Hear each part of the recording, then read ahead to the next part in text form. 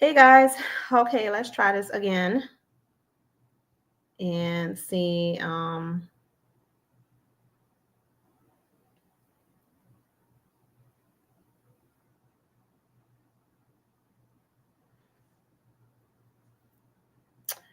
right, we'll see what happens now. Amber, come back on and we'll figure this thing out.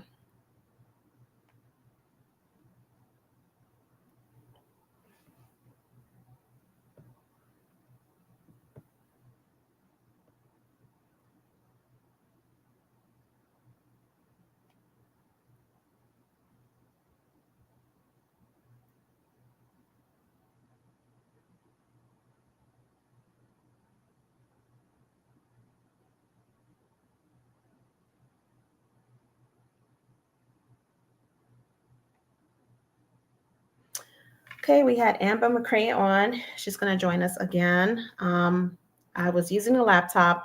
Then I ended up going back to the phone because the laptop was buffering and much better. Whew, Lord have mercy. Ooh, hold on. I can't hear you now. Let me see if it's me. Hold on. Because I have the volume all the way up. Can you hear me?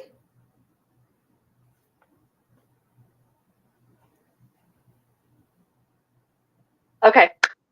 Better? Yes. I was about to say,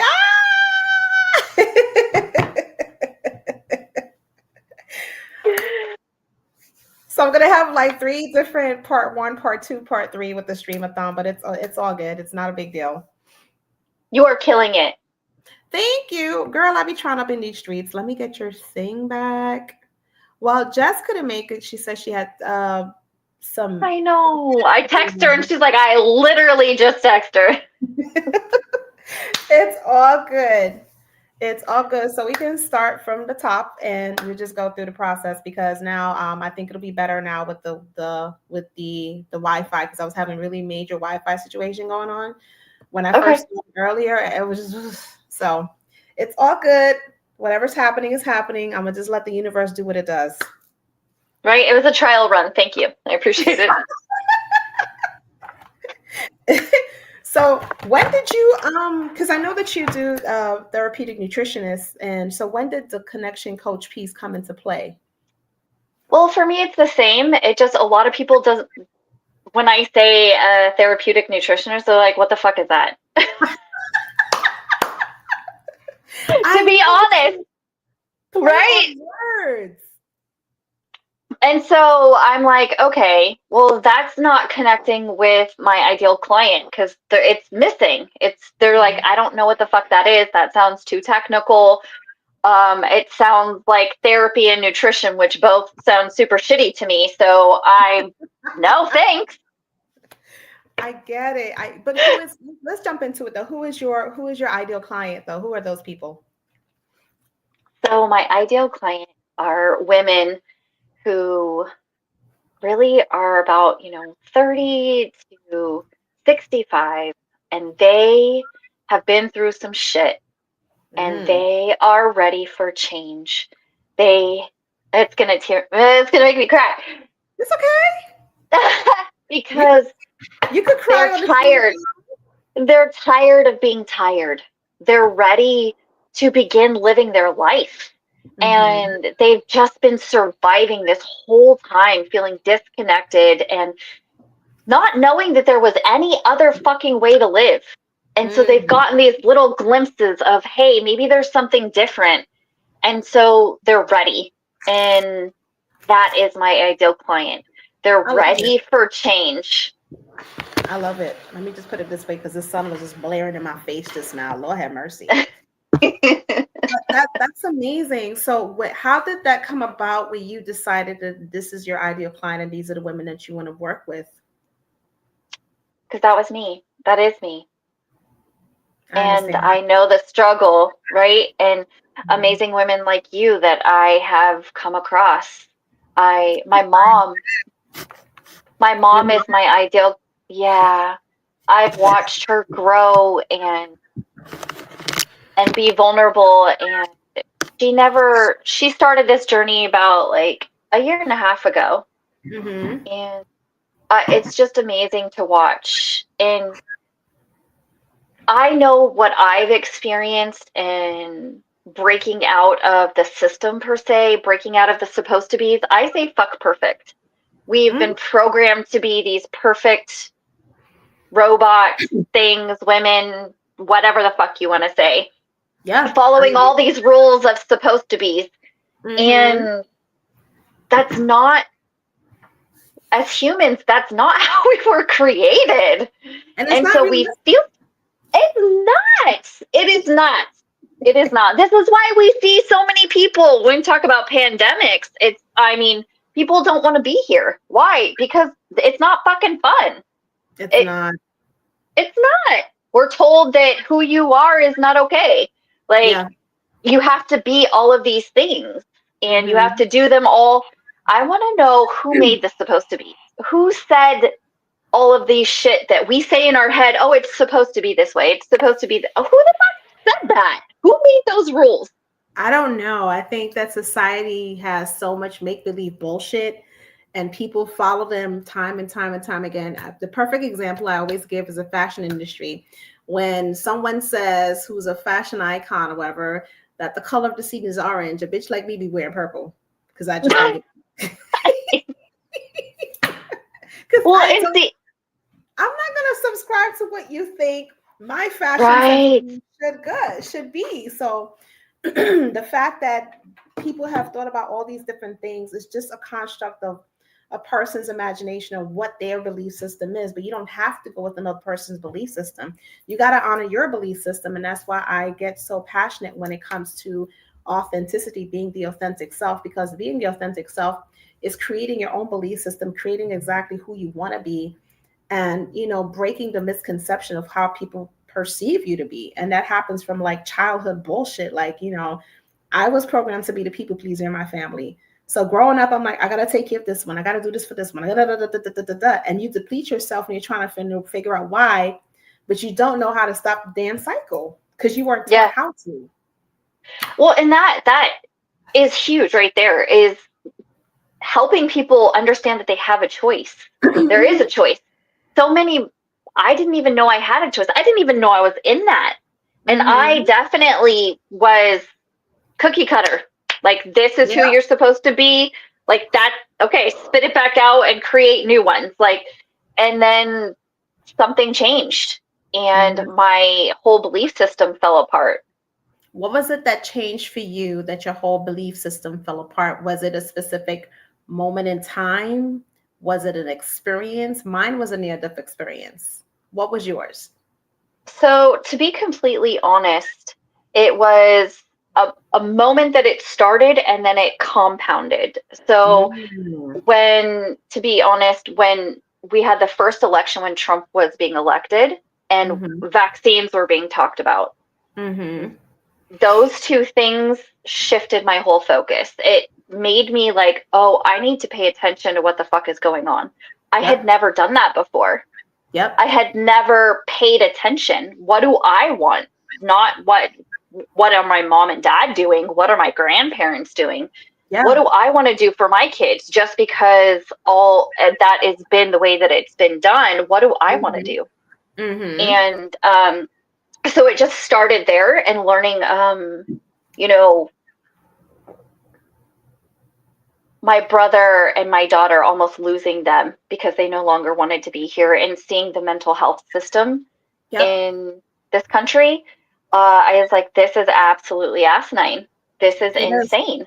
And then my son being sick in Western medicine doctors not being able to help or choosing to not. It just was a compound. And I said, oh. And the interesting thing enough is the more that I stepped out of that little box, people freaked the fuck out. And I was like, of course, because you disrupted motherfuckers. That's why. Right. And I was like, oh, what is this? Why are people freaking the fuck out? And it, that portion, when I started changing who I was and operating, I had to dig deep, and this is where connection to self really came in, is because everything that I knew, almost everybody that I loved and knew me were like, I don't know you anymore. Who are you? Exactly.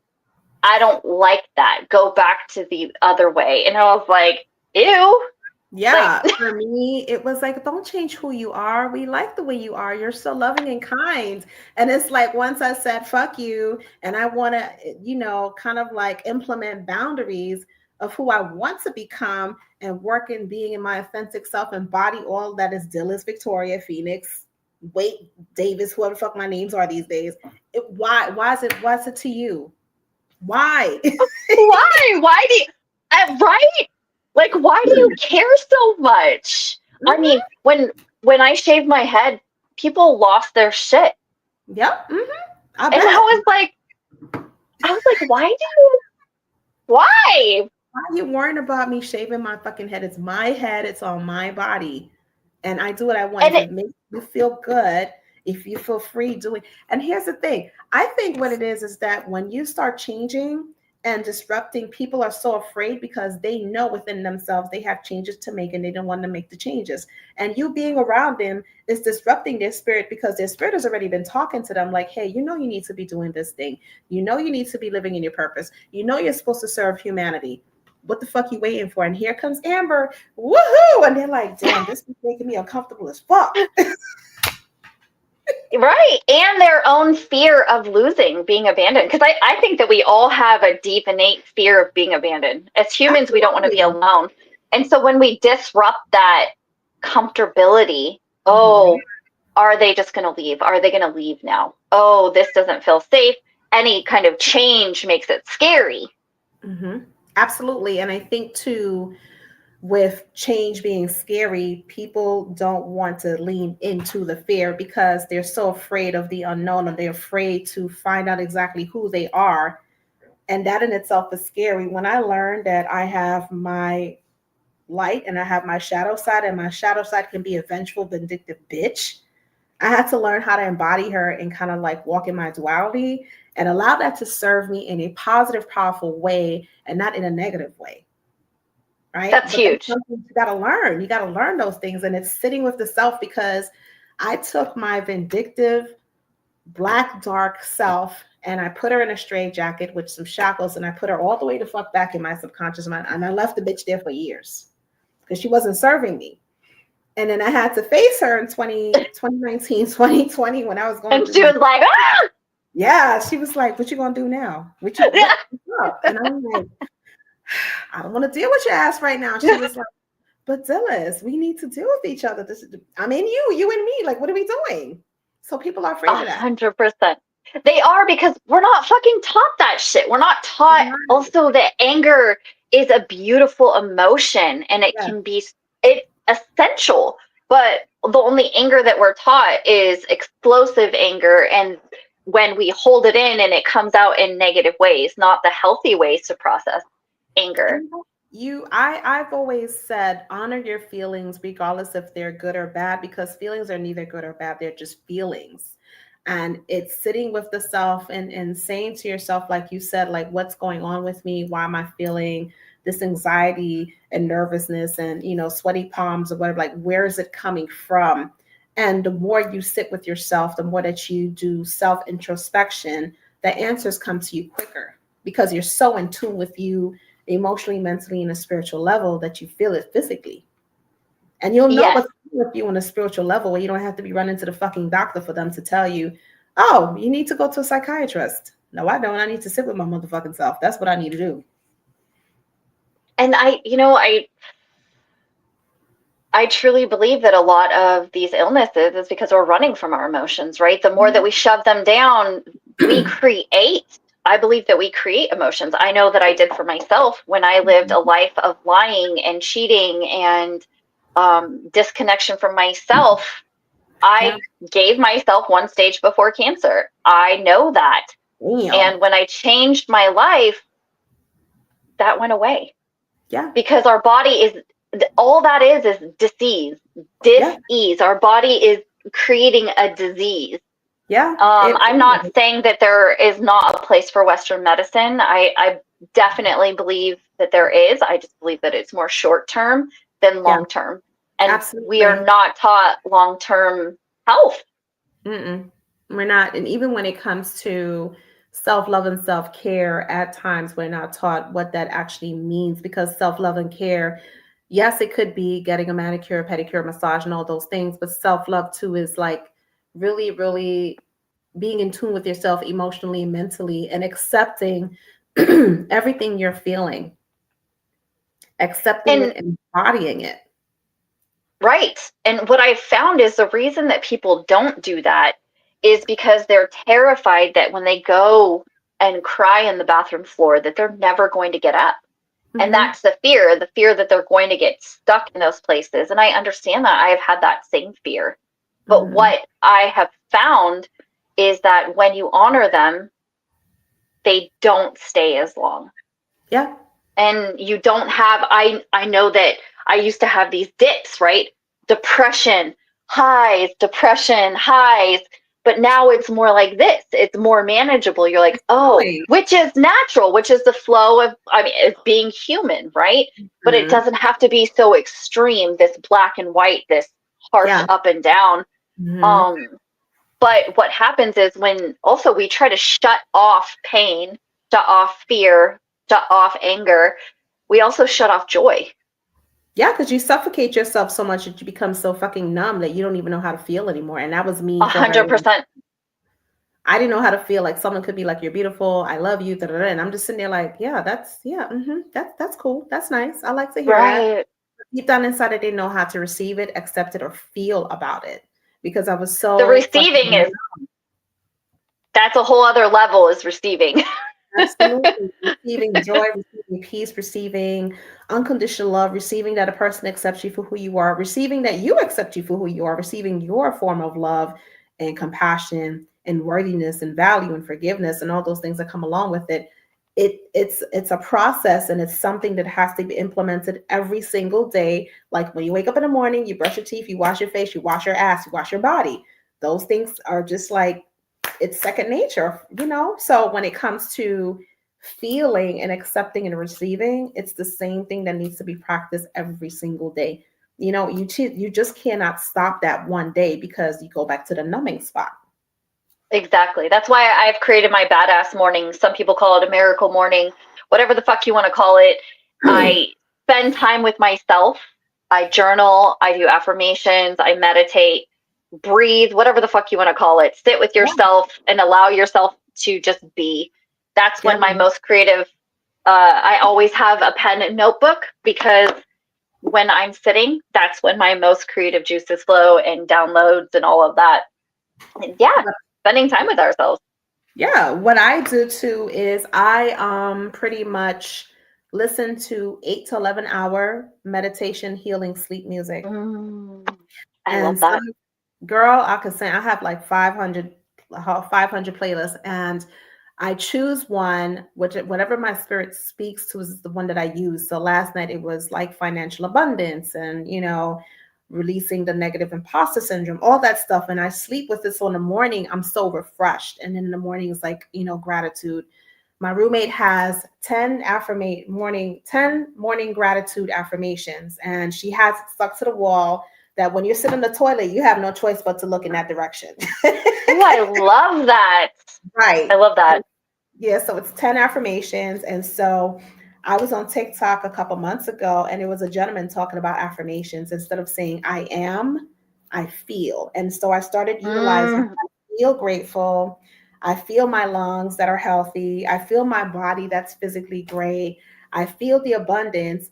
I feel my clients coming to me. I deserve this. I feel like I deserve that. And it started shifting that way, as opposed to saying I am, because you can say an affirmation, I know that be God made disconnected. me my person, but you're disconnected from it because you're not getting into the feeling and you're not setting the intention. You're just saying it to say it.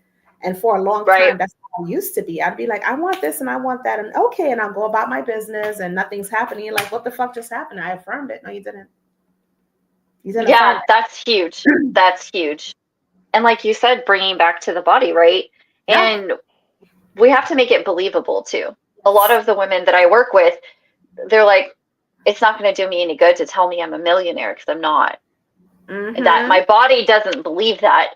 So you also have to make it something believable, like I'm working to become a millionaire, or, you know, I feel like I can become that, and to baby step it. Otherwise, your subconscious, it closes it off anyway. And so, For like you said, sure. it doesn't do you any good. For sure. So, what is one thing that you do with your clients to help them connect with themselves? Like, what is that practice like for you? Love this question. And I love this part because it's so fucking easy. Mm-hmm. And there's a million ways that you can do this. But what I always start my clients with, for really beginning to learn to trust themselves and listen to that still small voice, whether you want to call it your your higher self, your consciousness, Holy Spirit, whatever the fuck you want to call it, is take 2 shirts, lay them on the bed, and whichever one your intuition tells you which one you're drawn to first, pick that one. Because Okay. listening to ourselves, our intuition is a muscle. It's something that we've never done. And so the more that we use it in small things that don't fucking matter, we create a evidence box. So when it is something important, then our subconscious already has, and our conscious already has evidence that we can do that. We're like, oh, we've listened to this before. This is what it sounds like. Mm-hmm. Most people try to just go straight into when there's a big decision to be made or something like that. Well, I don't know which is me. How do I know it's my intuition? And so it's a muscle, just like anything else. So that's what I always start with. How do you teach them or share with them how to utilize that muscle? Like, what is some direction that you give them? Because a lot of times when it comes to intuition, people don't really know A, what it is, B, how to tap into it, C, what the fuck to do with it. Right. And so that's kind of why we start with these baby steps is, you know, snacks or the shirts, those two, because there's nothing attached to them. There's no fear. It doesn't really matter which one you choose. And so that helps take away the pressure. So when you go to choose the shirt, it's whichever one I say drawn to. And you're going to know it's going to be a blue, or you're going to feel a tug towards that. That's the one you choose. Now, as you grow, right, because it's a muscle, now the longer you do this, the easier it gets, right? So, but I say, do that every day with your snacks, with your food. Open your refrigerator. Do I choose the green beans or the banana? And whatever thought comes into your mind first, or whichever one you want to, you know, drawn to, choose that one, because that's beginning to listen to yourself, beginning to build the intuitive muscle. And then we graduate up and up. But really, that's just, it depends on what you believe, right? Some people believe it's God. Some people believe it's their higher consciousness. Some, you know, so their gut feeling, whatever resonates with them, I call it a cheat code. Because it really is. It's a cheat code. It's, we don't have to make all the decisions. Our higher selves already know what's best for us. We just have to listen. True. Agreed 100%. And so I like that you said about when you go to the refrigerator and you're choosing whichever you see something in the refrigerator, and whatever your gut or your instinct or your intuition tells you, that pick that one. That makes perfect sense, because it's very simple and easy, because neither is the right or wrong. It's just what your mind or your intuition is telling you to choose. That's going to be the right one anyway. Yes. Gotcha. And that's where I think a lot of people, where I got tripped up, is especially all the women I work with suffer from perfectionism. We have to choose the right answer. And this is where we get stuck in this negative cycle of, okay, so then we just don't choose, which is a choice. Right. And we just stay stuck, right? So when we take that fear out, when we take that expectation of getting it wrong, because we've all been programmed, you know, we can't get it wrong. We'll be punished. We'll be judged. We'll be whatever.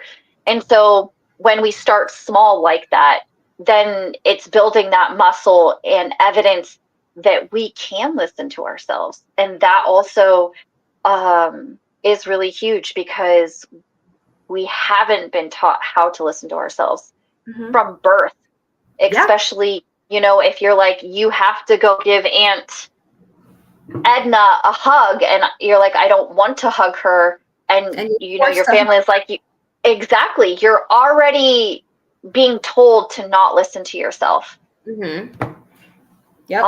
And that's just one of the many ways that we're disconnected from ourselves. Absolutely. And I understand that fully, because there's a couple of people in my family, and I'm just like, he gives me the creeps. And it's like, oh, go hug your uncle, or go do this. And you're just like, I don't want to do that shit. But you're a kid, and it's like you have to stay in a kid's place. You cannot use your voice. You can't say this. You can't say that. You're a child. Your feelings don't matter. Your voice, nothing matters. And so you grow up with that narrative that I don't matter. Nothing I say matters. So I'm going to go ahead and tolerate and accept every fucking bullshit that people give me or throw at me. Right. And on top of that goes with that is the person who is supposed to be keeping us safe, caring for us, our parent, our caregiver, is the one putting us in unsafe positions. Not intentionally most of the time, but they're setting us up for failure. And so we already have this, okay, like you said, if what I'm saying doesn't matter, I must not matter to you. But I can't lose you. I need you. Like I need you for my survival. So I have to do anything possible to keep you. And then we create this view of self, and this is, you know, people pleasing, not because it comes from a place of not wanting to be abandoned. Absolutely. And that in itself actually makes it easier for you to be preyed on when it comes to an abuser. 100%. You've been trained to be abused. Yeah. 100%. And that's just a small little example. And then you compound that with, you don't get to choose what you wear. You don't get to choose what you eat. You don't get to choose your hair. You don't get to choose anything. You are not you. And so this goes back to, I've had, you know, a client. It's like, I don't even know who I am. Who am I? Not many people know who the fuck they are. And they walk around this earth thinking that they do, and they're existing and not living. And when they're on a deathbed, it's like, shit, I shoulda, coulda, woulda, and I didn't. But at that point, you're transitioning into the next lifetime. Before you take your last breath, you have so many regrets of things that you never did, never said, who you were. All of those things come into play at that point in time. So I'm so grateful that you're able to help these women discover who they are. Not only discover, but create who they want to be. It's about creating who you want to be at this point, because you're the author of your story. You're the one that's going to write it. 100%. Or co-create with the most high power. You know what I'm saying? So so I'm glad that you're embodying being a connection coach, where you're helping these women connect with themselves in a very powerful, authentic, loving way, with some F-bombs, because, you know, we be cussing up in these streets. That's just what we do. That is. Because that's who the fuck we are. Exactly. And it's a powerful thing where you can see a woman being her true authentic self in her true authentic form, even if she's an alpha female or a very masculine of energy centered female, or whatever she is still in her true form, and not afraid to just step out on these streets and just be like, this is me, take it or leave it. You like it, you like it, you don't. I really don't give a fuck at this point. We are in the less fuck stage, yes. Yes. It was a TikTok, and the lady was like, I don't know what the guy said to her. She was like, I'm just waiting for fucks to come up from the sky because I live. I was like, repost that one too.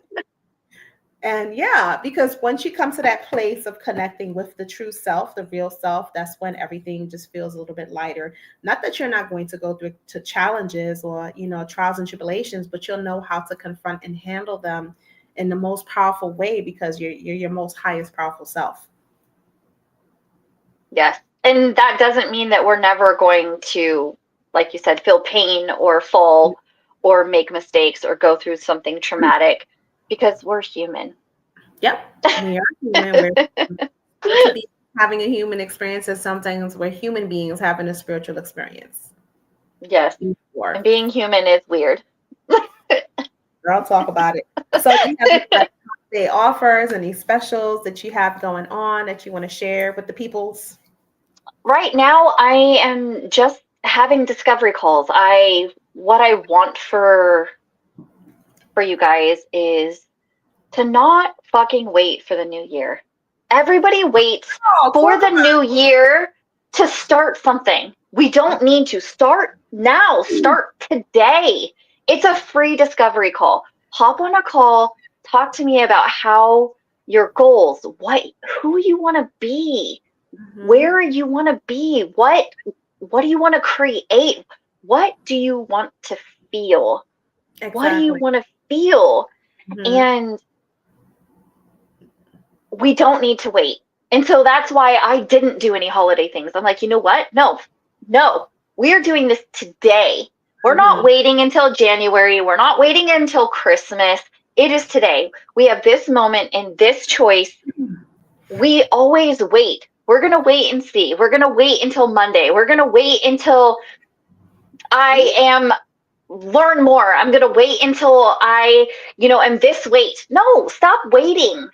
Just start today. Make one baby step. Message me. Hop on a free discovery call. That is a baby step.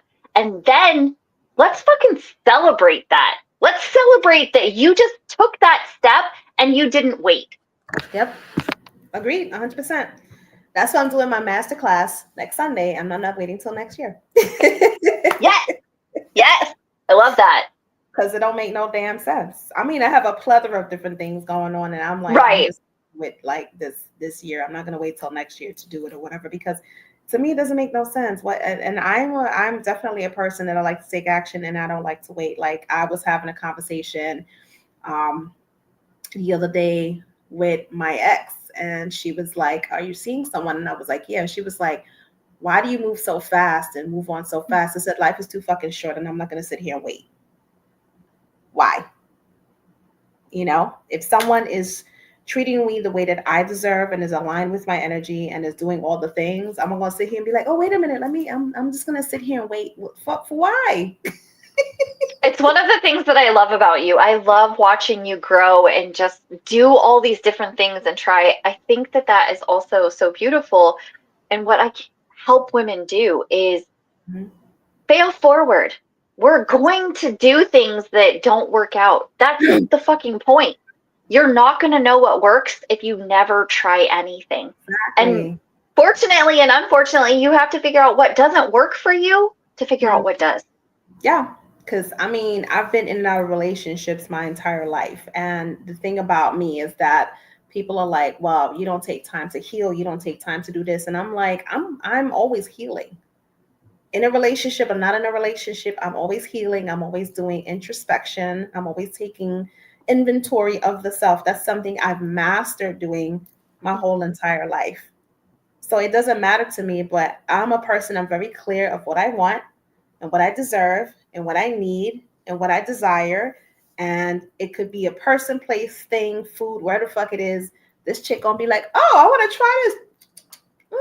No, it was good, but I'm glad that I attempted it. Move on. That's just me. And we're not programmed to do that, which is one of the things that why I love being in your energy, because it is so out of the programming, which I love. And I think that that's a beautiful, me too. It's a but people are stuck. People are stuck. Yeah. And I made a commitment and decision to myself when I had that near-death experience that I will not be settling in situations that's not serving me. I will try it out and see, But if I feel myself heavy hearted and can't sleep at night and waking up in the morning and going through the same process and the same shit and it's not bringing me joy, it's not making me happy, I'm walking away from it. And I've also accepted to be the villain in everyone's story because I'm always going to be the villain. So I have a master's degree and a PhD and a doctorate in villainism. That's what it is for me. Because at the end of the day, it's just like I'm not gonna sit here and self-sacrifice and suffocate myself because I can't be me because you don't like the fact that I'm me. And so if that's the case, I'm not gonna be with anybody. And it doesn't matter if it's a relationship, it could be family and friends. But if I can't be myself around you and I cannot speak my truth and say what needs to be said, I don't want it. Yeah, there's, like you said, there's no time. Like we get this. Well, it depends on what you believe in. I believe that we've already lived this life several times, but in this timeline, I want to enjoy it and I want to live it to the fullest. That feels right. Exactly. If it's not making my heart burst with joy and peace and love and happiness, I can do without it. And I think and we have that choice. We do have that choice, and I'm choosing to be that way. And there's so many people in life that they hold on to situations and relationships and people and cycles and patterns and so on and so forth. And at the end of the day, it's like, are you happy? No. The fuck are you going to do about it? And like you said, why are you waiting? Why are you waiting? What are you waiting for? Because you can go through so much healing, by yourself, and then you get into a relationship and you're being triggered as fuck. You're being triggered. So now it's sitting with the self and be like, why is this triggering me now all of a sudden? Why is it coming up now? And if you have a partner that's understanding and empathetic and sympathetic, you can have that conversation and have a different perspective being presented to you to be like, oh, okay, now I understand. And at that point, you can just be like, okay, cool. Lesson learned. Let me see what I can do moving forward.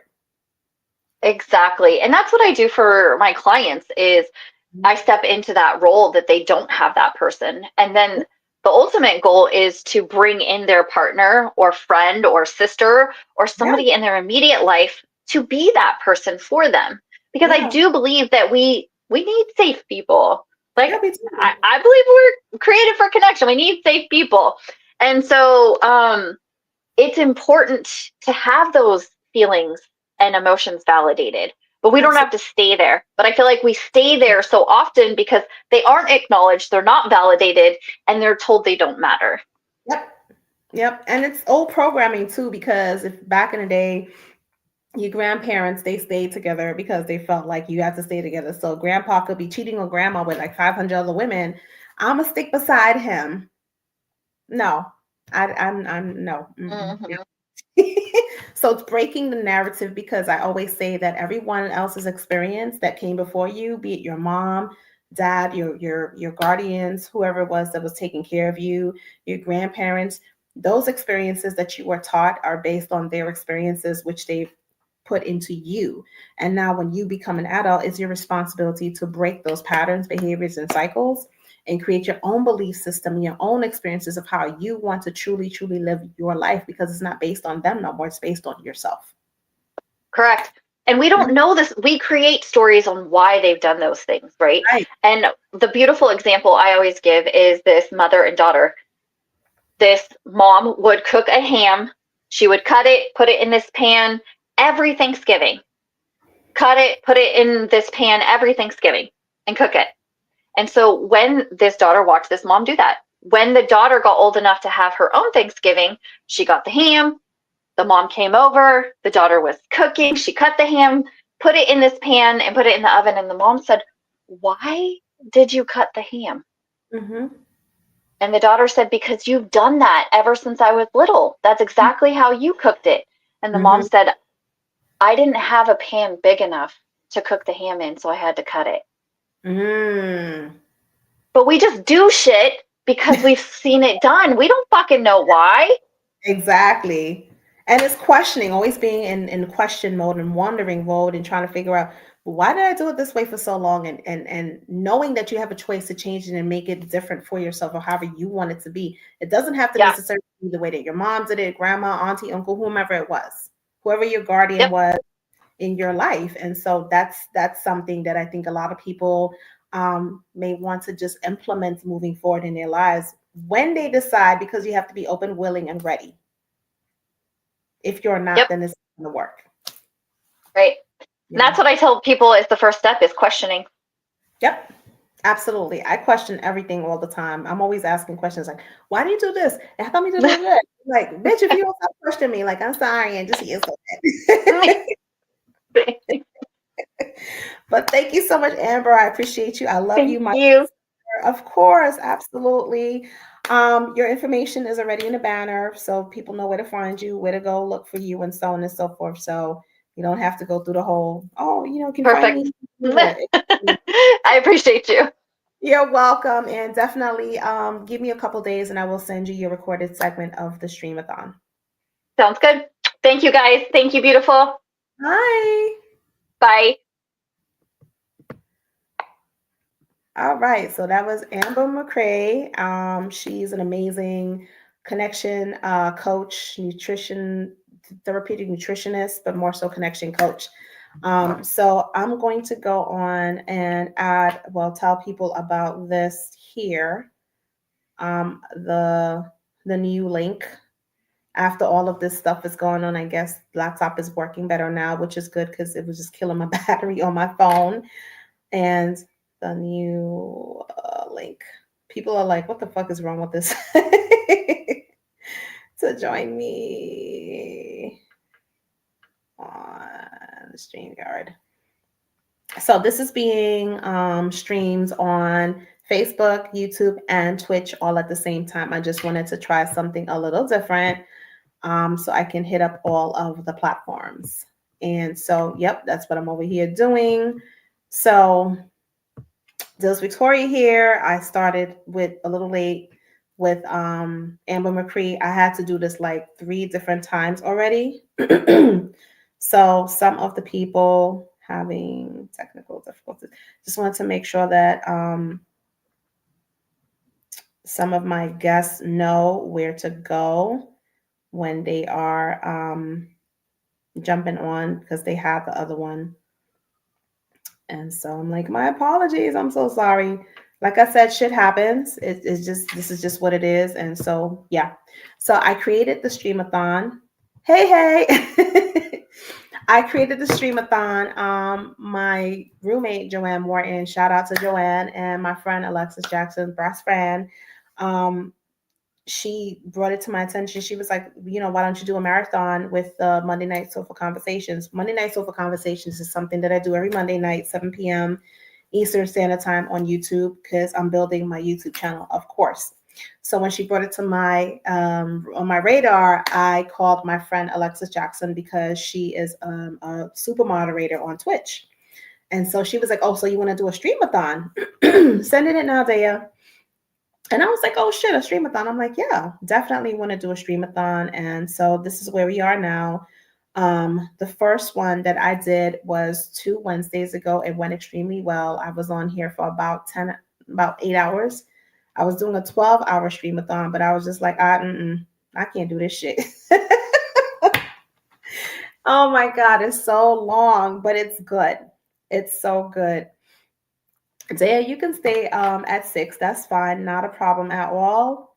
So I have who's next coming up? Twist Johnson is coming up at 4. And then I have Raven. Hold on. Yeah, Raven. And then Stephanie, then Daya, then Miguel Pinto. So they're coming on. Tina, if you want, you can come back on so we can go to yours again because of all the static that was taking place. If you want to, that's fine. I don't mind. I don't care. So because I want yours to sound better, because that was just choppy as I don't know what. I just sent you the link there. You got it. Let me know if you got it, by the way. And then Jess DeBose, I think that's how you spell say her last name. She was having some medical issues going on. So she is probably she will definitely be on the next one that I'm doing in January. So I'm going to do them once a month. I may do it bi-monthly. I'll still figure out what that looks like. So I am going to definitely, so I have that. They went on already. So yeah, it's going to be Twist because Amber just came on. Leslie Ann was this morning. Teresa was this morning. Tina, if she wants to come on, that's fine. All right, cool beans. And pretty much that's everyone. I feel like my roommate Joanne's gonna come on at some point. I am not sure. We will see because I want to get her on because the last time when she did it, she wasn't able to get on because of her reception. She was I think on the island somewhere. So again, Dose Victoria here, host of Entrepreneur Business Streamathon. It is a streamathon where I'm bringing on entrepreneurs to talk about their businesses, what they do, get to know them on a personal level, and also a professional level. Connect with them through their social media platforms. They talk about who they are and any special offers that they have going on for this holiday season. We are in the holiday season. It is December 4th. And I want to give a shout out to my little brother Azizi. Today's his birthday. I think he's 31 or 32. I can't remember. He is the youngest of four of us. So happy birthday, little brother. Big sis loves you. I am the oldest of four. And so on and so forth. So I too also have different special offers going on. I feel like I need to change my banner to what is it? Where is it? I need to change the link that I have on here because I made a couple of changes of things. So let me fix that for myself. And here you go. I was away for the week for Thanksgiving weekend, and I'm a little bit nasally, but I don't have no type of mucus going on, as they say. It's just really, really high allergies that I have going on. So if I sound congested, I'm not even congested. I just sound congested, and that's okay. So I have different special offers going on, like I said, for the holidays as well. So if you go to payhip.com/Dillis, everything is 25% off. Bracelets is 5 for 45. So you get 5 bracelets for 45, but it's a mystery gift bag that you receive. Also, my card deck that I have is on sale, as well as my business spotlight shout out packages. I have 2 packages going on. You get 3 consecutive shout outs every Monday on Monday Night Soulful Conversations, or you get 2 business shout outs plus a opportunity to be a guest expert on Monday Night Soulful Masterclass. So I'm turning in the Soulful Conversations into a masterclass for anyone who wants to come on and have it turned into a masterclass, a soulful masterclass, teaching and sharing the things that you do, implementing different strategies and tips with my community on YouTube Live on Monday night. So something that you're interested in, let me know. All the information is on payhip.com/Dillis. The other thing that I'm doing is a membership. So my membership is for my soulful community. It is my soulful sanctuary. It is a safe space where you can come and pour your heart out. It is a safe space where I hold space for you, answer your questions, give you guidance, share my story and my wisdom, actionable exercises, different tips and things like that. It's twice a month for 90 minutes, and you get to really, really get poured into. My specialty and my superpower is my compassion, my unconditional love, and how I pour into people and speak life over people with just my experience, wisdom, things that I've been through. Like Teresa and I were talking about it earlier today. All the things that we've been through in our lives led us to this point where we are servants. I have a servant's heart, and I love helping people tap into themselves. I love helping people to be able to know and learn who they are and walk in their authenticity and their purpose as who they're supposed to be, as opposed to what society thinks that they are, or what your family and friends perceives you to be. by showing up as who you are. I'm an advocate in showing up as who you are. I show up as who I am. What you see is what you get. People like it, people don't, and it's okay. You don't have to um, have everyone's approval or validation. Your job and responsibility is to be exactly who you are and to just be. That's the purpose in this life, just to be. And that means be who you are, be kind and compassionate and forgiving and loving to the self, be kind and compassionate and loving and forgiving to other people in your life. Walk in your purpose. Love what you do, that where it doesn't feel like work. Whatever it is that you're doing, I want you to love what you do so it doesn't feel like work. When it starts feeling like work, that means that it's time done over with. Like that's what it is. So learning to really, really tap into the self, like Amber and I were talking about earlier, and I'm sure Daya and I are going to get into it too, when it comes to introspection and doing that self inventory or self investigation of learning who you are, discovering who you are, creating what you want in your life, creating who you want to be. And I think social media gives you the opportunity to do that in a very powerful way if you can, because sometimes people are on social media, they are exactly who they are. And some people on social media are not who they say they are. And you get to choose, like Amber and I were talking about in life, you get to choose. You are allowed to choose your path. You are allowed to choose who you want to be. You are allowed to be who you want to be. No one should tell you, oh, you need to be this way or that way. No one should tell you, oh, you shouldn't be doing this or shouldn't be doing that. It is not up to them. It's up to you at the end of the day. So those are the things that I bring when I'm working with my clients, when I'm working with just people in general. That's what I bring in. So that's where the soul awakener and the teacher of life aspect comes into play. And also being the intuitive revenue growth strategist that I am when it comes to helping entrepreneurs create innovative ideas that can convert into lucrative streams of income that aligns with the purpose and the service and the products and so on and so forth. And that's what I'm doing here with the Streamathon. It's something that it was an idea that was brought to me and I ran with it and I created it and I made it happen for myself where I'm doing the Streamathon and people are coming on for a small fee. And also as well as my business spotlight shout out, which I started with my Monday night soulful conversations where I give three businesses a shout out on my YouTube platform when I go live within the community, and just be like, hey, want to shout out this business, that business, that business, and that there is $25. And so it's just having your information, like your name, your business title, and I add all the information on the flyer that I utilize when I'm promoting my Monday Night Soulful Conversations, as well as tagging you in the flyer itself when I'm posting it on social. So, and also announcing it on the promotional videos that I do as well. So it's a lot of things that I offer when it comes to helping other entrepreneurs gain the exposure that they're looking for in a very eclectic, authentic, outside of the box type of way.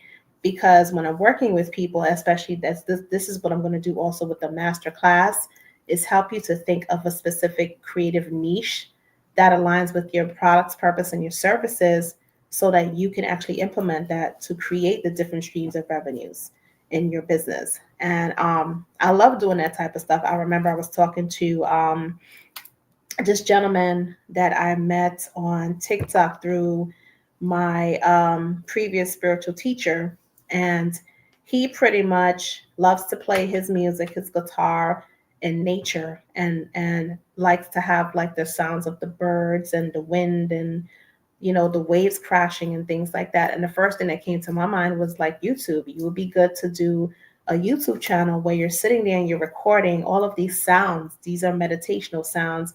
And these are things I listen to currently when it comes to my 8 hour or 11 hour meditational healing sleep playlist that I have. And I said, that would be great for you. And I did that within less than like 8 minutes of having a conversation with him. And I sent him one of my favorite YouTubers. His name is Kevin Soares, and that's what he does. He has a voiceover and meditation music, and it goes from anywhere between 8 to 11 hours, and it's helping to retrain the brain. It's helping to reframe your thought process. It's helping you to alleviate anxiety and stress. So if anybody wants my playlist, let me know. I'll be happy to give it to you. And so that happened. And then the other person that I suggested certain ideas to in like 2.5 seconds is Stephanie Leandra. She'll be on here. I think it's 6:20 after Coach Dea. And she was doing a live the other day on Facebook about her. Um, it's a money planning calendar where you can save $1,000 in 25 weeks or $3,000 in 52 weeks, something to that effect. And I was on there like, girl, you should just do like a virtual webinar about it and hold people accountable and show them exactly what to do. And she was like, "Oh my God, that's a good idea." And then on top of that, so I was like, "Oh, you know what else you could do? You could do like a monthly membership for that shit because they want to know people want to know how to save money." Because she was talking about her and her husband taking their kids on vacation on a cruise or something, and that's what she was doing. So not only is she teaching it, but she's embodying it. She's embodying it, and she's showing you how it can be done. And this is what I'm going to be doing with the masterclass. I'm going to show you how it can be done because I'm making money doing Streamathon. I'm making money with the business spotlight shoutouts. I'm making money selling my card decks. I'm making money with my bracelets, making jewelry, waist beads. I'm making money with my soul awakening services. And now I'm implementing it into my master class, as well as my own monthly membership with my Soulful Sanctuary, where you come to a safe space online with me and you're able to pour your heart out and speak your truth and say the things that needs to be said in a community of like-minded people who are here to support you and show you unconditional love and compassion and to help you forgive yourself, love yourself, whatever it is that you need to do at a small monthly fee. So these are all of the things that I'm doing for myself because it aligns with the purpose, it aligns with my products, it aligns with my services, everything that I'm doing.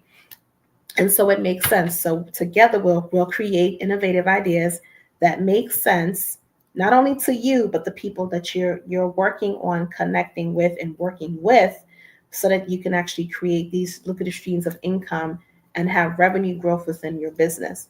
And it doesn't have to be something that's so huge and extravagant. You can start off with something small, like again, I'm making another form of affirmation decks. I actually had one of my friends who ordered 8 decks from me for the holidays for her to gift to family members. So what I did was I made a smaller version of this on the go affirmation deck so that they can have it in their bag when they're in need of an affirmation or anxiety hits them and they need to self-soothe or self-regulate.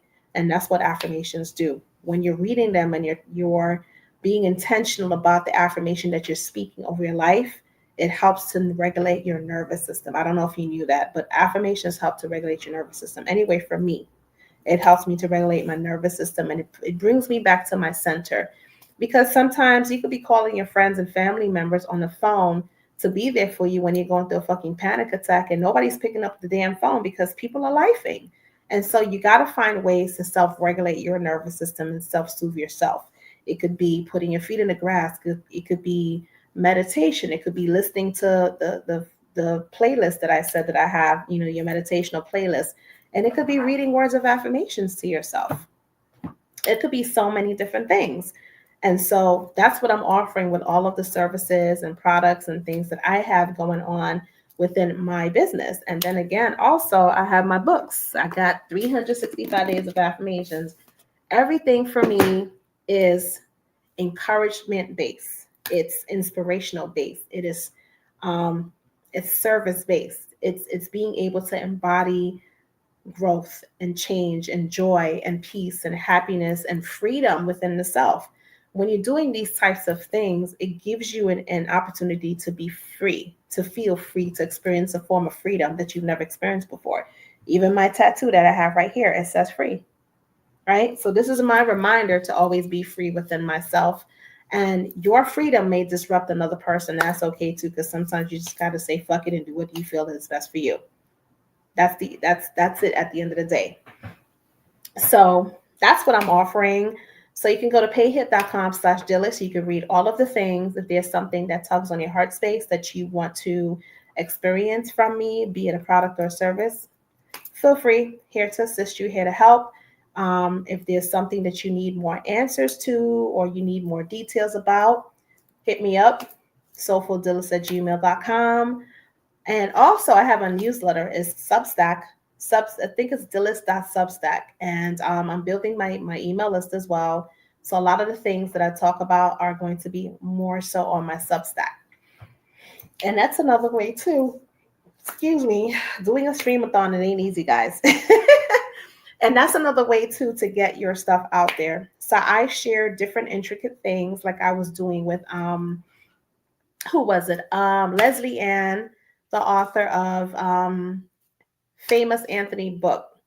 I asked her if she ever did a launch for her book, and she said no. And I said, well, it's a great time to do a launch for your book. You can just rent one of the studio spaces in New York because she lives in New York City, get some hors d'oeuvres, some appetizers, a couple of drinks, and do pre-orders of autographed copies of the book and have people come do a book signing. She said it's 30 pages. I'm like, that's fine. Just read the chapters of the book, talk about the book and, why you were able to do this book. And then you work it out that way, and you can contact some schools and things like that, since it's a children's book, and get it out there. I also gave her the idea to research different events taking place within Eventbrite as well as meetup.com that is aligned with the book, and reach out to the event coordinators and just be like, hey, can I come speak? Maybe speak for free and probably sell my books behind, after the conference or whatever the case may be, and so on and so forth. Those are little things to help build your business.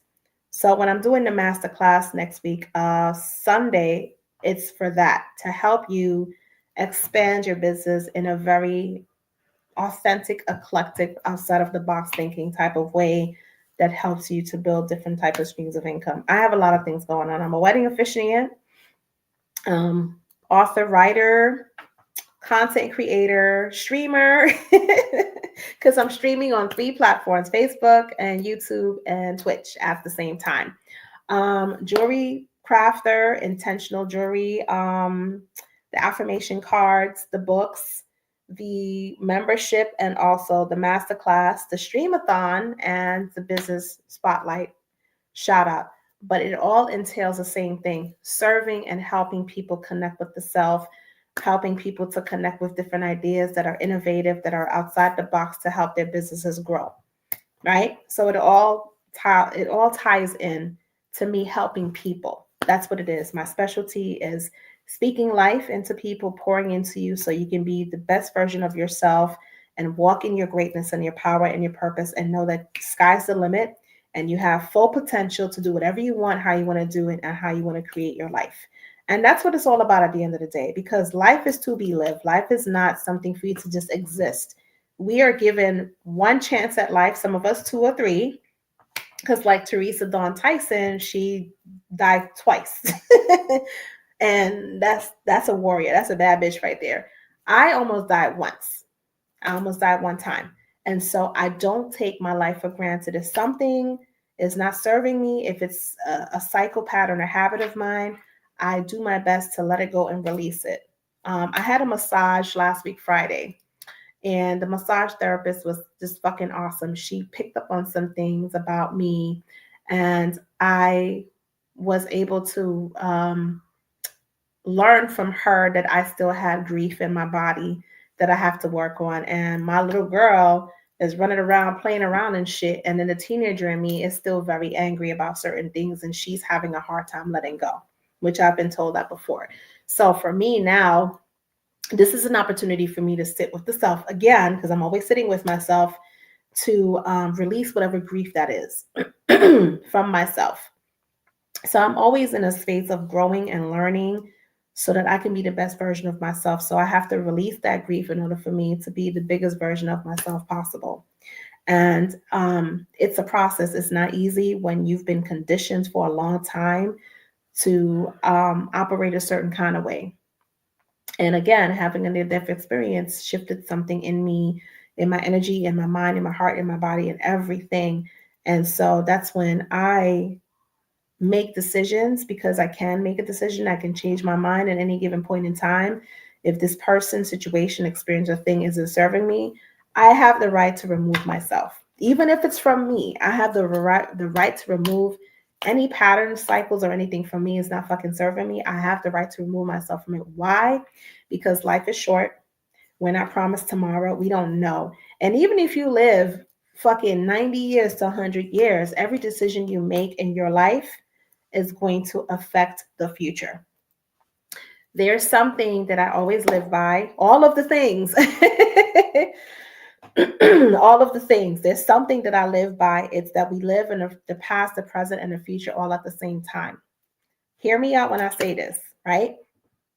So when you think of something that happened to you in your past, you get emotional in the present moment.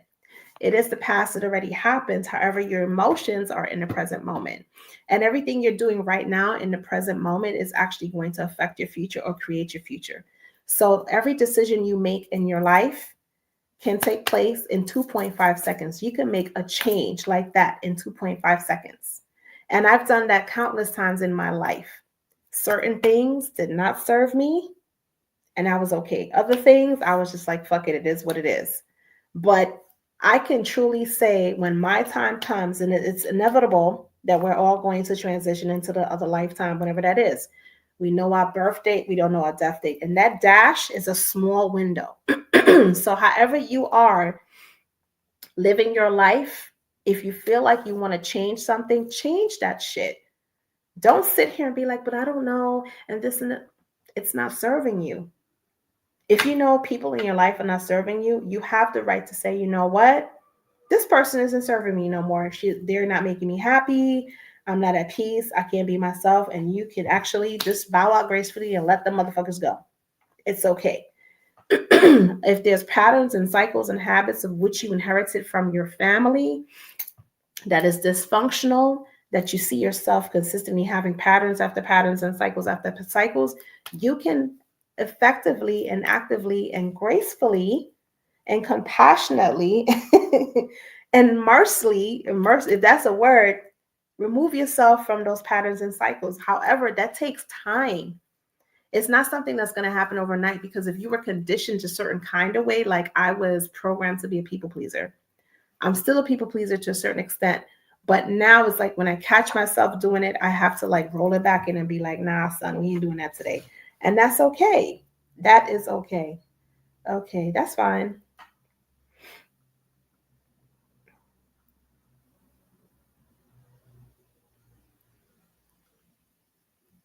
Okay, so he's running a few minutes late. That's Twist. He'll be on here at 4 o'clock. Twist is a great. Twist is he is a speaker, a podcaster. I've been on his podcast. It's called Let's Talk About It. He is a mental health professional and a coach. So he'll be talking about those types of things. And then we have Raven Williams of Raven's Travel Station. She is a travel expert. She'll be talking about all things travel, probably show us how to like do little deals and things like that. Then after that is, let me get it together. You know what? I don't even have to do that. I could just go to the banner. After Raven is Alexis Danielle. She's coming on at 5. She is my sisterpreneur, and her business is called Business Done Right. So I'm excited to have her on. And then it's Coach Daya. We'll be talking about all the things. And then we have Stephanie Leander. She is a debt and wealth strategist. And then after that, we have Miguel Pinto. So those are the people. So I'm going to go ahead and I'm going to take a little break, and I'm going to play some music because I need to eat.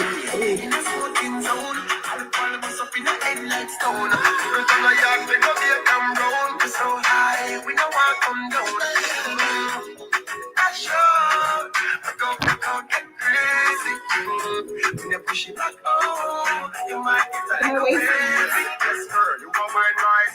I'm about to in the new night. People apart. I'm a pain and when you I see you in a new light. You should be different side.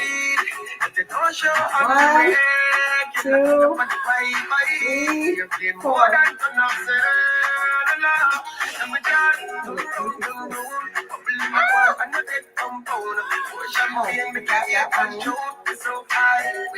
come down. I agree. In the smoking zone, I'll bust up in the head like stone. Put up in my yard, pick up here and roll. We so high, we no want come down. Cause when we roll, we don't roll alone. Together, together. Skinny brothers. Together, together. Marshall. We don't see color. Together, together. Professor. Together, together. Together, together. Together, together. Together, together. Together, together. Together, together. Together, together. Cause when we roll, we don't roll alone. Say anywhere that we go, you feel no. I'm moving away with me. With me.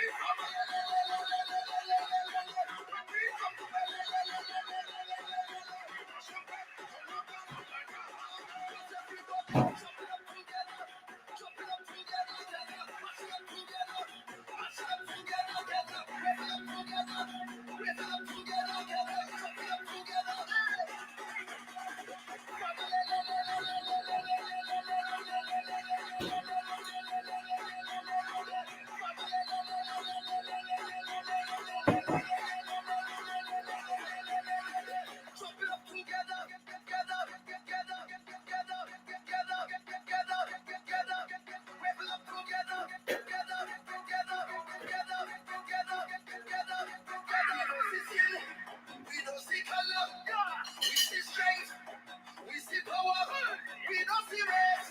One or the other, once he is breathing on this left, he is my brother. Well, even if we fall out, brother, we go all out. We will never rest, if I don't leave the one fall out. From everywhere we fall out, we ready to fall out. Fire burn the furnace, family, we ball out. We jump in with we family. With me family.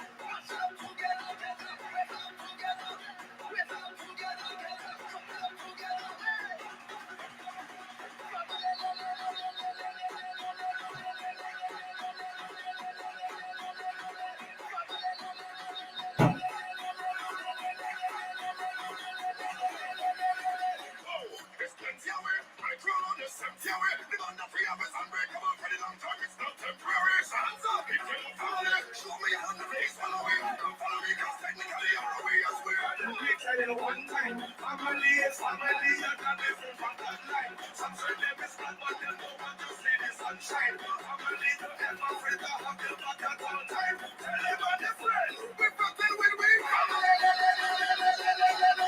With me family. With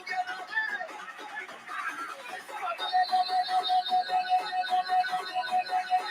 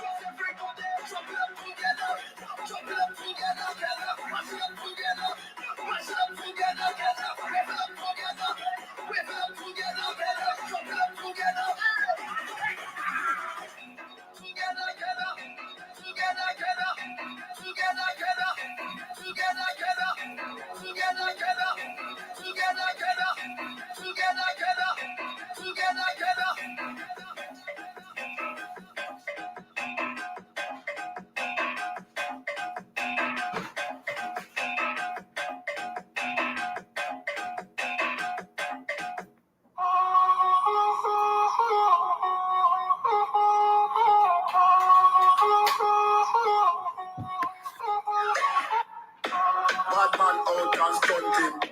Kyle and tick like dumpling. Girl with big body jumping.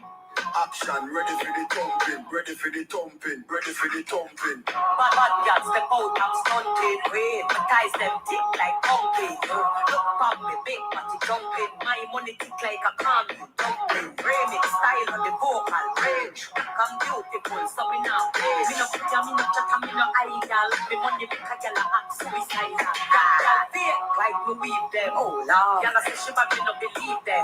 Hey, rich, watch how me a beat them. Chanel, Fendi, me Louis Vuitton. But there's female out there, tell them to confront. Location of change, that the money be a on. First class up front, it a live a can a gun. Me bank account, but I don't run. Out and bad. Stunting, them gala say we sweet like pumpkin. Chewing Kyle them tick like dumpling. Kyle them tick like dumpling. Out and bad. Stunting, them gala say we sweet like pumpkin. Chewing Kyle them tick like dumpling. Kyle them tick like Big bang blades in a blunting. Make way for the big truck shunting. Steadily we boom boom hunting. Now the time for the wild or the grunting. Yeah, hear me mighty, I just fronting. Run the girl them water like fountain. Front them sitting it up like a mountain. Climb to the peak, no rerouting. Me love killing girl and me love blunting. Anyone now no come give me something. And a day now beat now one thing. Give right to hear me, I get the girl pumping. See then when the sound start jumping, girl them a rip it and a rip it and a run thing. See then when the drive get drunky, girl want see the girl and the dumpling. Bang bang bang. out and bad. Stunting, them gala say we sweet like pumpkin. Chewing Kyle them tick like dumpling. Kyle them tick like dumpling. Out and bad. Stunting, them gala say we sweet like pumpkin. Chewing Kyle them tick like dumpling. Kyle them tick like dumpling. Bad man out and stunting. Kyle them tick like dumpling. Girl with big body jumping. Action ready for the dumping. Fresh like Portland. If it just cast at the boat now. Just calculate the total. Now the money make it anti-social. Straight like my pants them. Oh Lord. Plus we got the weed and the blend. Y'all come cross me a friend. And then I feel like we be friend them. Boom boom soon see that pull up the yen yen. Warnings, paint up, check. We not too chatty big friend. Entourage when the city takes it. Out and bad. Stunting, them gala say we sweet like pumpkin. Chewing Kyle them tick like dumpling. Kyle them tick like dumpling. Out and bad. Stunting, them gala say we sweet like pumpkin. Chewing Kyle them tick like dumpling. Kyle them tick like dumpling.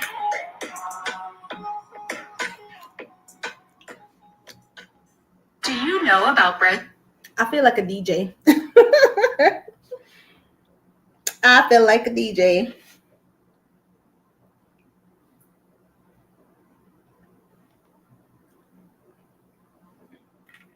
So it started off, and now let's see where it is with the Streamathon.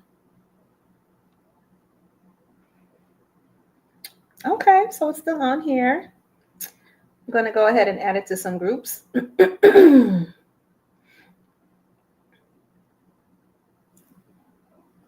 I'm going to add it to some groups that's not going to kick me out the group.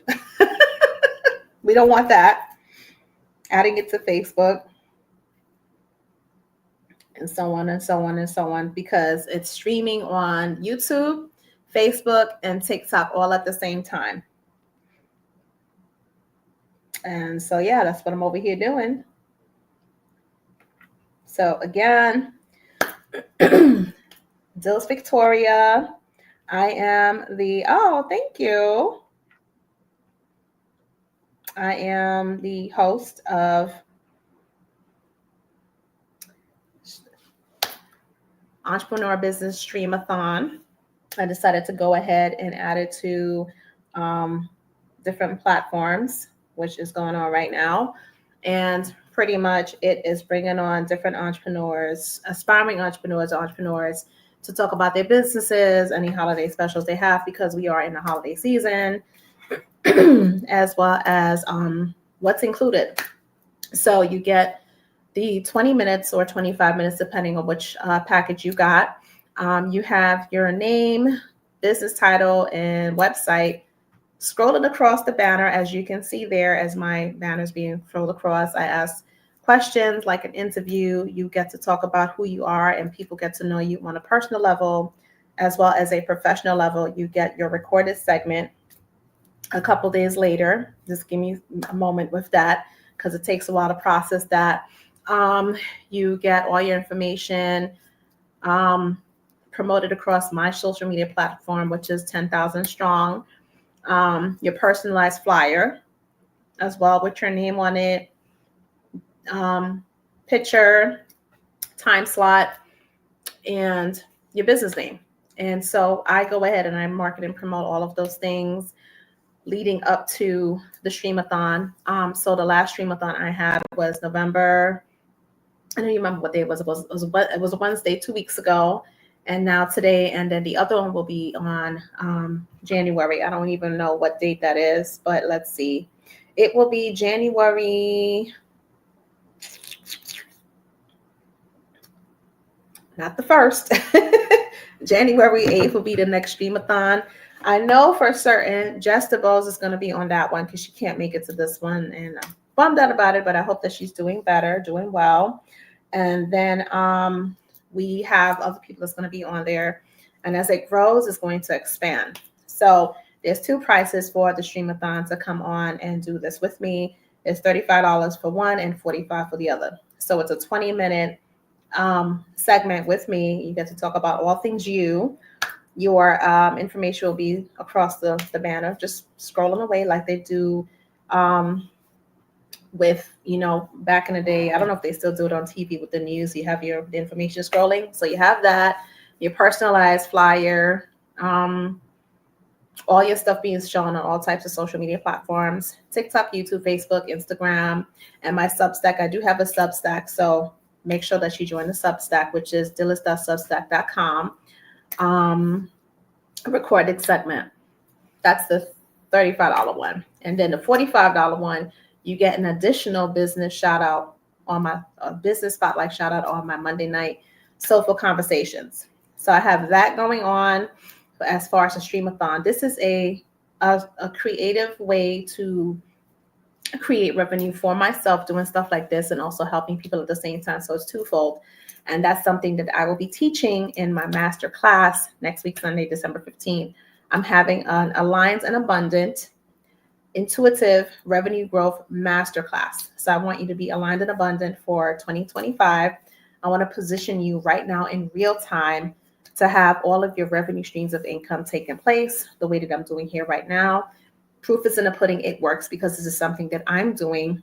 And I have a lot of people coming on, connecting with different people. I'm on 3 different platforms doing this, not just one now, but 3.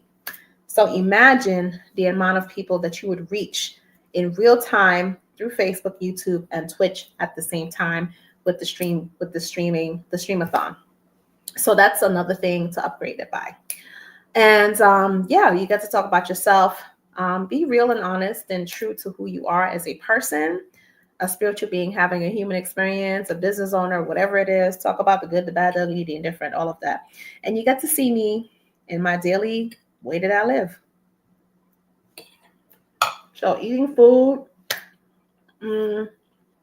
listening to music. I'm not going to make the same mistake I did with freaking YouTube. When I tried to play my playlist on YouTube and they took my video down, they didn't delete it.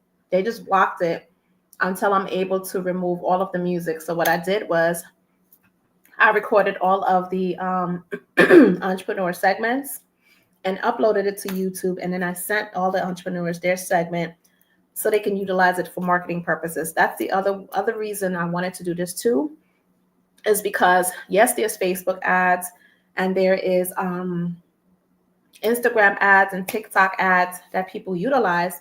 This is a different way to market yourself where you get in front of different people based on my community. People who will follow you, connect with you, and things like that. I had 2 entrepreneurs that were on here back to back, and they were able to connect with each other because one was Antoinette Jenkins. Follow her. She deals with sacral pleasure and sensuality as a woman. And Angelique and Dion Thames, they are candle makers.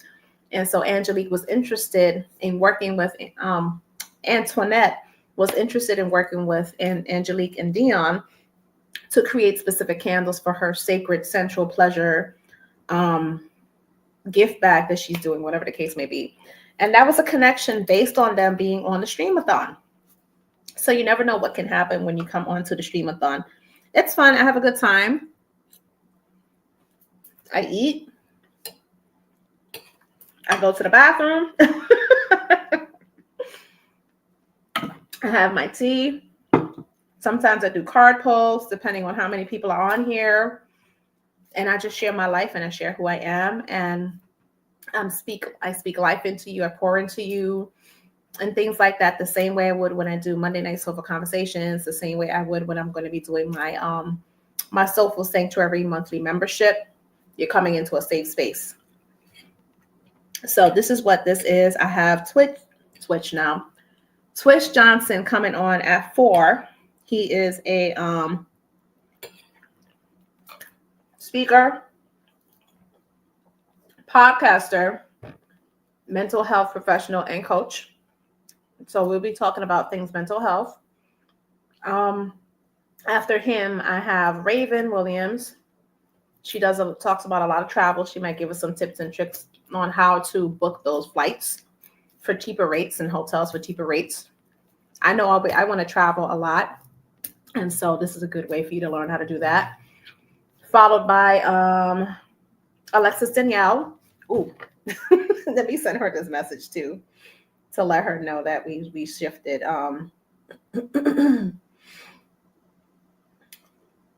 We shifted. Okay, will do. Thank you.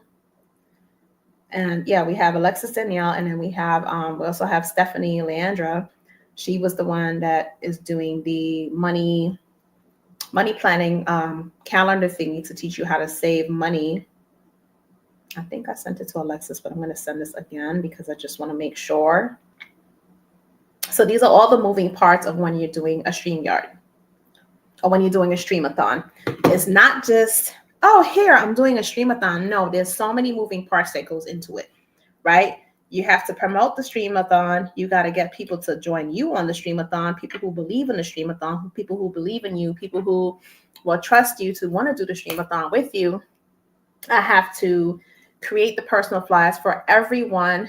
I have the Streamathon Google form for everybody to fill out and also to fill out the time slot.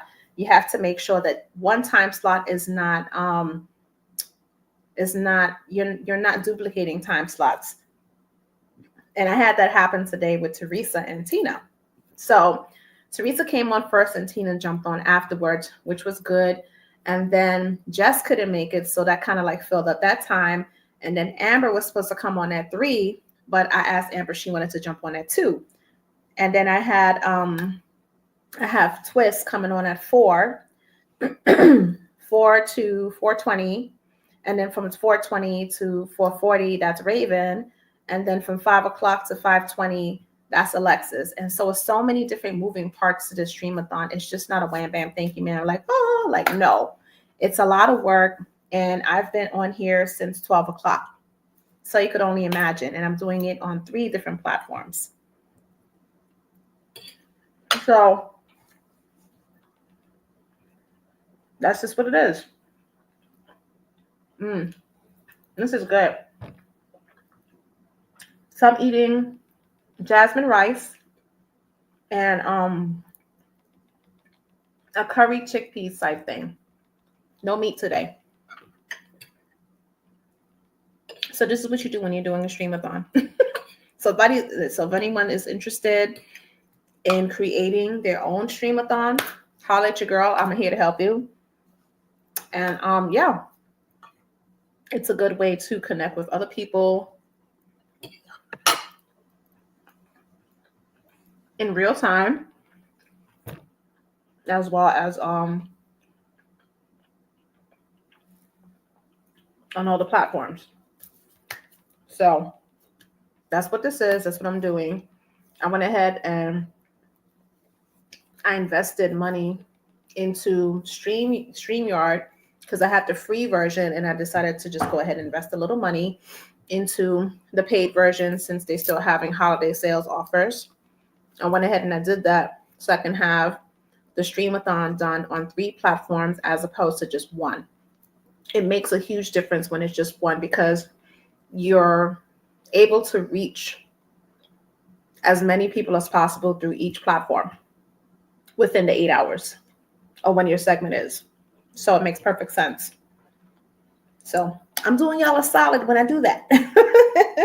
And people get to know who you are on an emotional level, a mental level, spiritual level, physical level, all those things that comes into play, as well as professional level, because it is for entrepreneurs. And it doesn't matter what type of entrepreneur you are, if you just have a product or just a service or you have both, it really doesn't matter. It's just being able to showcase you and to make sure that you're being seen and heard and experienced through all of the platforms that I just mentioned, your passion for what you do, who you are as a person, personally and professionally, all of the things. Hashtag all the things. And so this is why I created the Streamathon in this way. And again, shout out to Joanne Morton for, bringing my attention. Oh, why don't you do a marathon? And I was like, okay, let me think about it. And then shout out to my girl, Alexis Jackson, my best friend. She's a super moderator on Twitch. So she was just like, oh, you want to do a Streamathon? I'm like, oh shit, I like that Streamathon. And shout out to Coach Dea, because she was on my Monday Night Soulful Conversations. And she was like, why don't you have the banner just scrolling? And I'm like, oh shit. So shout out to you too, Dea, for that. I appreciate it. You got to give credit where credit is due. You got to give people their props, because when you're doing something, you're not doing it by yourself. There were 3 people helping me without even knowing that they were helping me to create this wonderful idea, great idea, where I'm able to connect with so many different entrepreneurs and at the same time help them to expand their business, expand who they are as people just by doing something like this and generating income at the same time. So it's a win-win. Everybody wins across the board. And it's me utilizing my platforms and who I am, influencing people in different ways. And so that's why I took the opportunity to do this. So hopefully Twitch gets on here. Let me see what he say. Okay, it's wrapping up. Yay. I am talking about you to the people. He's an amazing human being. I met him on Facebook. He has a podcast that's called Let's Talk About It. And it was sometime in October. He jumped on my podcast, What's Your Brand Story? And then I jumped on his podcast, Let's Talk About It, back to back. And we've been friends ever since. So let me tell you a little bit something about me. When I like you and you have great energy and we vibe and we flow, you automatically become my sister and my brother. That's just how it is. That's just what it is. Until you show me otherwise. Other than that, no, I'm cool. I'm a cool person that way. And I want everyone to win, because it's not just about me. It's about everyone winning. And so if this Streamathon is something that you can see yourself doing in January or February or whatever the case may be, just connect with me. I'm here to inspire. I'm here to hold space. I'm here to help market and promote your business or your brand or whatever it is that you have going on that you need assistance in. This is what this Streamathon was created for and who it was created for. And for me, I don't feel like you have to have such a huge following to do something like this or to jump on another person's platform or connect with another person's community, because maybe the things that I have for my community, it's good, but at the same time, maybe you might have an additional something to add that my community needs. I don't know. And it can't always be about me or me. That's why when I do Monday Night Soulful Conversations, sometimes I invite guest speakers on to share their knowledge and their wisdom, because I don't know everything. I know a little bit of things, but I don't know everything. And so that's why collaboration and partnership is so important. Because I couldn't do a Streamathon by myself 8 hours. I would drive myself fucking crazy. Because there's so much you can talk. It's so much you can do. Like I was over there just dancing just now to Family. That's the name of the song, Family. And I could only dance for a couple because I'm 47. I walk a lot, but to dance the way I used to, child, please, I can't do that shit no more. I can't even drop it like it's hot. I don't even wear heels that much. As you get older, that's just what life is, and that's how it is. And so doing this is just, I love it. It brings me joy. It makes my heart smile, and I love what I do. It doesn't feel like work. So yep. So Twist is coming on, followed by Raven, followed by Alexis, followed by Dea, followed by Stephanie, followed by Miguel. So, yep. And hopefully my roommate Joanne gets back in time so I can get her on here too, because the last time she was on here, the reception was so choppy.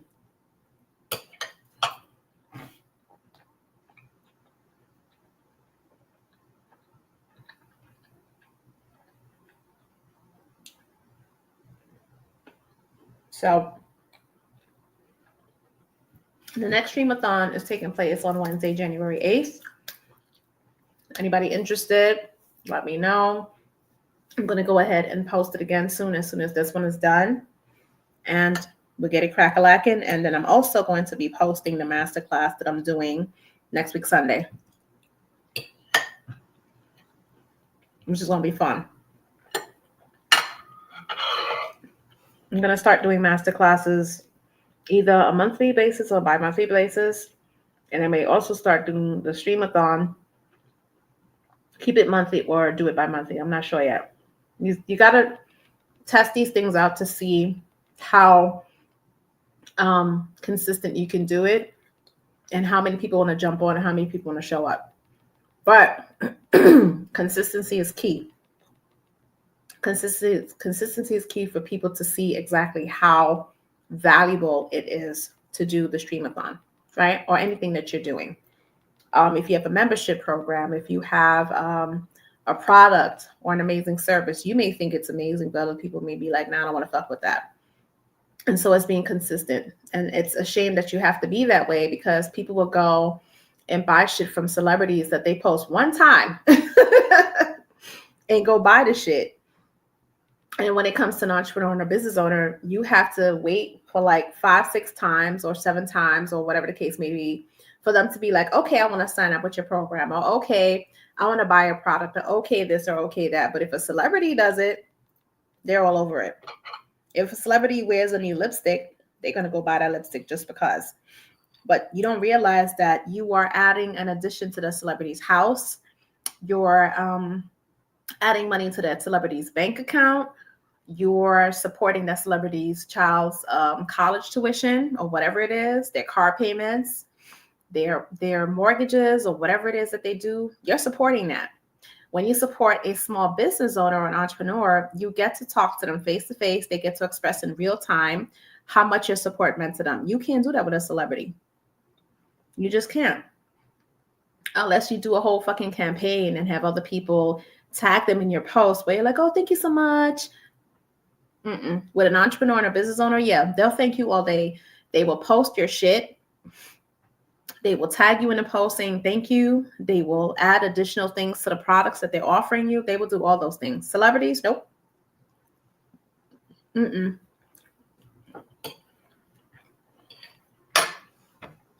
order for you to get noticed by a celebrity, you got to do something awesome. And you know who's good at that? Coach Dea. She did a rendition of Straight Up Now Tell Me by Paula Abdul last week. And best believe she got noticed by Paula Abdul. I don't know how she does it, but she be doing it. So I'm going to ask her about that, and we could find out to get the nitty gritty. I digress. So just think about that. You have all these celebrities here, and even when they work with companies that have products and services that they want to get out into the public, they utilize celebrities to do so. But a celebrity is not going to do that just for free. They're gonna get paid for it. Like this chick, her name is Georgina something. She's married to the soccer player. One Instagram post that she does, she gets $8,000. One fucking Instagram post that she gets, she makes $8,000. Imagine.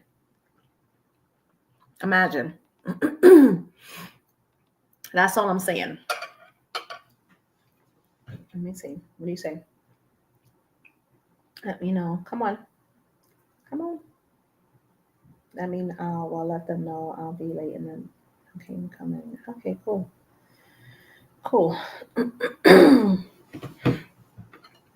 It's a good thing that I did this 20 minutes because it's going to be back to back with Twist and then Raven. We'll let them know I'll be a bit late coming in. Well, he says to let y'all know he's going to be a bit late coming in. So, yep. So the next time you are out and about and you see a business owner, entrepreneur selling products or services and so on and so forth, do them a solid. Just give them a compliment, if anything. Let them know that, keep going, keep up the good work. Because at times it's not easy. Entrepreneurship, small business owners or business owners, this shit ain't easy. You got to show up every single day, whether you're sick or not sick or whatever the case may be. I've learned over time to take breaks. Take a break, take some time, because my mind has to be right in order for me to do the things that I do. My spirit has to be right. My soul has to be right. I can't just be doing anything all willy-nilly. Like that doesn't help. So you have to know when to rest. And, not everything works for everybody. I know some of the motivational speakers and whatnot, they're like, you grind, sleep when you're dead. Don't get no sleep until you fin. I don't subscribe to that. I really don't. Because your body's going to tell you. Your body's going to tell you.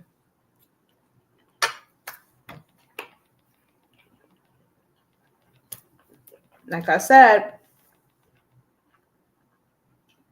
I had a near-death experience in 2011 because I was doing too much and I wasn't taking care of myself. And so God was like, oh, this is what we're doing today? I bet. Best believe God sat my ass down in that hospital. Yeah.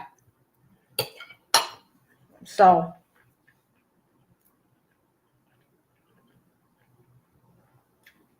listening to your body and paying attention to yourself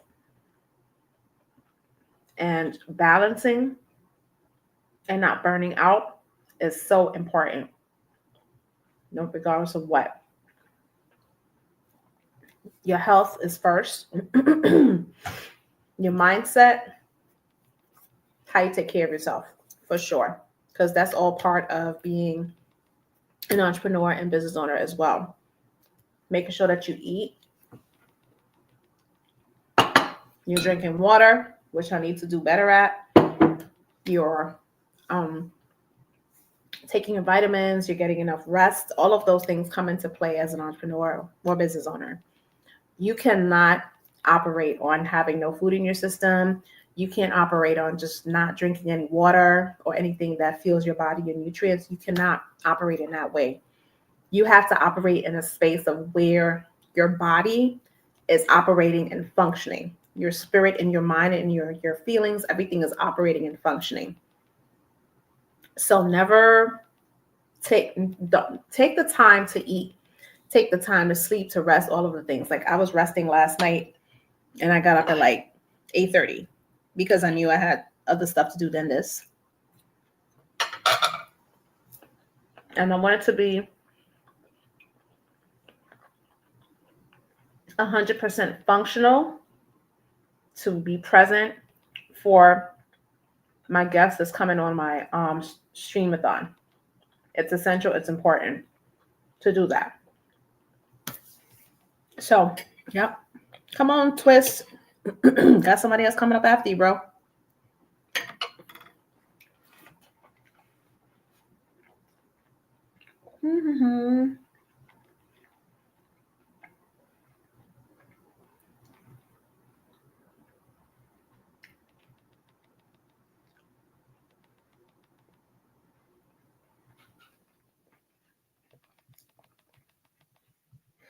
Raven is coming on at 4:30, I believe. Let me see.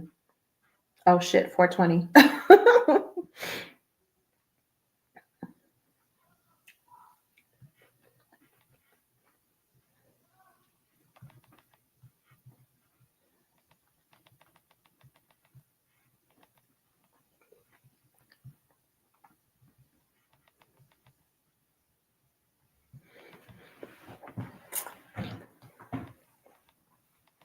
I'm letting him know he has a person behind him at 4:20. So he may have to jump on 5:20 after Alexis. And that's just how we're going to have to do that. So, yep, if anyone else is interested in being a part of the January 8th Streamathon, please let me know. I will go ahead and send out that information tomorrow. And you can sign up for that. If anyone's interested in the masterclass that I was talking about earlier, I'm going to go ahead and start promoting that on all the platforms so that you can sign up for that. It's going to be a great time. It's positioning yourself for 2025, starting now, like Amber McCrae said. Start now, start today. Don't wait. When you wait sometimes in life, you miss the opportunity. You miss opportunities. You miss blessings because you're being hesitant and you're waiting. Wait for what? If you can get something done today, do it today. Don't wait till tomorrow or next week or next year, because at that point, that opportunity may pass you by. So jump on all of the opportunities you can. Be in the mindset of saying yes instead of saying no. I waited on opportunities that I could have jumped on, and by the time I was ready to jump on, it was too late. So now I know, like today with this Streamathon, I said fuck it, and I just went ahead and I invested in the membership for StreamYard, and now I can do the Streamathon in 3 different platforms, if not 4. I can do it on LinkedIn if I wanted to, right? So maybe next time I may do it on 4 platforms as opposed to just 3 platforms. And so when it comes to opportunities, if it's in your spirit to do it, just fucking do it. Like, why are you waiting for? What is the hesitancy? Like I said, life is short. Even though you're here till whatever you're here, life is still short based on the decisions that you make. So another way to extend your lifespan, it depends on the decisions that you make. If you make the right decisions that's aligned with your soul and who you are as a person, you may have a long lifespan. You may make decisions that don't align with who you are and your soul. You may have a short lifespan. Think about it that way. Every decision that you make will definitely affect your life in some way, shape, or form. Every decision you make. Think about that. And it could be anything. It could be the food that you eat. I know I have to get better about, more fruits and vegetables to help me have a longer lifespan. Drinking more water, being more intentional. Like I said, I do a lot of sleep meditation at night while I'm sleeping. That helps me a lot. And you know what that helped me with too? Being that I was in a narcissistic abusive relationship and experiencing PTSD, flashbacks, my nervous system being dysregulated and fucking chaotic. When I go to sleep at night and I listen to the meditational healing music, that helps me stay out of fight or flight mode. That helps me not have PTSD episodes. That helps me to soothe and regulate my nervous system on a daily basis. And it brings me joy. So that's what that does for me, where I'm being present every day in my life. And not allow that situation to define who I am. And also, it helped me and has helped me move forward when it comes to relationships and people that I want to be involved in my life. That's what that helped me do too. It helped me to pay attention more to um, patterns and cycles and behaviors of people that are around me, people who I want to be in relationships with, and not only like romantic relationships, but also friendships and partnerships and collaborations when it comes to entrepreneurs and professionals. That's what that helped me do, and it helped me to not be in fear about being in a relationship with another human being because of what happened to me. And sometimes that's the hardest thing when you experience abuse, is to trust another human being because you've been hurt and abused.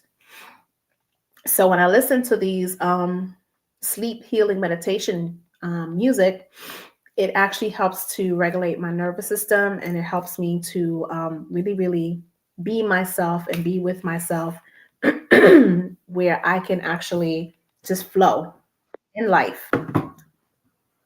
Oh, she's early. Raven, you're early, love.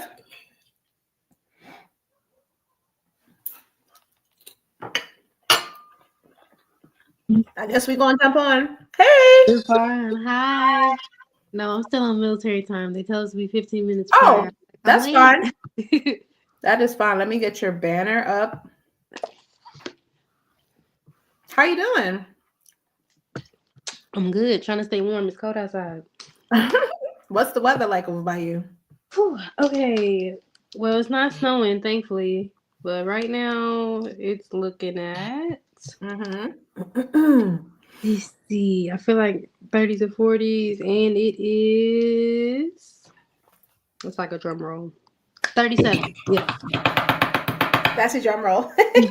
So yeah, it's 37 degrees, and it feels all of 37 degrees every time I open the door.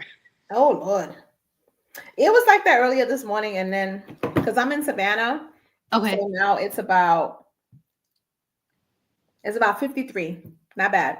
We have not seen 53 in over a month and a half. It's stayed between like 30 to 45, and I think it's supposed to drop again tonight.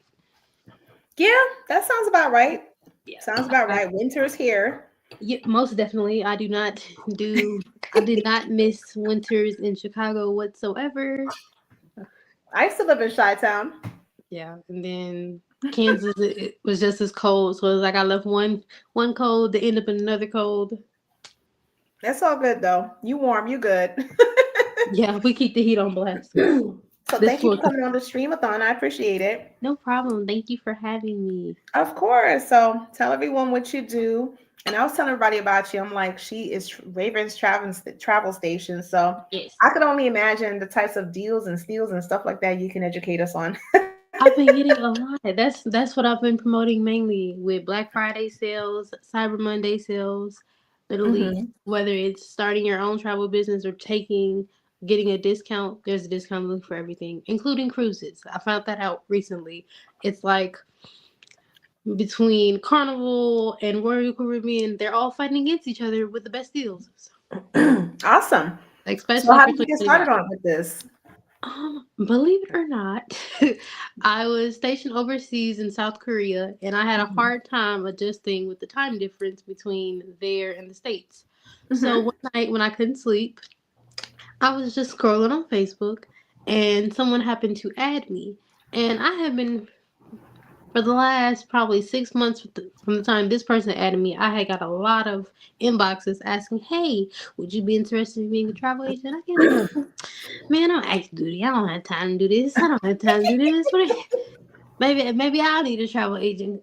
So when I finally came back to the States, the person that originally introduced the business to me, she slowed down with it. So I was like, okay, well, a girl I went to high school with was in the same industry, and I was going to support her, and then she slowed down with it. So I was like, you know what? I'm going to try it out myself.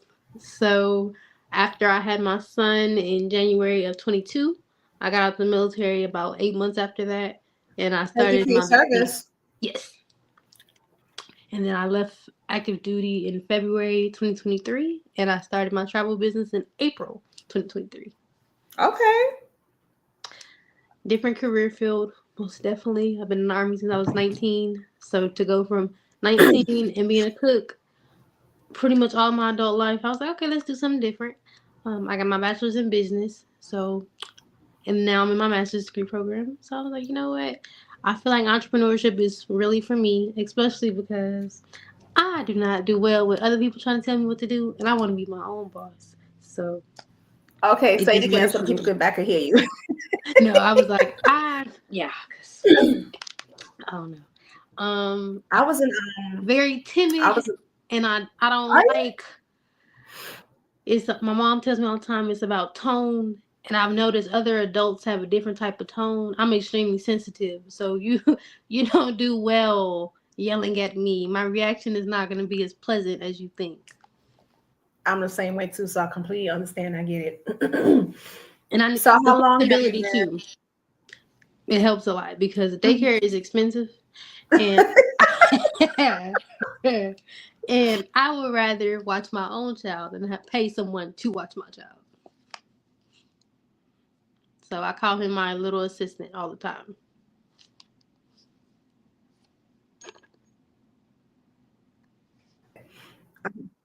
Give me a second. Oh, there we go. Whew, Lord, Okay. No, you're fine. it's been happening ever so often. So I'm You're good. just. Yeah, tell us more about travels. Oh, hold on. Tell us more about Raven's Travel Station and what it all entails and what all do you do? Okay, so with Raven's Travel Station, I don't just do trips. I do a lot of stateside trips as well as international. Mm-hmm. And I mainly like to do activity-based trips to where if there's a concert and you want to go, I will build a whole itinerary based around that concert, especially because Okay. I love concerts. So I can not only get you the concert tickets, but I can do the hotel stay, the rental car, or I can have your little personal driver to pick you up, drop you off, the whole 9 yards. My goal is to make your travel experience easier. It's already stressful planning travel, so it's like, why not just hire someone to do it for you? Right. And so how long have you been doing this? I'm coming up on my 2-year anniversary this April. Okay, cool beans. And with that, like, what are your perks and such? Say, for instance, if someone wanted to come on and join your team, so to speak, like, what type of perks do you get from working with your travel business? So the travel business, they do kind of like a sign-on incentive, like, hey, thank you for bringing this person to the industry. We'll provide all the necessary tools for you to help train them so they can have their own travel business and do the same thing. Got you. Okay, cool. So what So it's places have like you? it pays to help people. Oh yeah, trust me, I know I'm doing it right now. Yeah, so I like that. Right. So what is the coolest place you've ever been to that came from your travel business that you had such an amazing So experience? far, because I'm going back again, Puerto Rico. Oh, I love Puerto Rico. I went to Puerto Rico last September with my best friends as a late birthday trip. And the villa that I found for us was amazing. It was literally on the outside of San Juan, so we got to explore 2 different cities in Puerto Rico, and we could see like the big difference. It was a huge gated community. You can see the difference in beaches, the difference in the style of food. It was just like a great experience. So we're going back in July, but we're staying in a different part. We're actually going to stay in the heart of San Juan and be near the resort and casino. And I then was at next on my list for my 2 big ones is Bali in March and ooh, Greece in August. oh my goodness, I can't stand you right now. I want to go to Greece so bad. And that's like one of my destinations that I want to Yeah, visit is Greece because I want to mine go too. have I want to go have authentic baklava and baba ganoush in Greece. Yes, I'm obsessed. I've been looking at so many different little restaurants and just pinning them to my little list. Yes. One of my best friends, she's from Alabama, and she's like, I don't do big trips, but you want to go to Greece for your birthday. So we made the joke of we're getting small town girls out of the States, and Yep. she's really excited. Absolutely. So it helps. I think for myself and my group of friends, they missed having me around to organize things. So Hmm. becoming a travel agent was perfect for myself and them because they're like, Hmm. oh, we can just call Raven. Raven will do it. Absolutely. Exactly. So how My mom and has her sisters are actually going to. They want me to do a sisters trip. This July we're actually going to Hawaii. That's their first trip that they want to do together. So I'm excited for that. okay? It helps because they've all never been. So I'm like, all right, great. I can tell everyone what to do, where we're gonna go, and how we're gonna get there. That's awesome. I want to go to Hawaii too, and I want to go to Egypt because I want to go hang out in the pyramids. Okay, so it wasn't just me. I'm obsessed with that as well. Well, I work with There's Egyptian so goddess many things. Isis. That's my spiritual mama. So I want to go and just chill near her tomb. That's what I want to. I want to connect with her like that. Just touch her tomb and just be like, "Mama, I'm I here." thought about that and even like different African countries, but I feel like wasn't going to be a solo trip. I didn't want it to be a solo trip. Right. But of course, my family, being my family, they're like, oh, we don't want to go there. We want to go somewhere else. I'm gonna touch Africa one of these days for sure. And that's how I felt. That's how I was like, man, I watched a YouTube video. It just seemed perfect. I was like, it reeled Yeah, me in. absolutely. So I think I'm just gonna have to create my own little Africa trip and just make people like, hey, you want to go with me? Right. You'll go too. Exactly. So, how has this travel business of yours changed you personally? Like, what transformation have you experienced from it? It kind of got me out of my shell, and it helps me navigate talking to people. I've always been the person to where I can get the job done, but I don't like to be in the front and get the recognition. If that makes Hmm. sense. That makes sense. So it really helps. It really helps fuel things, and then becoming a parent.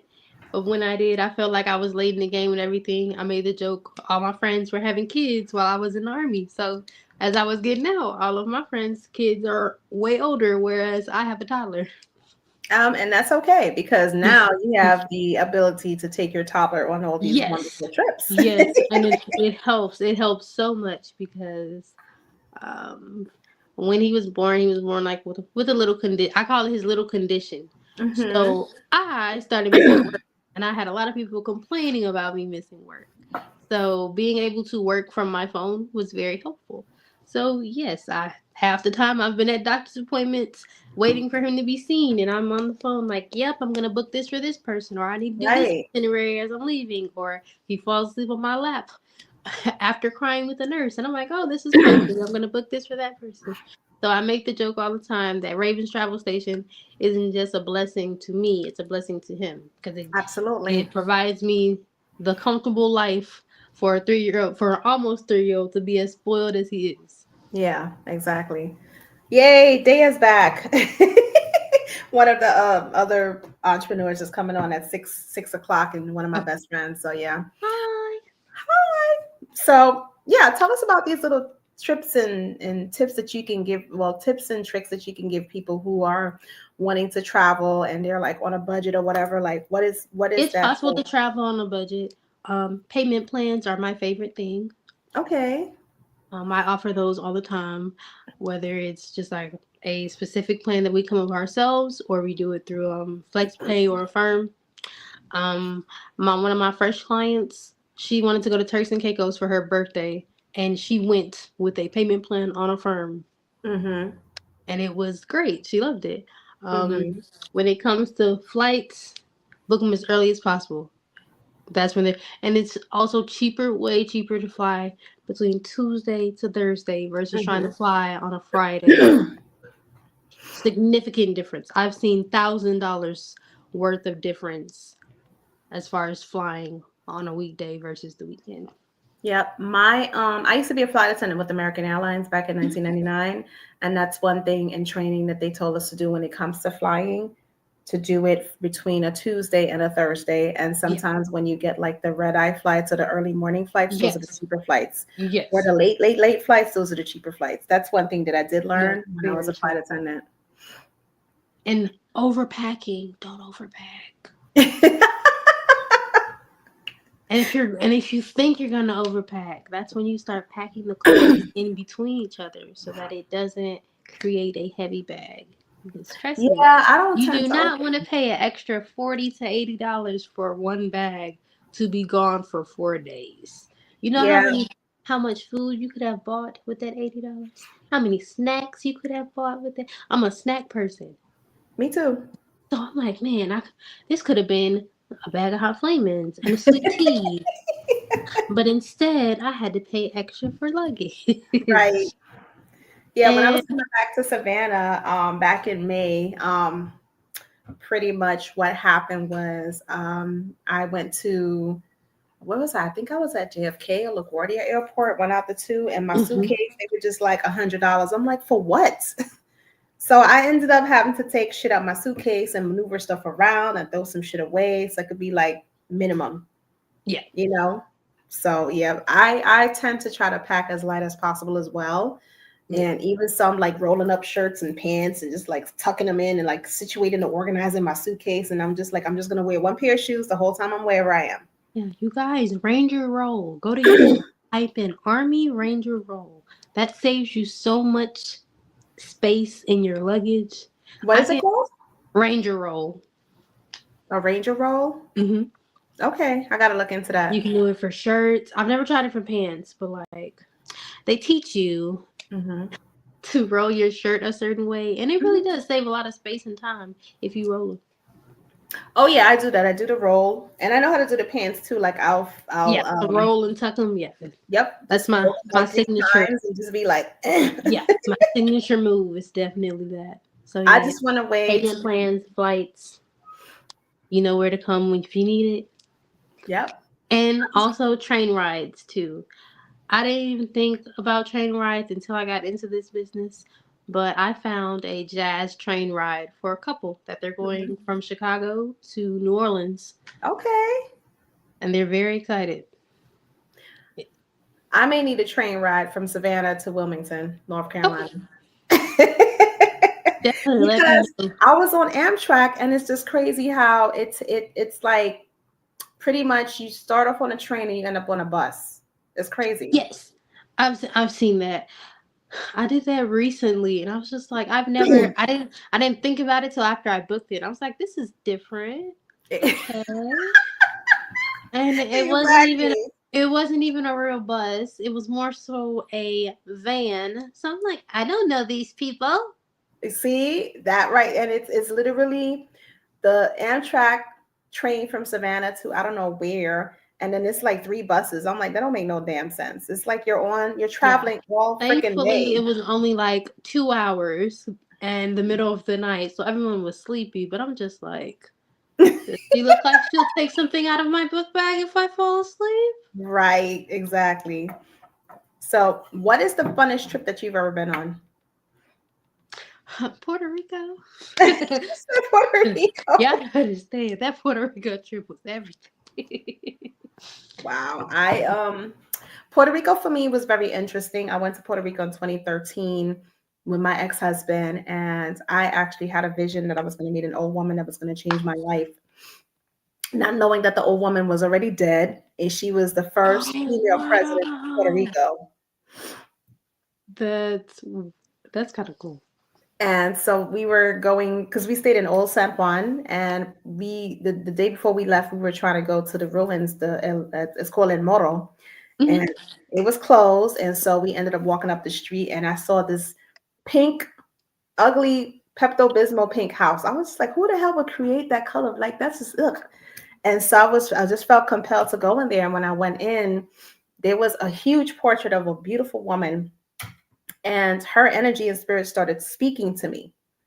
And the tour guide from the museum was like, oh, hey, welcome to Puerto Rico. This is the Museum of Doña Fela, da-da-da-da-da. And I'm like, you guys don't hear her? Like, she's talking. And of course, the tour guide looked at me like I was smoking crack or something. And so another tour guide came out, and she was very, very like empathetic, if you will. She was an empath, and she was intuitive. And she was like, come with me. So she took me up these stairs, and there was a room, and the room had all of those hand fans from all countries that this woman had. And the next room she took me to was all of her dresses, her gowns that she wore to galas and things like that. And she started telling me about Doña Fela, how she was the first female president of Puerto Rico. She never had kids, but she loved all the children of Puerto Rico, and they were her babies. And I started bawling in the museum because her spirit was in my body. Oh wow. And I felt how loving she was and how sacred she was in her essence. And she gave me a spiritual hug, and I was just bawling. And my ex-husband was looking at me like, the fuck is wrong with you?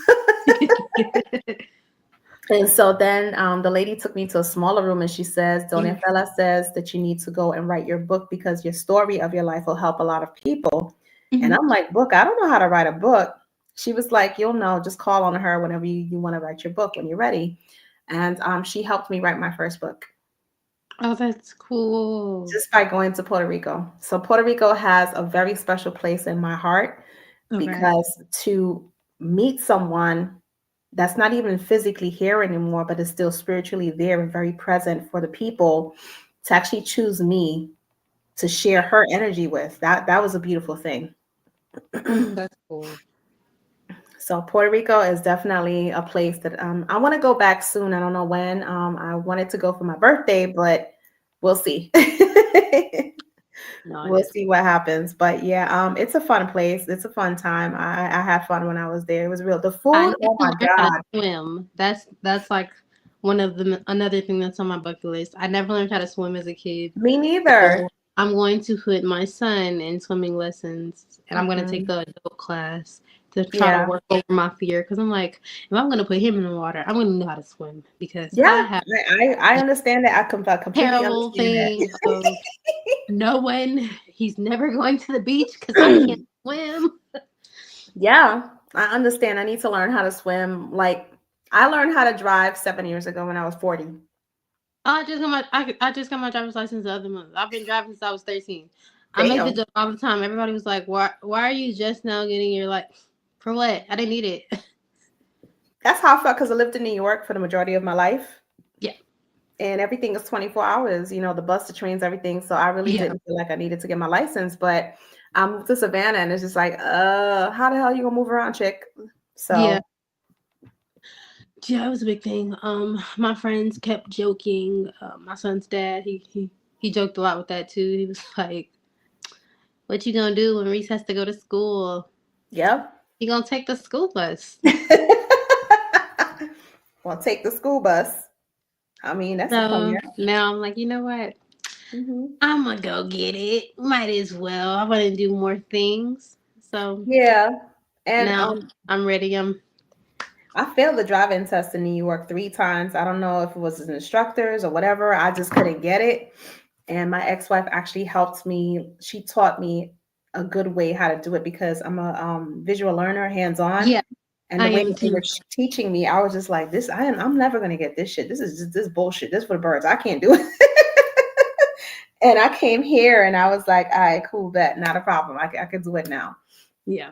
And the first try, I passed on the first try. It took me 3 times in New York. I'm like, I just do the hat and whatever. I don't care.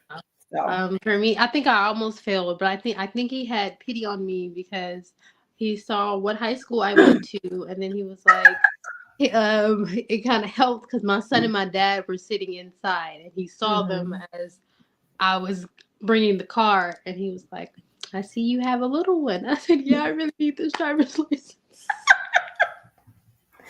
Oh my God, the tears work. So funny. Because my dad was like, "He passed you for real? Did he see how you parked this car? Get in." So funny. So do you have any special offers or anything like that you want to share with everybody for the holiday season when it comes to travel? Yes. Okay. So y'all, it's Cyber Week in the travel world. So literally, if you, I think it's above my head, so below me. So if you inbox me and say Cyber Week, that'll give me a reminder that you're looking for a cyber deal. I'm currently doing consultations for $35, and then I'm doing discounted research fees if you contact me between now and Sunday. Got you. And they vary by the group. So literally, you could have a group of 20, and I'll still charge you $85 to do the whole itinerary for the entire group. Got you. Okay. And what does that consist of when you say the whole itinerary? It's a customized itinerary from flight breakdown to lodging to excursions and activities for everyone in the party. So say, for instance, I wanted to get a nice price range on a hotel for like a weekend trip or something like that? What would that look like? So it was, if it's a solo, so a solo would be single. So you would send me a message. I Mm-hmm. would invoice you for a research fee. Mm-hmm. It allowed me 24 to 48 hours, and I will have everything down from the airport you're leaving out of, airport pickup arrangement, excursions. All only thing you have to fill out is the client inquiry form, which Mm-hmm. asks for a budget, near city near you, just so I can figure out how to accommodate you. And then I do up to 2 different destinations. So say you wanted to do a weekend trip in New York, I would give you Mm-hmm. 2 different hotel options, or I would give you like a hotel option and a villa option, and then you just pick which one you like the best, and we go from there.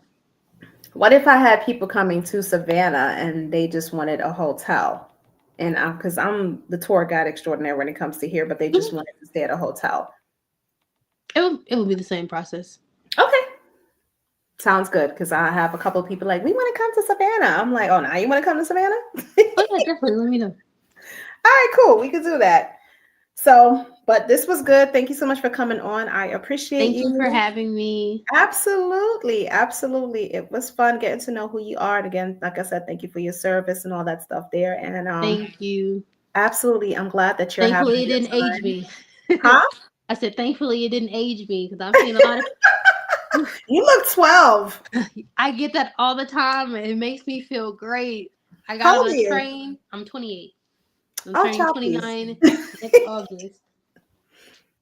Well, hello. All he sees is the phone. Aw. He's looking around. Hmm? You be 20. You be 29 in August, you said? Mhm. I'll be 48 in February. Hi, baby. So cute. How old is he? He's 2.5. He's very bossy. Come here. Well, yeah, I mean, that sounds about right.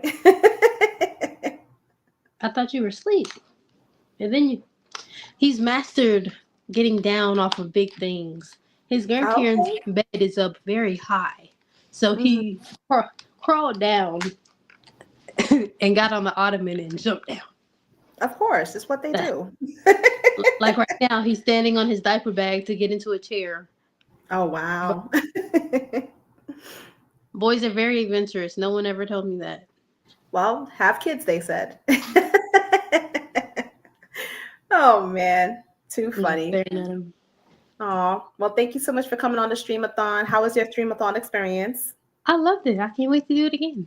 Okay, good beans, because I'm having another one in January. I'm trying to get everyone on board. So if you know other entrepreneurs that would benefit from this, please send them my way. Plus, within 2 to 3 days, I'm going to send you your recorded segment so you can have Okay. it.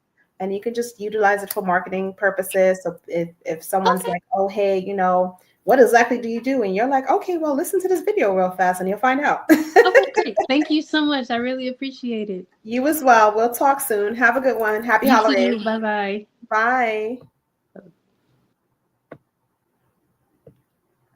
All right, that was Raven Williams from Raven's Travel Station. Be sure to connect with her. She will do all the travel plans for you, so you don't got to do it for yourself. I'm actually going to hit her up when it comes to me and people who want to come here and see me in Savannah. That way, I can find out different hotels and things like that for them through her. Maybe she'll be able to give us a discount. Who knows?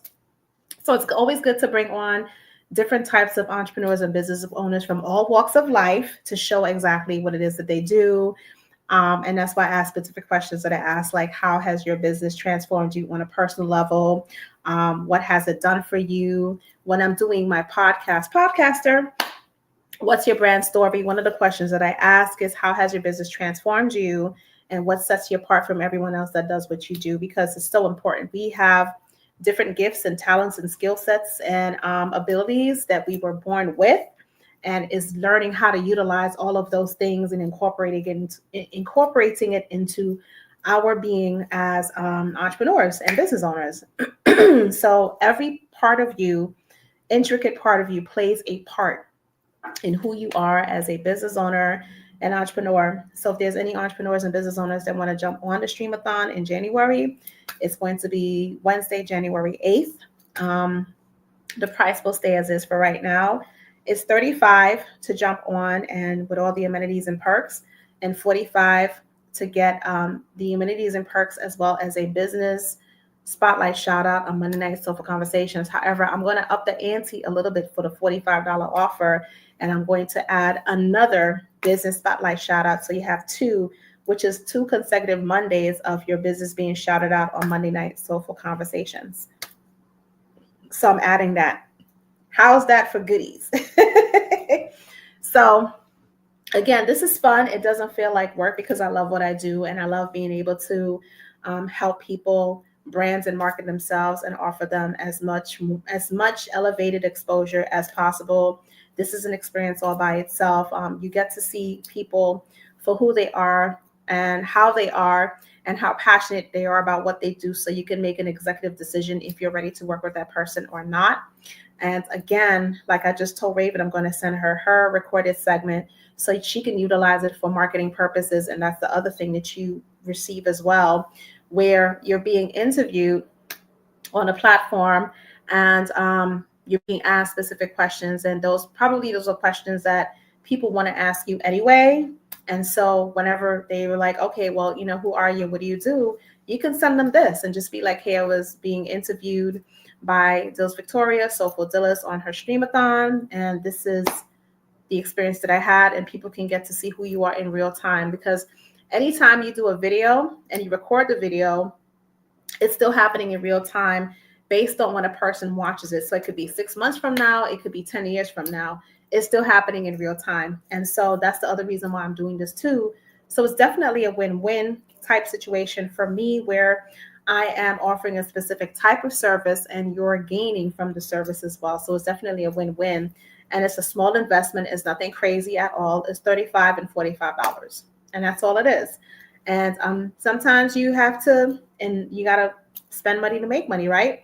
And like I mentioned before, with the 2 guests that was on my last Streamathon, they connected and one person was able to order candles from another person that actually benefited her business. And so it elevated her business in a different way that she thought she couldn't even imagine. And she was a guest and she stayed to watch the other guests, and they were able to connect, and I was able to make that happen for them on their behalf. And the same thing is going to happen with Leslie Ann, the author that was on here earlier for Famous Anthony book. She watched my other Streamathon and she wanted me to connect her, I think, with Tina Jackson, who was looking for Black authors to be featured in a magazine. And so I'm going to make that connection for them to collaborate and partner up. So you never know what happens when you come on my Streamathon.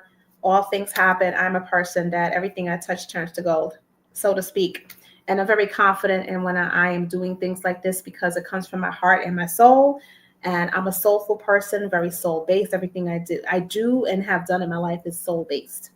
And that's the kind of people that I like to be surrounded by, soul-based human beings who have nothing but intention, no agenda. They are operating from heart and from soul.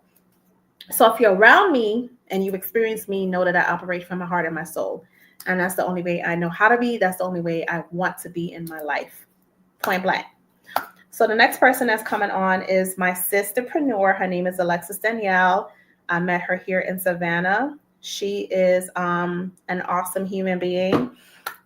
Her business is Business Done Right. She does life insurance policies, helps people with their businesses, all the back office stuff and other things. And it's called Business Done Right, BDR. And she's an amazing human being. The first time we connected, it was just like, sis, welcome. And we've been friends ever since. We've been friends for about a good 6 years now. Just like Coach Daya, me and her have been friends for almost 10 years. Like, I love her, just like I love Alexis. Tina Jackson, I've been friends with her like a good 15 years. She met me in when I was in the modeling world. That's when Tina met me.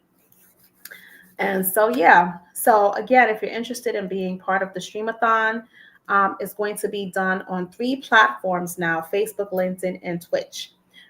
So getting where you fit in. I normally do it from 12 p.m. to 8 p.m. On a Wednesday, and it's a 20-minute slot time. And for those who actually register early, the first 5 people to register early, they get an extra 5-minute airtime with me. And for those who register and they want to do the $45 one, they actually get 2 business shout outs, 2 business spotlight shout outs on Monday Night Soulful Conversations. So that is how this works. And of course, I do have my business spotlight shout out packages. One is 3 consecutive business shout outs, 3 Mondays consecutively at 55. And if you want to do that one, I'll offer that as well. And then the other one is the elevated exposure experience. And what that is if you are an expert of your craft and you want to do a master class on Monday Night Soulful Conversations, we can do that as well. And that is $77, valued at $97. So you come on and connect with my community. I will blast it out, promote it on Substack, Facebook, Twitter, Instagram, the whole 9 yards to get people to come on and be a part of the masterclass where you're teaching. You're the expert of your craft. I give you the floor. You're utilizing my YouTube channel, my live stream as your platform to give your masterclass and connect with my community, people who follow me and trust me and know that if I'm bringing you on my platform, that means that I trust you and you're going to give them an experience like no other. And so that's for $77, valued at $97.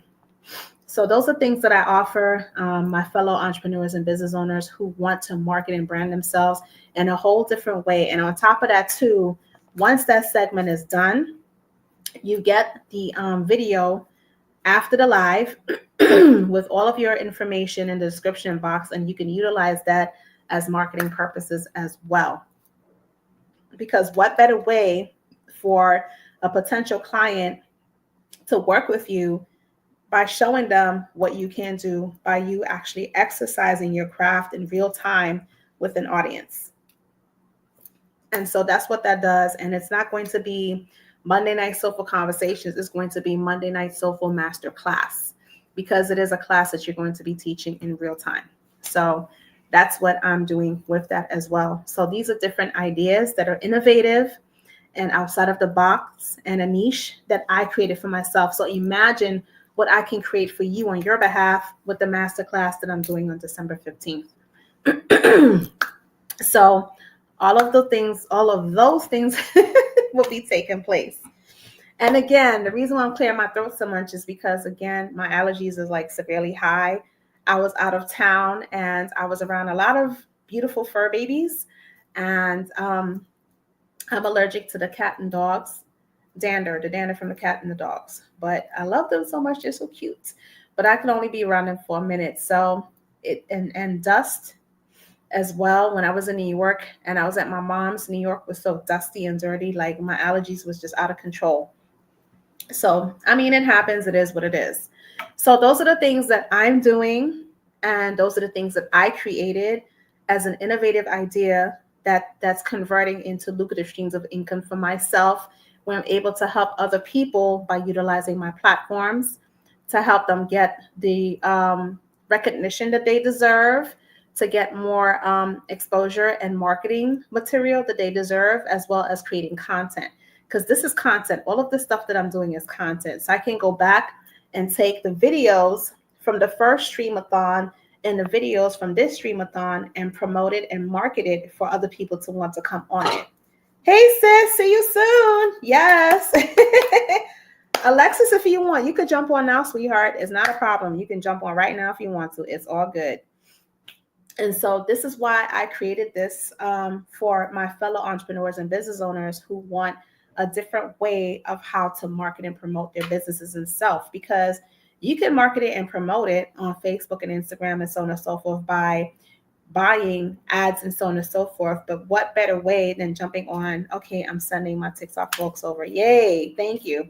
What better way of doing it by jumping on someone else's platform that has a huge following, 10,000 or more strong on 3 platforms, right? And you're reaching a very wide community, not just one. Okay, cool, sis, not a problem. I'll be here waiting for you. Not just one community. you are reaching all three of my communities on all three platforms, because there's different communities and there's different people. Because some people may not do Facebook, but they do TikTok, right? Or YouTube. Some people may not even do YouTube, but they do Twitch. Some people may not do Twitch, they may do LinkedIn. So you're getting different communities. And so my communities are very strong. They are sacred beings who want to learn, who want to grow.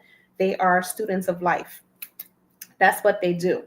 And so to do something like this, I was very intricate about what I was doing, and it was very intentional, and it was very thought-provoking, because I wanted it to be something that's win-win.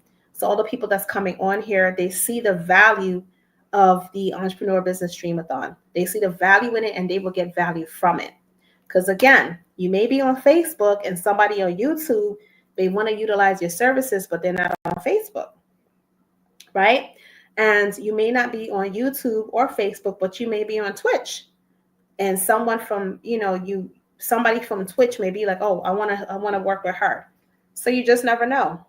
You just never know. So take all of the opportunity to definitely be a part of this. And like I said, the price isn't crazy or anything. It's just $35 and $45. You spend $35 going out to the restaurant or buying a pair of shoes or whatever. So why not invest in your business in this specific way where, even you pay $35 on a Facebook ad, but you're not sure if the people you're reaching are the people that you're reaching. Here, at least you're reaching a vast amount of people, because those people that you're reaching trust me. They trust me, and they're part of my community. So if you're coming on here, you are a well-respected entrepreneur, a business owner that has value, and they will appreciate the value that you're offering by you being on here. And that's what I got to say about that. I'm excited about Alexis Danielle coming on. She is fucking awesome and amazing. We are so sisters. Like, we think alike. Our business mind is crazy.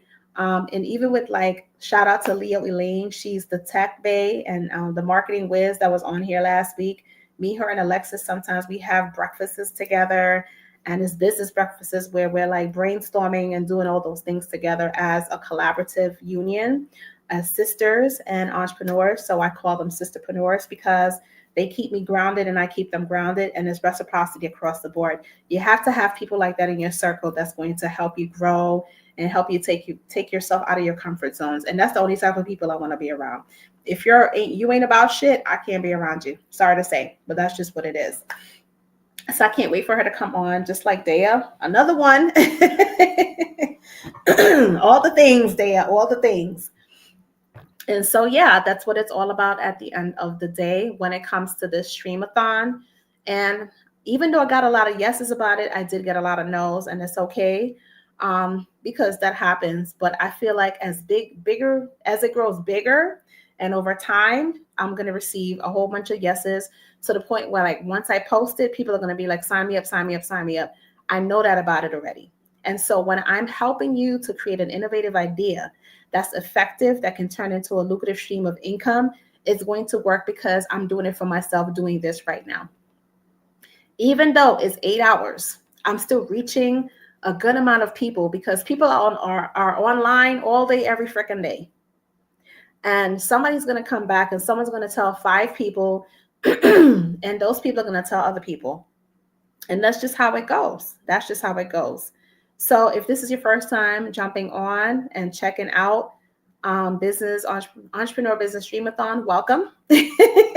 I'm Dilys Victoria. I am the host and the creator of Entrepreneur Business Streamathon, and it takes place once a month, the beginning of the month. Or actually, no, it was in November, and now it's in December, and it'll be in January. So because of the Christmas holidays, I feel like I wanted to do it early. So if you have Christmas specials and offers, you're able to get them out now and not wait until like later in December, because Christmas time is happening. No one wants to buy shit on Christmas Eve and Christmas Day unless it's last minute and they have to go to the store. Because if you're out of state and someone is here, then it's a different dynamic. Hi, sis. Hi. I'm so excited for you to be on the Streamathon. Yeah, super excited. All right, let me get your stuff because I have all your stuff here. Oh, look at you. You Look, love see, it. look at the fancy schmancy. Business done right. It's just matching for me. Oh shit. You see what I mean, y'all? Like, I didn't even tell her that I was having my head wrap on today. And we spoke earlier this morning. Now she got a head wrap That's on. hilarious. And I was sitting here watching it and didn't even notice it until we got on. I was like, This is what we do. right. This is our life all day long. Do you see your business scrolling on the banner? Oh, look at you. I love it. All the things. Thank you. That was my friend Coach Dea, which I'm going to introduce you to one day. She's a phenomenal woman, and she did Monday Night Sofa Conversations. She was like, let's just do the banner thing and see what it does. And it started scrolling. I was like, oh shit. Wait a minute. And sis, I went ahead and I invested into StreamYard, and now the Streamathon is being viewed on Facebook, YouTube, and Twitch all at the same time. Let me find.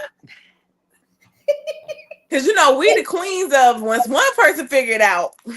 Everybody, yeah. And this is what I was trying to tell everybody just now. Like, we are so in sync as sisters that it's reciprocity across the board. If there's something you don't know, I'm gonna figure that shit out, and I'm gonna tell you. If something I don't know, you figure that shit out and you tell me. There is no competition because we are sisterpreneurs, and we love each other as such, and that's just how we do.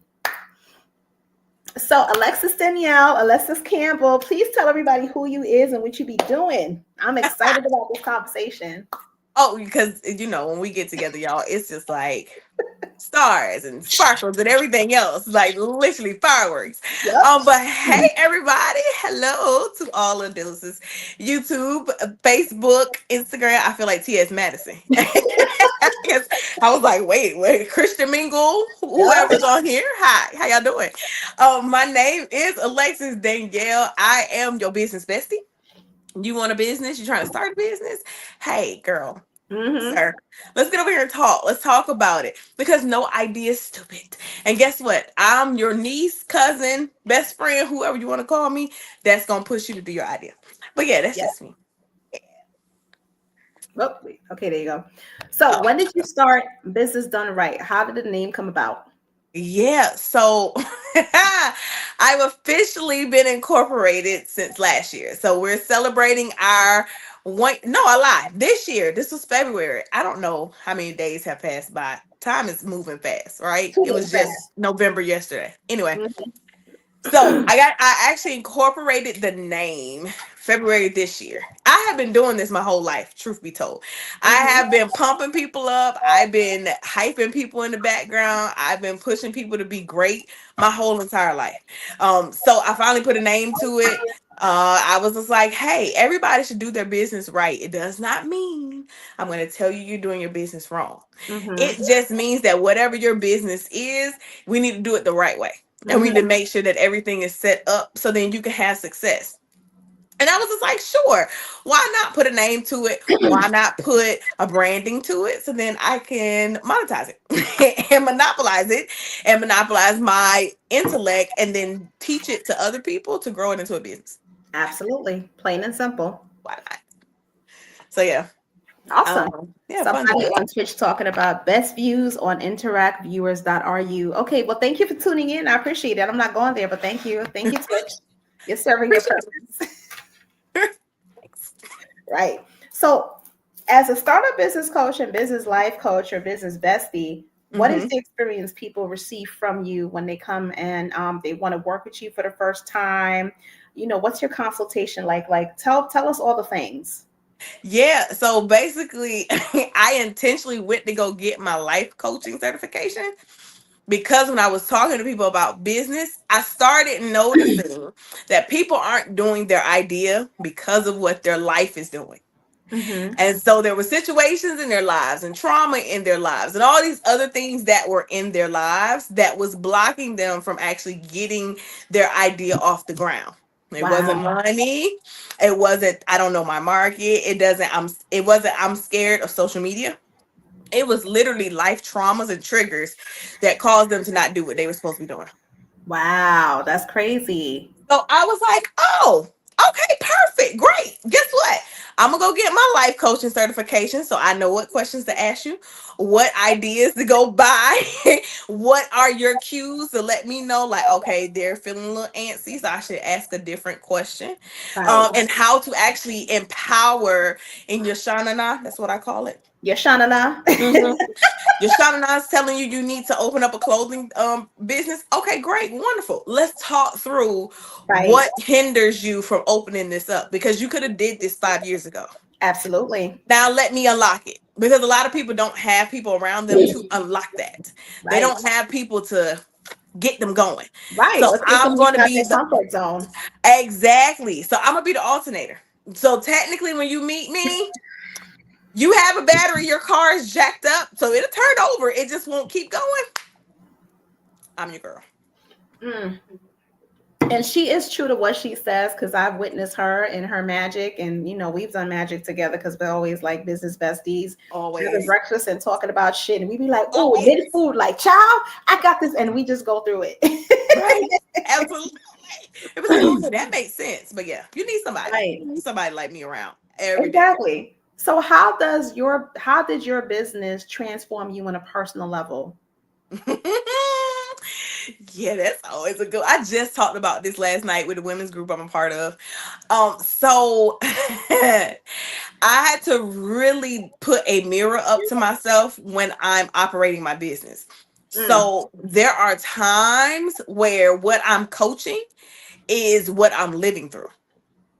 So I'm easily able to coach people through it because one, I've been through it, or I'm living through it. In this season and building this business up, technically I'm my first client. Exactly. You know what? You're absolutely right about that. Absolutely right. So I'm like, hey, I'm doing the conference. I'm nervous as heck. My butthole is puckering up every single day thinking about it. Okay. I'm trying to figure out the best, leanest way to make this conference work. But am I still doing it? Yes. Do I want to pay somebody $35 to make a flyer? Absolutely not. So guess what I did last night? Stayed up last night on Canva, working through the AI part of Canva to make me a flyer. Absolutely. And does it have to be perfect? No. You can go to ChatGPT and it could create an image for you. Exactly. And you can take that image and all those nice little colors, you can throw it on Canva, and Canva will create a template for you, lovies. There you go. There you go. Free. You don't even work smarter, not harder. And that's my goal. I don't work hard. I work very, very smart. Okay. Now you see me do a lot of things. You want to go have some coffee? And I do. Because I'm a coffee girl. For sure. But yeah. How do you balance your work with BDR with motherhood and being a wife? Because you're a business owner, you're a mom and a wife. And also, how do you balance your self-care, your me time when it comes to Alexis just embodying full-blown Alexis in her everyday life and her goddess energy, where she's not being disturbed by the kids and the husband? Right. Hey, my mompreneurs. How y'all doing out there? I love y'all. Y'all doing the darn thing, okay? And if you want to be a mompreneur, girl, you could do it. Hurry up. Get it done. Don't worry about them kids. Let the house be dirty for a couple of days, okay? If you got OCD, we need to make sure we making enough revenue to get a housekeeper, okay? They're not that expensive for a week, okay? I promise you. But some things are just luxury when you're a business owner. So, yes. So, one, how do I balance? I was talking to my mom. My mom was like, balance. My mom's one of my clients. Shout out to my mama. So I'm like, okay, girl, balance. And I'm always researching and like reading about the brain, all that stuff. And I'm just like, I really don't feel like you get a balance. Okay. You just got to be balanced in the imbalances. And it's going to look different in every single imbalance that you have. Right. So you're going to get a feeling in you to go. We know as entrepreneurs, right? Experienced entrepreneurs, once you get that bug, you kind of got to run with it. Oh my God. Because the bug will leave you. It's like a tick. Once that tick has got his blood, it's out of here. Actually, it's like a mosquito. You don't even know it left. You were like, when did you come and leave? But you feel the pain. Yeah, of you it feel leaving the you. itch, you feel the burn. That's it. And you're like, well, what happened to the mosquito? You have no idea. The bug to do business is like that. So I'm like, okay, once I get that bug, and I've been in a cycle so many times, I know how to balance my life out, but it Absolutely. looks different every single time I get a new bug. Mhm. So I have a full open communication with my husband. Yep. Hey, honey, this is what's going on. This is how I feel about my business. Did it take me a long time to get there? Yes. I learned this from 2018 to now, just Mhm. now practicing it. Saying, Mhm. hey, this is what I got going on. This is what my ideas are. Not asking you for advice. I'm just communicating with you what my brain is looking like right now. Now, however you see fit to help me, because I don't like telling him what to do. He's 10 year my senior, so he's like, I'm the older one here. So I say, hey, however it looks like for you to help me through this part of what I'm feeling in business, I'm all down for it. I'm listening. And so Mhm. we talk about it every single day. Does it be perfect every day? Absolutely not. Some days it looks a hot goddamn mess. Okay. Mhm. We be at each other's necks, but my brain says I need to sit here at this computer and look at these 3 screens and figure it out. That's that moment. But like you just asked me, there is a shutdown that I have to do. For Mhm. long as I'm an action person. So I'm gonna go and drum my head into the brick wall until it falls over. Mhm. I'm not gonna strategize it. I'll strategize in the meantime. Mhm. But I'm an action person. I get a high off of moving, but I Mhm. found out I was burning myself out after Mhm. we talked, right? We had our conversation and I was a We client. had a come to sister moment. Ooh, and I was in the coffee shop crying. It's like, you better than that. Get off your ass. What you Right. doing? And she was like, sis, we ain't never been this far out. Come on, what's happening? Mhm. But I really had to learn how to shut down. Shout out to Amy Capello. We had a great session. And she was just like, you're in control of your life. You're Yep. in control of your schedule. You're a business owner. There is no clock in and out. There is no PTO. There is no waiting to see if you have to be off. You don't want to work today? You're done. Yep. Yep. Emily, my good friend Emily was like, hey, when are you going to do a reset? Because obviously you're needing a reset and it's showing up in your body. Your cortisol levels are high. Your weight is up. It's because you're stressed out. What are you going to do? You have to choose to actually not continue on down that path. Yep. It's very hard, especially when your revenue is based off of you working. Yep. But it should incentivize you to actually build a business instead of being self-employed if it's burning you out that bad. Absolutely. Hi, Dale. You're still there. Thank you. Coach So Dale's yeah, still here. She's been here with me all day. I'm gonna have to send her some type of prize or gift or something. look, that part. Yep. We like when people hang out with us for Yes, we sure. do. Yes, we do. But yeah, so just being very aware of yourself. One, I would say if you're feeling burnt out, you need to take a week off. Mm-hmm. You need to take or a nap. Have a Mm-hmm. nap a day and just reset your mind. And you need to go into reflective mode immediately. So if you're like not making sales, if stuff's not working, if your creativity is low, if your innovation is low, if your energy is low, you need to go on a reset immediately.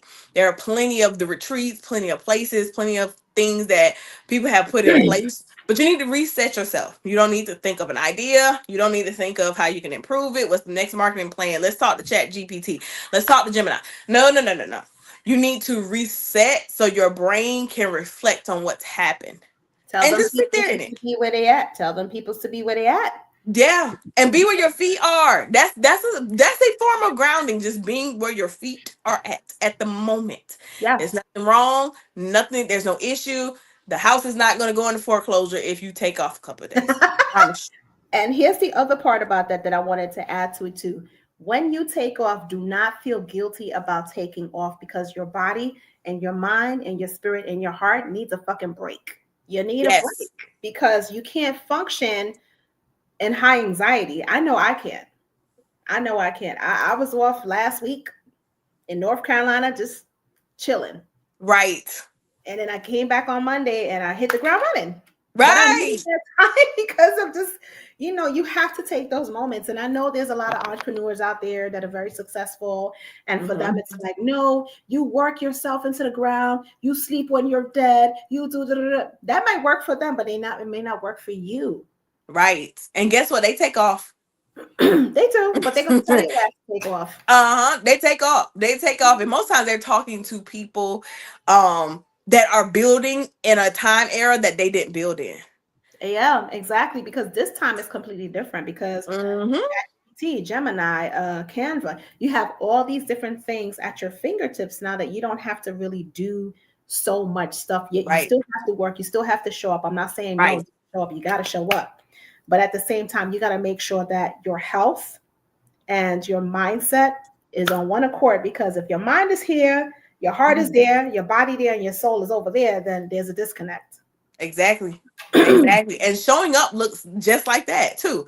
Because people say, oh, showing up is you working hard. No, no, no, no. Showing up sometimes is just being present at the moment. Absolutely. So And yeah. whatever that looks like to you, because being present is different for everybody. So I'm gonna ask you this: what is your definition of being present? Shout out to Amy again, right?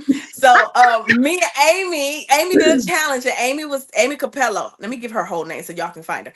Well, So Amy Amy, Capello is gonna be on the business spotlight shout out on Monday. So Amy was doing a challenge, and her last day of her challenge, we were talking about autopilot. And so I said, I didn't notice I was on autopilot until people around me started noticing, because I'm very engaging, as y'all can tell. I'm bubbly, I'm energetic. So sometimes my energy will go on autopilot. Mhm. Most people that don't know me will not notice. People that know me will be like, This is me. Whenever she on autopilot, I'm like, what's up? You right. Right. What's happening? Where you going? Because I look normal. I look totally normal. I look the same way. But I know for sure I'm on autopilot, and then people start noticing it, right? So being present means that you're not on autopilot. So you're not just waking up in the morning and saying, hey, I'm doing this, and this. My alarm goes off. Great. I get up. I brush my teeth. I wash my face. I get in the shower. I do my cold plunge. All right. Great. Wonderful. I get out, get my coffee, and you're on repeat. If you have not seen the Truman Show, That right there, and I think that's the reason why I wake up at different forms in the morning. I go to bed at different times at night. That's why I eat breakfast at different times of the day. That's why I eat lunch different, because I don't want to be on autopilot, because you can easily morph into autopilot and you think that's living, but that's definitely existing. Exactly. And I really feel like being present is living. Being present is being able to recollect what you did for the entire day. Yeah. If you can't tell me what happened at noon, from noon to 3, you're on autopilot, babes. Sir, you're on autopilot. You're 100% autopilot. You're not present. You have no idea, because you have no connection with what's happening at the moment. And a lot of us live in an anxiety-driven world where we're always constantly thinking what's to do next. Yep. All right, I made it to my doctor's appointment. What am I doing at home? Okay, cool. What are we eating? Especially us mommies and us women.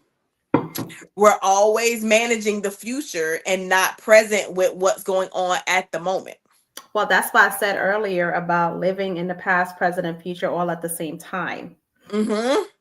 Because when you're thinking about what you did the day before, sometimes you don't remember. Sometimes you do, and it could have been a very traumatic experience, which allows you to be emotional in real time. And so it causes you to be in depression mode, anxiety driven, and you can't focus or function, and that's affecting what you're going to do in the future. 100%. 100%. Because the past should only allow you to understand where you're going. Yep. Right? That's it. It just allows you to understand. Alrighty, cool.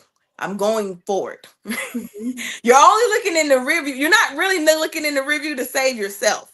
If somebody runs into the back of you, I mean, there's a couple things you could do, but you got to look forward to see what's going on in order to even help yourself from the past. So there's not much you can do, right, from looking from the past. It's just there to say, hey, I passed that exit. Okay, that's noted. That's it. It's just noted. The present is what actually keeps you safe, truth be told. Being present, driving forward is what keeps you safe. All right. And then looking ahead in the future just prepares you, because you can't do anything about 3 cars ahead of us. You can't fix the traffic when you're sitting in the traffic. Nope. You just have to figure out how to maintain what you're doing right now in traffic, because if you keep looking 4 cars ahead, you're not noticing the person in front of you is about to slam on brakes. Yep. And I really truly believe life and business is the same way. Mm-hmm. And however you show up in your personal life, if you're a business owner, it's going to show up in your business. It's going to reflect every single time. So if you're not present and you're stuck in the past of your life, your business is going to seem like it's going in a cycle. Yep. Over and over and over again. And you're like, how am I still not progressing forward? Let's look at how you're looking at your life. If you're stuck on your last success, no, that's not going to work. If you're too excited about the newest thing that's going to be brought out in your business, you will neglect what's going on right now. So you don't even understand the concepts of what's happening at the moment to implement them in the future. So it's being present is the safest place. Being where you are, where your feet are, where you are is actually living in your present. Stay there. Stay there. Do not leave. Do not pass go. Do not collect $200. Stay in your present. She said, "Don't go to not collect $200." You're funny. Do it, okay? But yeah. Too funny. So, what has been the most memorable compliment that a client has given you that stays with you till this day? I had a hard head client. She calls herself my hard head client. She's like, oh my gosh, if I can tell anybody what to do based off of what you told me, oh my God, I would tell them this, this, and this. But she was like, she thanked me for being the way I was. Like, can we talk about imposter syndrome for a little bit, you know? Let's talk about imposter syndrome for a little bit. Me too. So a lot of times you wait for, let's say we wait for outside sources to validate the gift that's placed in us, right? And so you don't even have to validate your own gift. You just have to operate in it. Right. Truth be told, right? Yep. So a lot of times we wait for other people to say, you did that, or okay, I see you, or oh, look, this worked for me, right? That has its space in place. But when it comes to actually doing what you're supposed to be doing, it does not matter if the world says yay or nay, ever. Okay, it's supposed to be like that at times, where you don't even understand why people don't see your greatness. It's not your time to be seen yet. So don't fall victim to your own self saying, where is everybody to give me my hand claps? They won't last anyway. People are fickle, right? So when my client said, when she's a client friend, she was just like, girl, I really should have listened to you because you were giving me insight that I didn't even know I needed. But I'm grateful and thankful that you persevered through my pushback. And that you still were like, I still want to see you be great. I still want you to be successful. Here is this. She was like, that's the best thing you could have ever done for me. And I keep and resonate your words where even if I don't hear you or I don't talk to you for a couple of days, I can still hear you in my head. And I was like, oh, that's the best compliment you could have ever gave me, love. That's the best compliment because I really want to be the person in your head. Even if I'm not with you, that means I planted a seed that can then grow forever and ever. And once one seed grows up, ever, right? So once that one seed grows up, it's going to produce fruit that could create more smaller seeds. And then those seeds, it just turns into a cycle. So if I can plant the one seed and grow it into something else, my job's done. Yeah. And I like the fact that you were stating about, not waiting for people to hand clap you, because even when I decided to create the Streamathon based on my roommate saying, hey, why don't you do a marathon for the Monday Night Sofa Conversations? Because I was telling her I was bringing on guests. And then my friend, Alexis, she's a moderator for Twitch. So when I told her about it, she was like, oh, you doing a Streamathon? I'm like, look at God. And I went ahead and just jumped into it right away, and the responses have been amazing. Yeah, there's been some no's and some pushback, like you said, because people really haven't seen the value of it. But I know in time that'll change if I'm continually doing it. But it's a great concept, and it's an amazing idea to the point that I don't know if I told you yet, but I'm actually hosting a master class on December 15th, and it is called Aligned and Abundant Intuitive Revenue Growth Masterclass. So pretty much I'll be teaching people how to create innovative ideas and turn Yeah. lucrative streams of income based on their purpose and their products and services. Yeah, absolutely. Shout out to the people that give us ideas too. Yes. I consider them free agents in my business. I'm like, That's a blessing. That's a blessing because I'm still having exactly. that conversations, and then this is just a whole different thing. And on top of that, too, sis, on top of that, I have the business spotlight shout out packages. So the one package is 3 consecutive Monday business shout outs for 55.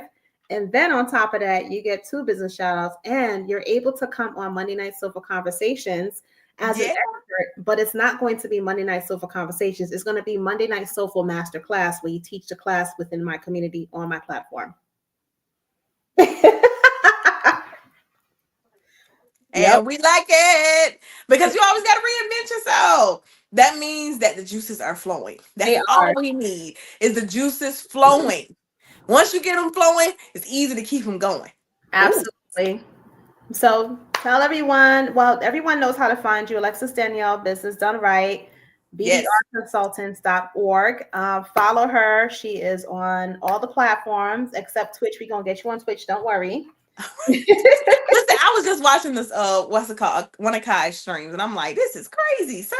Yes, absolutely. All right. Yes. So my next guest is coming on. And so thank you so much for joining. Perfect. I appreciate you. I'll Alrighty. record this segment as soon as I get it done.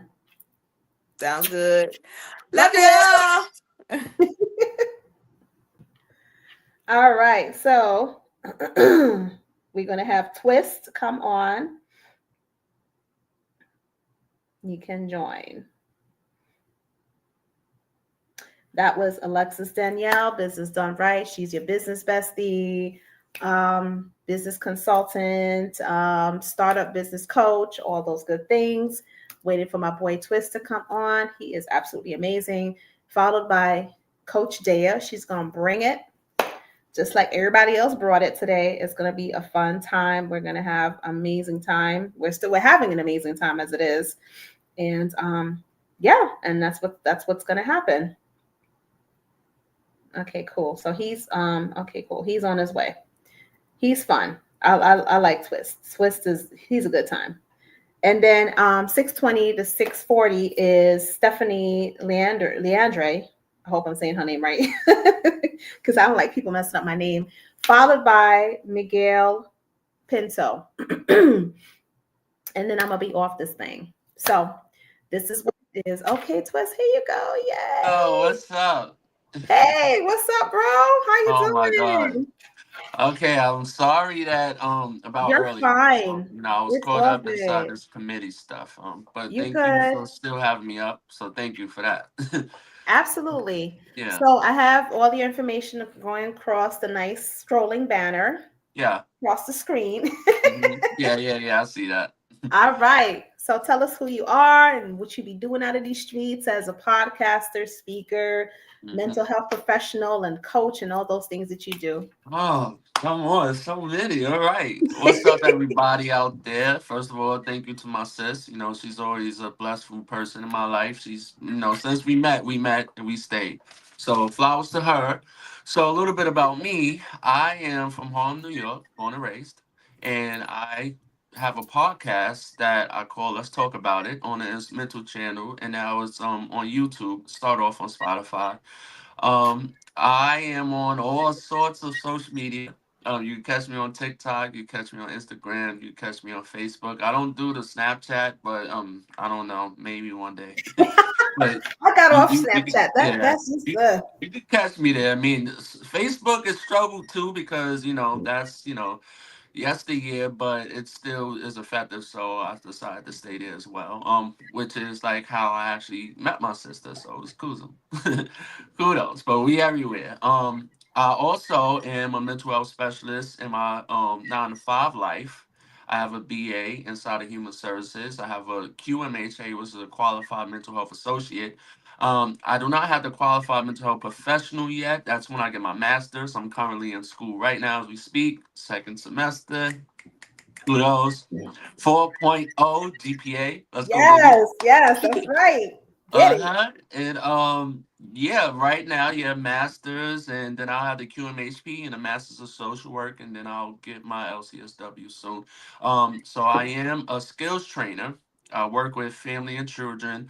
I help them maintain like the house and also the school setting. So I help the kids with their academics. I help the family get services if they need it, like therapy, counseling, if they need help with public assistance, if they need help with job readiness to get connected with employment, trauma informed, parenting for infants and teenagers and going into young adults. So I do pretty much all of it.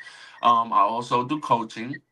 Mm-hmm. So it's been about 90 days that I have launched a one-to-one, because 6 months ago I was trying to do groups, but I wanted to be more intimate and like one to one Mm-hmm. interaction. So now I'm doing coaching in that area. So the focus now is on anxiety and self improvement. So I have Mm. sessions going on with that. It's been fun. I have about 4 or 5 consistent clients right now. I'm aiming for at least 10 to 15. But I'm just going with how it's gonna go. Consultations has started. I have 5 new ones that should be coming along, but it's all about the fit. I'm not looking for the compensation. I'm looking for the commitment of counseling. So like if Mhm. you are someone who want to just focus on one direction of a problem, then we could see if I'm a fit for the solution, because Mm. if you guys are familiar, just talking to the audience, I know some of us as professions, we have to understand the difference between being a counselor or therapist or a social worker and a coach. It's a difference in the It domains. is. And I So had to different. learn that too. So like yeah, It ain't easy. It ain't easy. it's sticky areas, but I'm enjoying it because when you're coaching, you can be a little bit more freelance. You can give Yep. suggestions Yep. and you can like kind of like guide in a different way where you cannot under your license, because you Hmm. can avoid confidentialities or HIPAAs, and you don't want to put your license at jeopardy. So coaching, that terminology gives you the opportunity to freelance more. So Absolutely. And um you have more leeway to give actionable tips and exercises and, mhm. things like that. So I utilize both. That's what I do. Mhm. That's what I'm doing. Yeah, I just ran like that's what took me so long, because I was actually at a social work committee meeting, and I was Mhm. meeting other providers and just seeing what they were doing. So you had school social workers, you had behavior health therapists, you had shrinks there, psychiatrists. So you had all types of chains down. So I was just meeting and greeting and networking, seeing if we could rub some hands like that.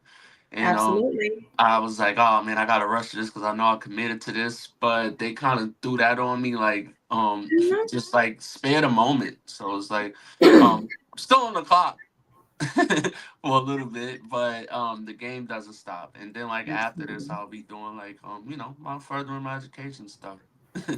Beautiful, beautiful, beautiful.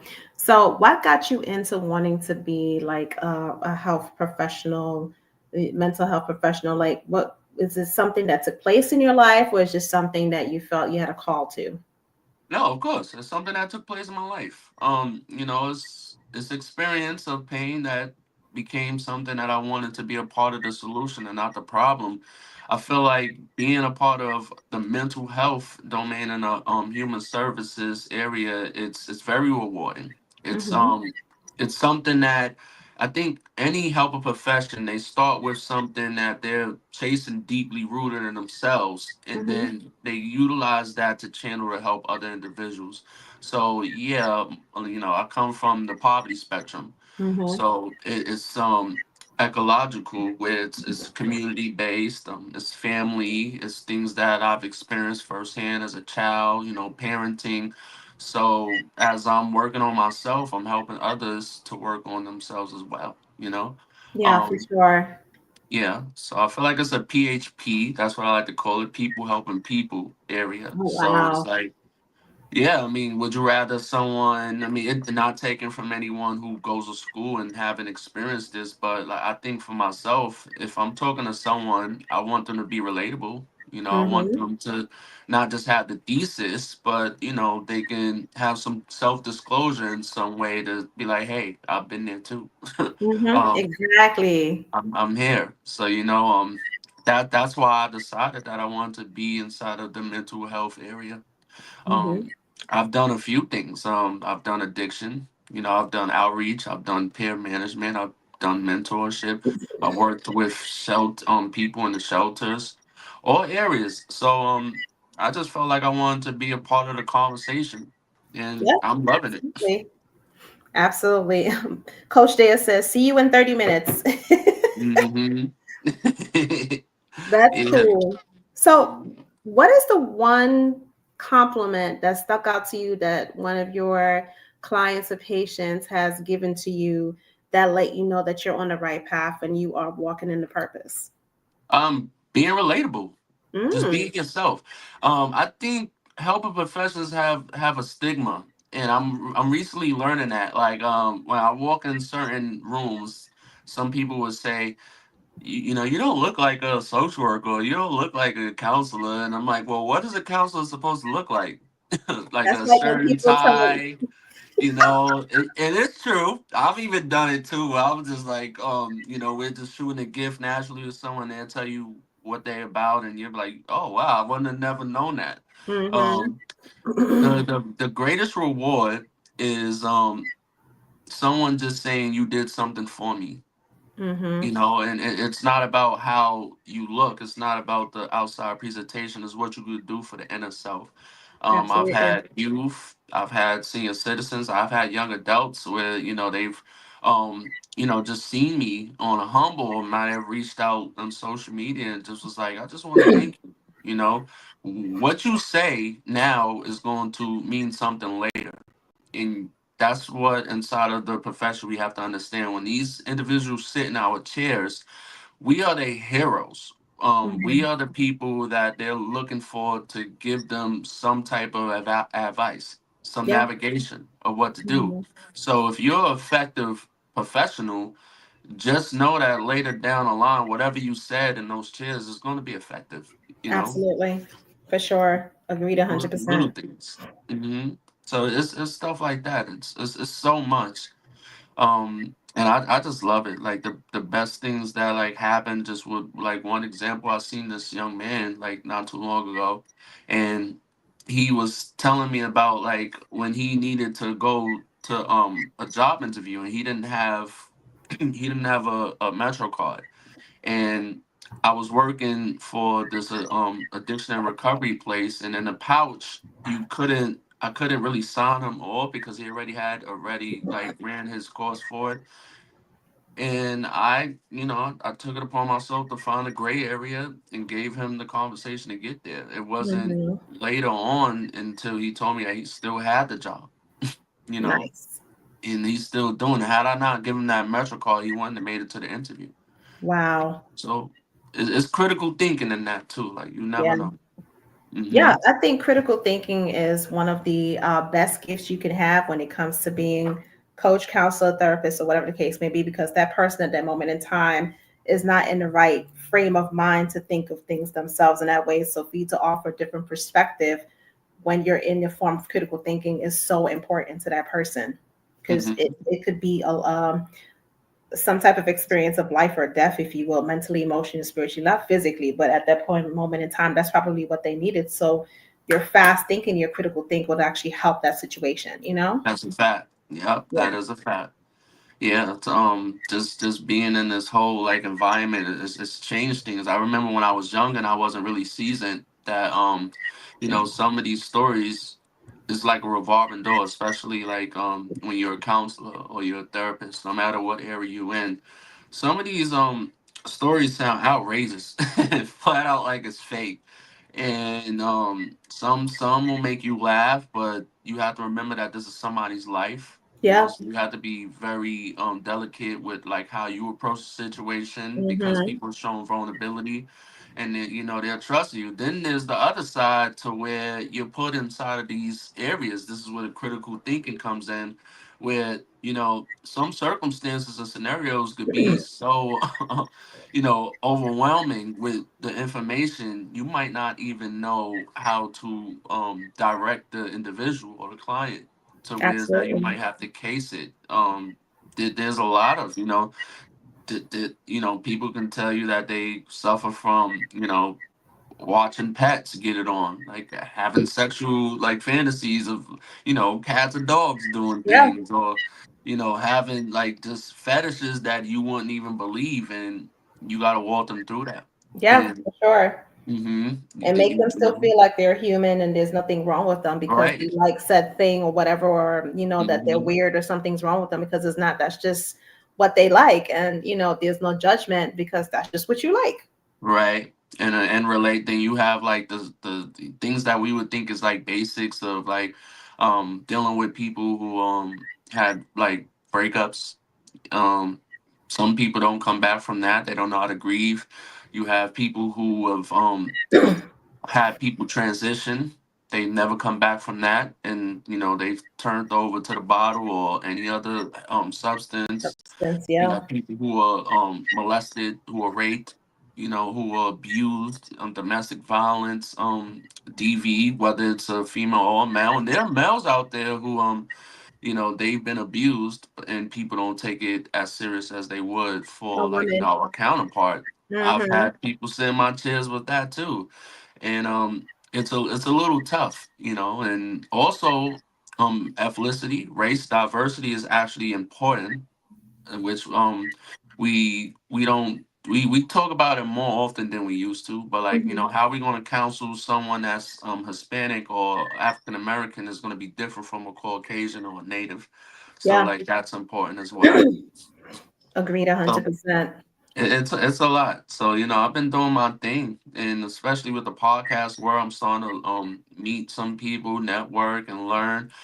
In the mental health area, there's not a lot, but there's many like shows. There's some major shows now I've actually tuned in, but on a smaller scale, when you're talking about like social media or YouTube, there's a lot of channels that deviated. Like they Yeah. started off as that, or there's some that started and it discontinued, and they had a lot of Hmm. great information. What I'm learning is that like trying to be a channel for mental health or counseling or social work, that's a very broad Hmm. area. It's a lot to cover, and people become inconsistent or just feel like it's boring. It's a very challenging niche, but I'm still gonna keep going for it. As And you that's should, what I because learned. your niche is probably going to be the one that stands out the most if you consistently do what you're doing with it. Because everybody's different, and so it's just based on expertise, experience, what sets you apart, why you're doing what you're doing, and why is this important to you. Yeah, facts. I think that like a niche, and this is what like I try to tell people now is that like when we hear in these commentaries when you up and coming, they tell you a niche is important. You need to double back and get your niche. Like a niche, in real definition, is something that you do and you enjoy, and you want to spread with the world. Don't. Yep. Don't sit and listen to, and I'm not saying don't take, because to each his own. If you just chasing a bag, and you need to change up and get image or whatever, do what you gotta do. But a niche is supposed to be something that like you like like yourself you enjoy and you want to Hmm. share with someone. That's what a niche is. It's like something that you're a professional, you're an expert in, and you want to talk to individuals about. Like, this is a niche, get Absolutely. together, putting out brands, like shine a light on people, Hmm. having a conversation with your peers, or like, giving a relationship advice, things you do at work, that is a niche. Like, Yeah. so just be careful about that. But like the niche inside of being in a health profession, like I said, it's very challenging. But I decided that I was going to keep how I was going with interviews from people from all walks of life, authors, rappers, any music genre, people who are connected in the spiritual realm. I've even thought about interviewing some witches. That's what I was Why thinking about. not? Why not? Like, and I've been connected with them, but the thing is that like I don't Actually, want to be. actually, you have interviewed a witch. I mean, I never consider you a witch though. I said spiritual guide. I said the word spiritual guide, right? But okay, if you want to say witch, I but mean, yeah. I call myself a witch, like a white witch, because I do a lot of light work, healing work, and Mhm. positive energy, that type of stuff. But there's different types of witches. They just don't really witch. Yeah, I see. It was just like I had to shed lightly because when you say witch, like Mhm. people might think it's demonic or like things in that nature, and it's not. There's good witches out there. You looking at Yeah. one, you And that's know. what I was saying earlier today when I was talking about my Oracle Dark card deck. I'm like, this is not a deck that's like seven of wands and five of hearts. This is like to help you independently motivate yourself and how you need to be in your life. That's how I Right, create my decks, my card decks, my affirmation decks. Is not for me to tell you what's going to happen in your life because only you can actually hmm identify what that looks like for you. And you're the only one that can save yourself. I can encourage you and inspire you to put your best foot forward and to really embrace and accept your potential and your gifts for you to walk the life that you want to walk. But right. don't come to me talk about, oh, this person broke up with me. We gonna get back together. I don't freaking know, and I don't really want to know. That's up to you. I mean, I mean, yeah. I mean, for me, it's that like I'm connected with the universe, but I don't know how to channel those gifts to like read the auras and stuff. But I do know energy. So like, remember when you came up, I let you read me right there because I'm like, this is good energy. Let's go. Like, it's gonna Right. be organic. It's just something where it's like, oh, I don't think I want you to do that because you probably gonna channel some shit. Like, I'm good.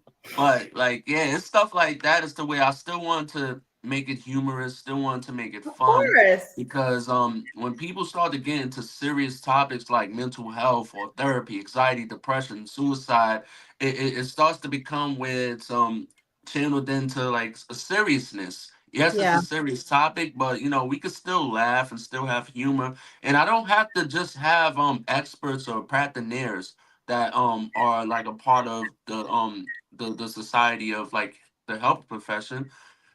Therapy and therapeutics, and like people who going through like mental health issues, it's everyday walks of life. It's Absolutely. everyone. So it's like Absolutely. I want to keep that area the way it is, so I still conduct interviews with anyone and everybody.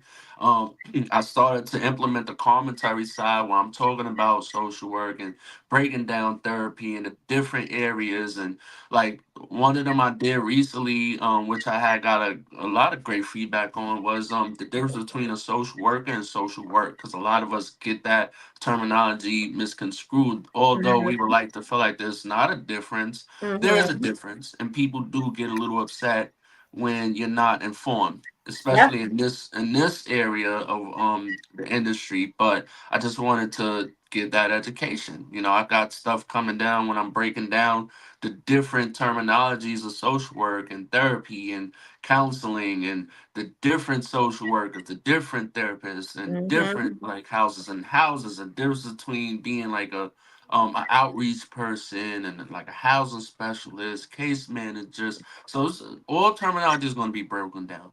And then like the one-to-one connections is that like if you feel like you want to reach me, you could just reach me in any contacts that I have available. We could sit Mm-hmm. down and you could tell me what the issue is, and like we can see like what direction I might can To help you with. be a Yep. better fit with you. Or like if I'm not, like I'll just tell you honestly, because I'm not trying to take anyone's compensation. Like that's not what it is. And we all know how that can happen. Somebody Mm-hmm. would have like a good verbiage, good pitch, and then you call them and you do everything for the consultation, and you tell them what's going on, and they give you like all of this great stuff they can do for you and how they can make you feel better, or this is the courses that you should be able to take. And you spend so much money and like it's not effective. And Exactly. I think that like a lot of times is that like that honesty. I mean, come on, like it is a pitch. We want the bag, but also we dealing with people's lives here. So I don't want to disservice anyone because there are Absolutely. people who you gotta understand, and this is where a lot of coaches and therapists too, they don't keep it up front because they do want your service, and then sometimes it's to where they want to challenge themselves. Like, this is a problem that I don't really face a lot, but I have the skill sets to do it. But you don't want to gamble with that. So it's like I'm able to tell people up front if you need actual therapy or if you need coaching.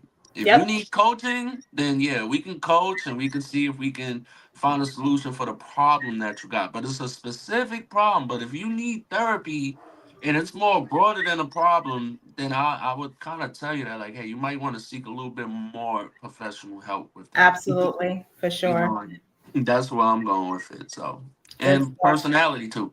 Yeah, for sure, for sure. You know. But thank you for coming on the Streamathon. I appreciate you, brother. Thank you, sis. Y'all have a great day. Talk to you later. All right, cool. All See right. ya. See Bye. ya. All right, so that was Twist Johnson. Be sure to follow him on all social media platforms. Check out his podcast on YouTube. It's called Let's Talk About It. Just type in Twist Johnson. Let's talk about it. I'm excited. In 15 minutes, we got Coach Dea and women's empowerment coach, trauma informed facilitator, relationship expert, and all of the things, as me and her say. So it's going to be fun to just have her come on. Hope that you are enjoying the Streamathon so far. Like I said, if anyone is interested, if you're an entrepreneur, business owner, and you want to jump on the next Streamathon, it's going to be Wednesday, January 8th from 12 p.m. to 8 p.m. And there's going to be 20-minute slot times for each segment. You get a recorded segment, a personalized flyer with your name, business title, your slot time, and your picture, of course, promoting on social media, all social media platforms across the board, as well as my Substack newsletter. You'll be promoted on there as well.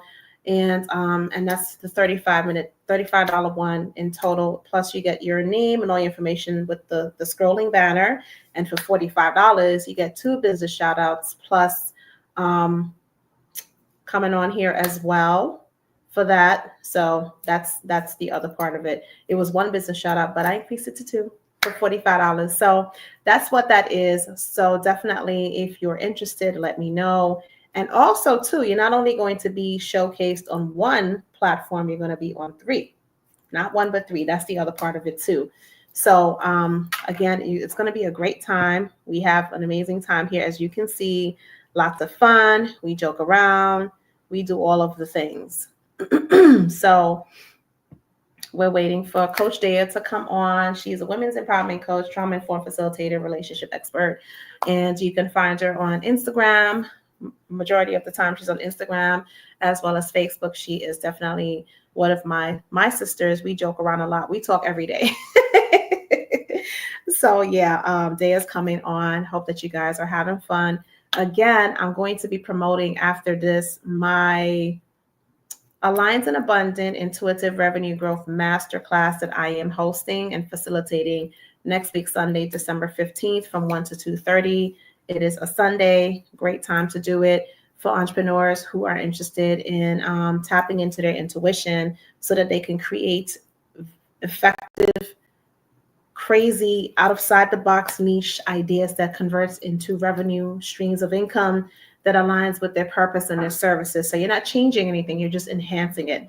And I'm going to teach you how to do it in real time. So we will come up with the ideas together in real time, and we will be working on it in real time, whether it's a membership program you want to do, different packages and services. So even if you want to do your own type of Streamathon, I can show you how to do it. Or even if you want to try to learn how to build your community on social media with the most effective platform that you can have, I'll show you how to do that as well with verbiage, video, content, the whole 9 yards. I'm gonna put my glasses back on because I'm starting to get a headache. So that's what we're going to do on December 15th. It was 97, but now it is 72 because I'm doing a 25% discount on that. So that's what's going on next week, Sunday. So yeah. So I'll be right back. I'm going to take a little break. Day is jumping on at 6 o'clock. Oof.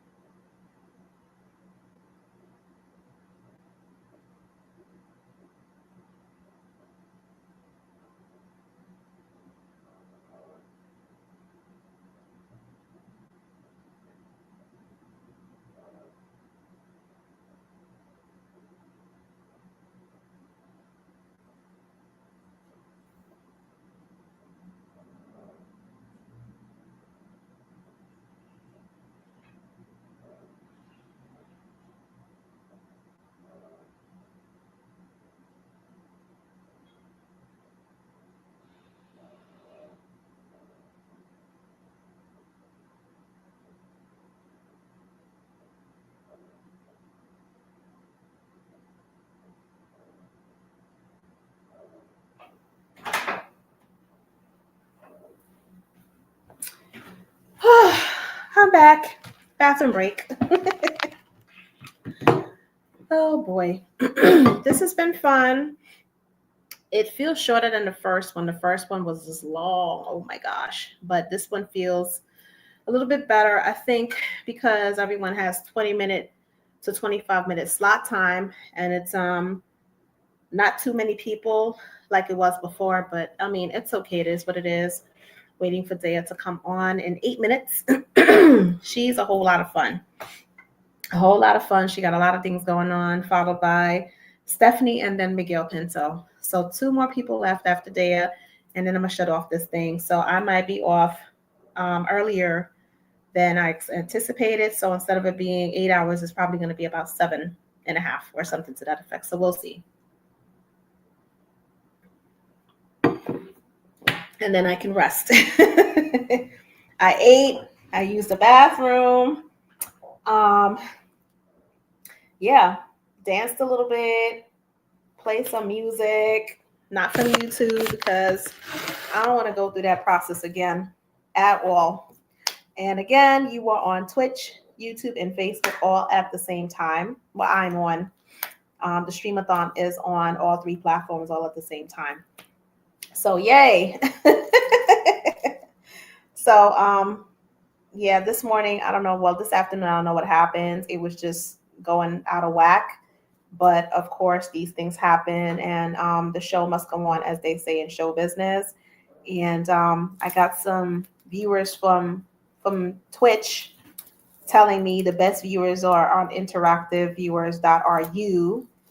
So at least there's some traction going on there, of course, on YouTube, and then of course on Facebook. So now you know exactly what it is to be a part of the Streamathon and what you will be doing when you sign up to be on the one on January 8th. And on Saturday, I'm going to be with Alexis. We're doing a vendor thing, so I'm definitely going to be talking about all of the things that I just mentioned earlier: the masterclass, the monthly membership, the business shop spotlight shout out packages, plus the Streamathon. And yeah, see what happens, because there's entrepreneurs all over the place here in Savannah.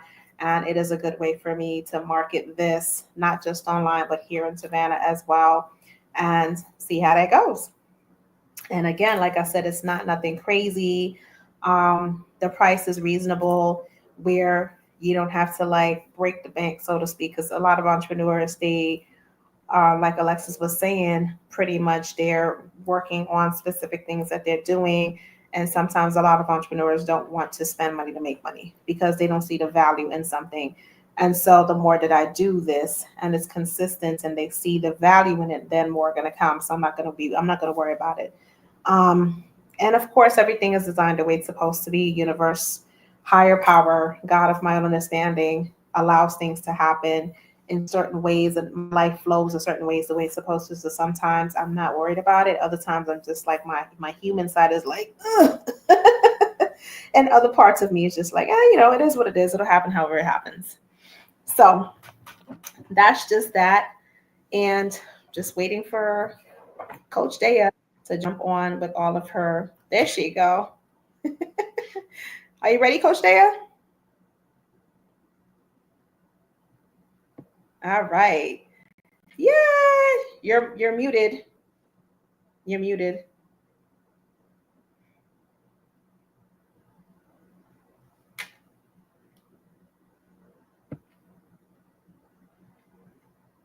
Oh yeah, you have to unmute yourself.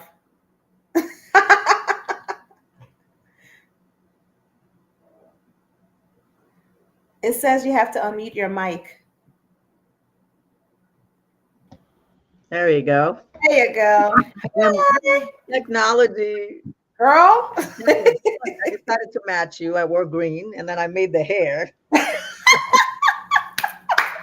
I love it. To be in tune. Oh, my girl, I've been watching all day, and Thank I have to tell you you. some things about what's going on. So the messages that you're reading from me, I post them 15 minutes before you read it. Oh, Lord. Yeah, I was trying to tell you it's delayed, because when you said, "Oh, I'm back," I had already typed 10 minutes before. Oh my I've been word. here. I watched the whole day except for when you went Right. off. I had my I phone. appreciate it. I was all day, girl. Like, yoo-hoo.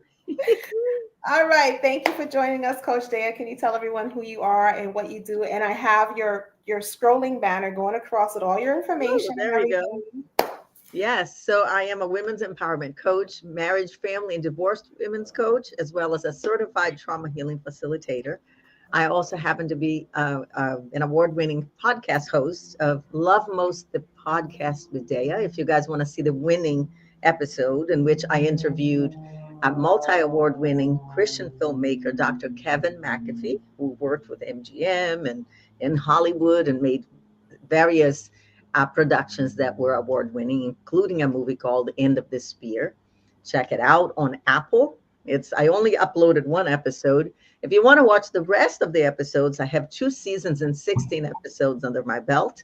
You can watch on my website at coachingwithdea.com. So under the podcast tab, of course. So how did you get into being all of the things that you are, women's empowerment coach, trauma informed facilitator, relationship expert, divorce, marriage? Like what was it, an experience that happens? Like take us on a journey.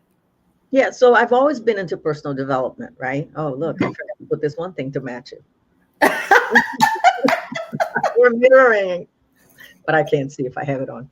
So, yeah, so it started off very young. You know, my mother was very much into mind power, right? So it started very young, understanding about mind power and the impact of the things that we say to ourselves about ourselves. And would always talk about affirmations and things like that. So I became, in love with personal development from a young age. And over the years, just as I put myself through a lot of the storms as I call them, self-inflicted storms, which is where I learned lessons, right? As I got older, I started to seek answers to some of the questions I couldn't ask myself, right? So when I started having questions about life, I realized I don't have answers to the questions I needed to ask before I made those mistakes and didn't have the tools to do so. And so the journey began. But fast forward to, 20 years of mistakes, right? And also good things, blessings as well. I looked at the things that had gone wrong and went on a quest to find out why was it that I couldn't get this or that. And in that process, I said, how many people need to learn? Because, the epiphany was incredible. It was just like, oh, wow, no wonder it didn't work. Now I know this, I know that. And then I thought, how many people could use that information? And so then I decided to become a coach after doing a course, getting a diploma. And then the other things came with it. I did various courses from Insight to Landmark to the Paradigm Shift with Bob Proctor. I also did the Great Adaptation with Esther Perel.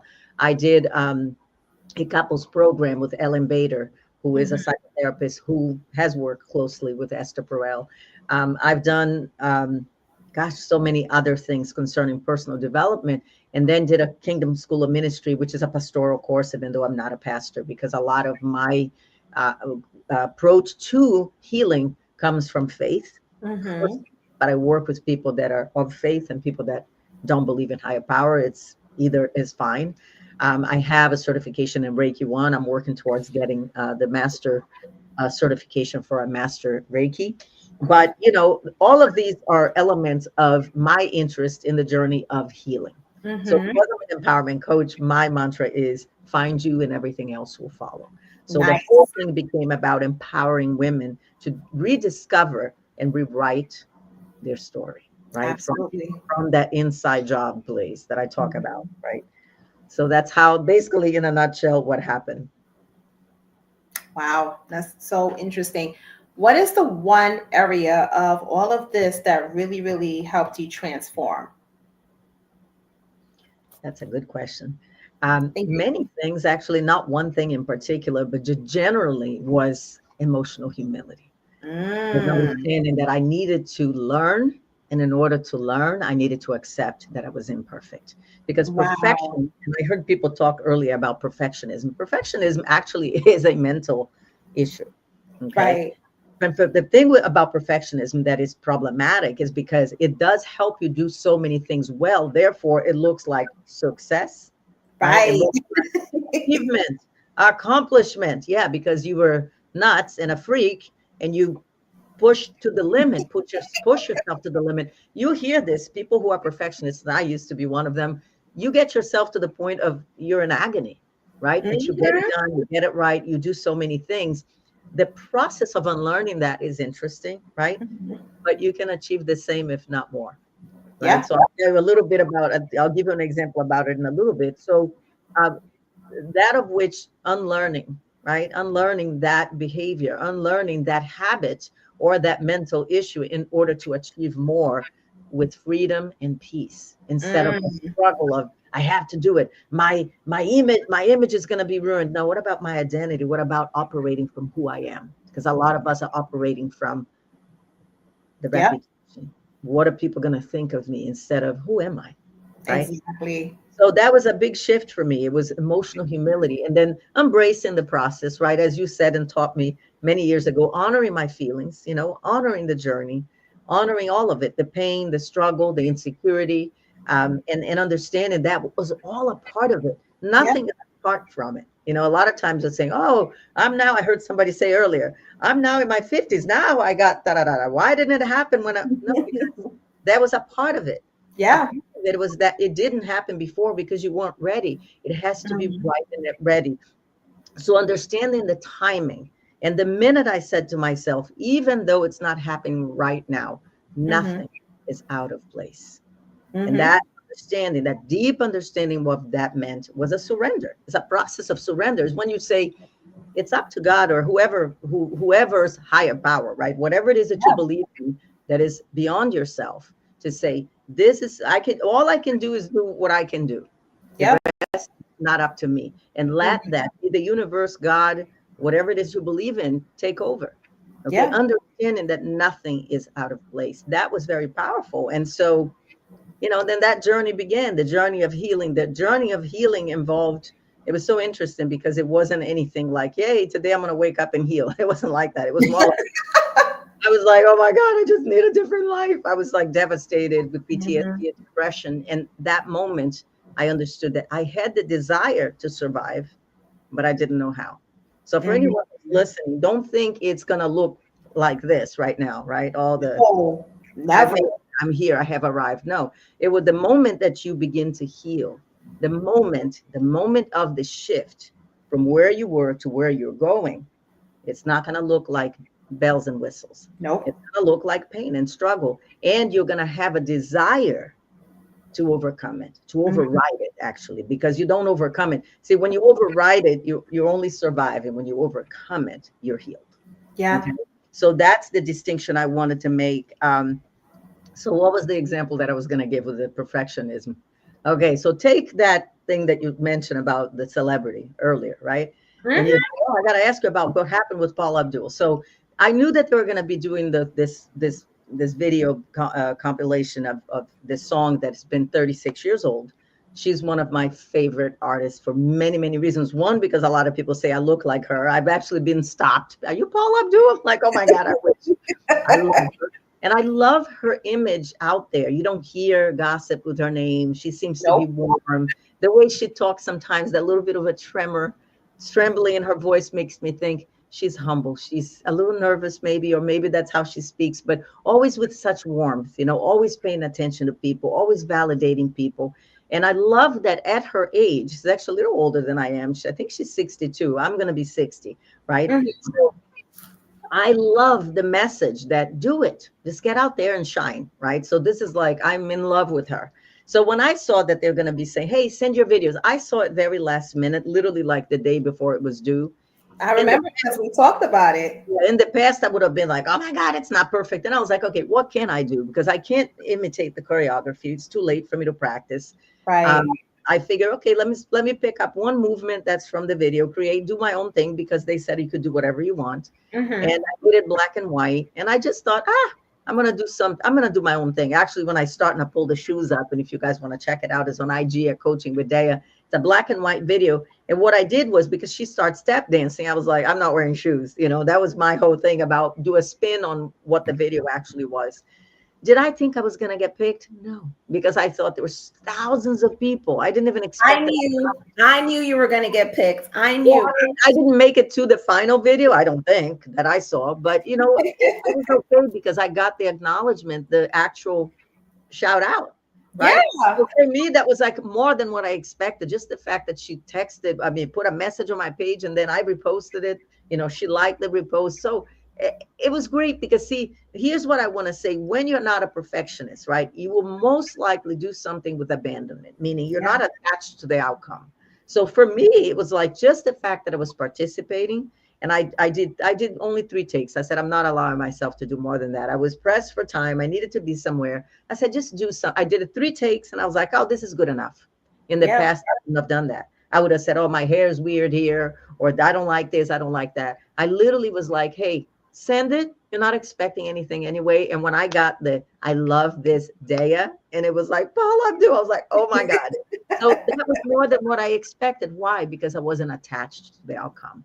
When you when you disconnect from the perfectionism mentality, you start to look at life as anything is an opportunity. And how many things have I done with abandonment and have been awarded things I didn't expect? You know, the presidential award was like that. The scholarships for the top 2 dance schools in the United States was that. All of the things that I've done that were amazing, the relationships that I didn't expect, or people that I meet, or work that I do, or it's always like, just do it. Throw yourself at it. Why not? Yeah. What do you have to lose? We don't have anything to lose, right? Only gain. Absolutely. Even the experience of that, of which could be a disappointment, is a revelation, right? You could say, oh, I'm disappointed I didn't get picked. I'm like, no, I'm excited that I received something that I didn't expect. Or, well, I might have not gotten this job, but maybe it wasn't meant for me. Maybe there was something greater down the road. So to start to look at the no's as a yes. Yes. See, the no's are yeses for more, for better, for more than you, for more that you deserve to have that you don't yet have. Yep. And also to just like operating gratitude for everything, for all the things. I think that's the other part of it too, because I think oftentimes when we go through certain things in life or we don't get what we want, it's just like, oh my God, like my life is over, blah, blah, blah, blah, blah. It's like God is probably saying, well, what the hell with the stuff that you have right now? Why are you not grateful for what I've given you right now?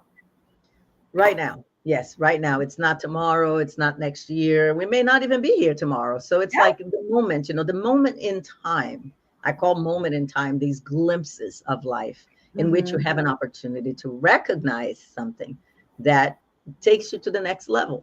From in when I mean like next level, I'm not talking about becoming a celebrity. See, this is the issue, that everybody thinks that what's big is what's seen by others instead of what's in here. You get to experience that in real time. No one else does, right? So the moment, that moment in time is where you get to experience freedom and peace. Yep. That's the only thing you can. Now, if somebody gets to see it, say, I was having freedom and peace doing that video. I was like, hey, I have freedom and peace. I did what it was asked of me to do, and I enjoyed myself while doing it. Did I expect to be recognized? No, I didn't even think, because I thought people probably, they have thousands of videos. It's literally 2 hours before they close it, and they had extended to Sunday. I'm like, they're never going to see me. When I won back in 2010, I created a mom and baby product that was picked by Kimberly Clark, which is the mother company of Huggies, right? And I won this award, which was at that time the largest grant to startup companies for moms who were entrepreneurs. It was a $15,000 grant. And I just thought, girl, and I was the last submission, because literally as I sent it, this has been going on for months. I see it on the last day, on a day that I was all discouraged about life. I thought, just do it. What else can happen, right? Nothing is happening. I have nothing to lose. I send it in, I submit it. And then after that, I receive a notification that the contest was closed, right? And then I was like, they're not going to call me. 2 months go by, I get a call. I was one of the winners, 12 winners out of almost 550 entries. And they said, we had already picked the 12 winners. When your product came in, we switched it. Oh, wow. We went and took somebody out because we were like, okay, this is definitely more creative. And so not expecting is a big thing. Now, when I say not expecting, let me put this in the right perspective. I'm not saying that you don't expect in a sense that you don't feel deserving of. I think that you always expect great things. But when I say don't expect it, I mean don't be attached to it. Okay. Don't be attached to it. Yes, I always expect great things, I always, because when you do that, what you're saying to the universe is, I deserve it. Yeah. I deserve it. So it's the expectation that it can happen, but you're not attached if it doesn't, right? And just because you didn't get it doesn't mean you don't deserve it. And just because you didn't get it doesn't mean that you won't get it in the future. Thing is that maybe at that time in that season, it was someone else's turn. Yeah. Right? We're here as souls, right? We're here as souls and lives in this realm on earth as humanity. And we are part of a big puzzle. It happened for some people. For some people, it's not time yet. Next term, right? Yep. It's the same thing. As people are being born, people are also dying. Absolutely. Right? I see it all the time. In that rhythm. So it's just because it didn't happen in that day, that moment, doesn't mean it won't happen, or it wasn't your time yet. Right. And our time also doesn't involve when we think we're ready. Yeah. Right. There's something else that has to be at play when the time is right. Something we may not know nothing about. Right. Yeah. So. And the universe is always working the way the universe works. And sometimes things are not in our control. We can control how we respond and react to it, but we can't control the outcome at times. And it happens when it happens. And like, it was Tina Jackson was saying that, she learned all these things later on in life. And it was something that you said about it happened when it was supposed to in time or something. It's not too late or whatever. And I'm a firm believer in it. I'm a firm believer in the fact that life happens the way it happens. It's designed the way it's designed. And we can just go with it or we can just resist it. Right. It's never apart from it. It's always a part of it. Right. It's just that we tend to think that what we pick and what we want is the way it's going to play out. And it's not, because at the end of the day, will we get what we want? To some extent, yes. But most importantly, that we get what we need. Right. And that's not something we always know what is, right? We don't always know what that is. So it's an important thing to accept. Can you go a little bit deeper into the difference between want and need? Because I think a lot of people have this misconception about the two, that the two is the same, but they're completely different. Yeah. Well, sometimes what you want is what you need, right? There are things that might be, you may not have the awareness that that's what you needed, but you also want it. I think sometimes it'll come that way. Most of the time, I believe that what we need, though, is not what we know. You see, what we need doesn't involve knowing. What we want, you've looked, you've researched, you chose. So the need is a choice. The want, you may know or not know. You may want or not want. The know is more about destiny.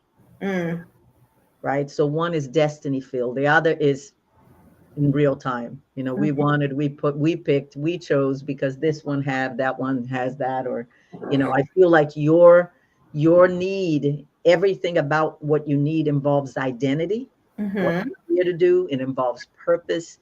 It involves a certain type of inner power. What we want could be something trivial. It could be something that we don't even, you see, this is why I believe this is why we get tempted, you see, in faith, right? In conversations, for anyone who's listening, who's a Christian, you're going to hear them say, oh, the enemy. Let me tell you what the enemy does. The enemy, or Satan, whatever they call, the enemy doesn't know our hearts. He knows our desires, right? And a lot of our wants involve desire. So what does the enemy do? The enemy, a lot of people say, oh, the enemy attacks. Let me give you another word. The enemy seduces you because he knows what you want. So he sends the car, the boyfriend, the neighborhood, the job, the trip, the bag, the shoes, you see? And that may steer you sometimes from your destiny. It will distract you enough that you're not focused on what you actually need to be doing.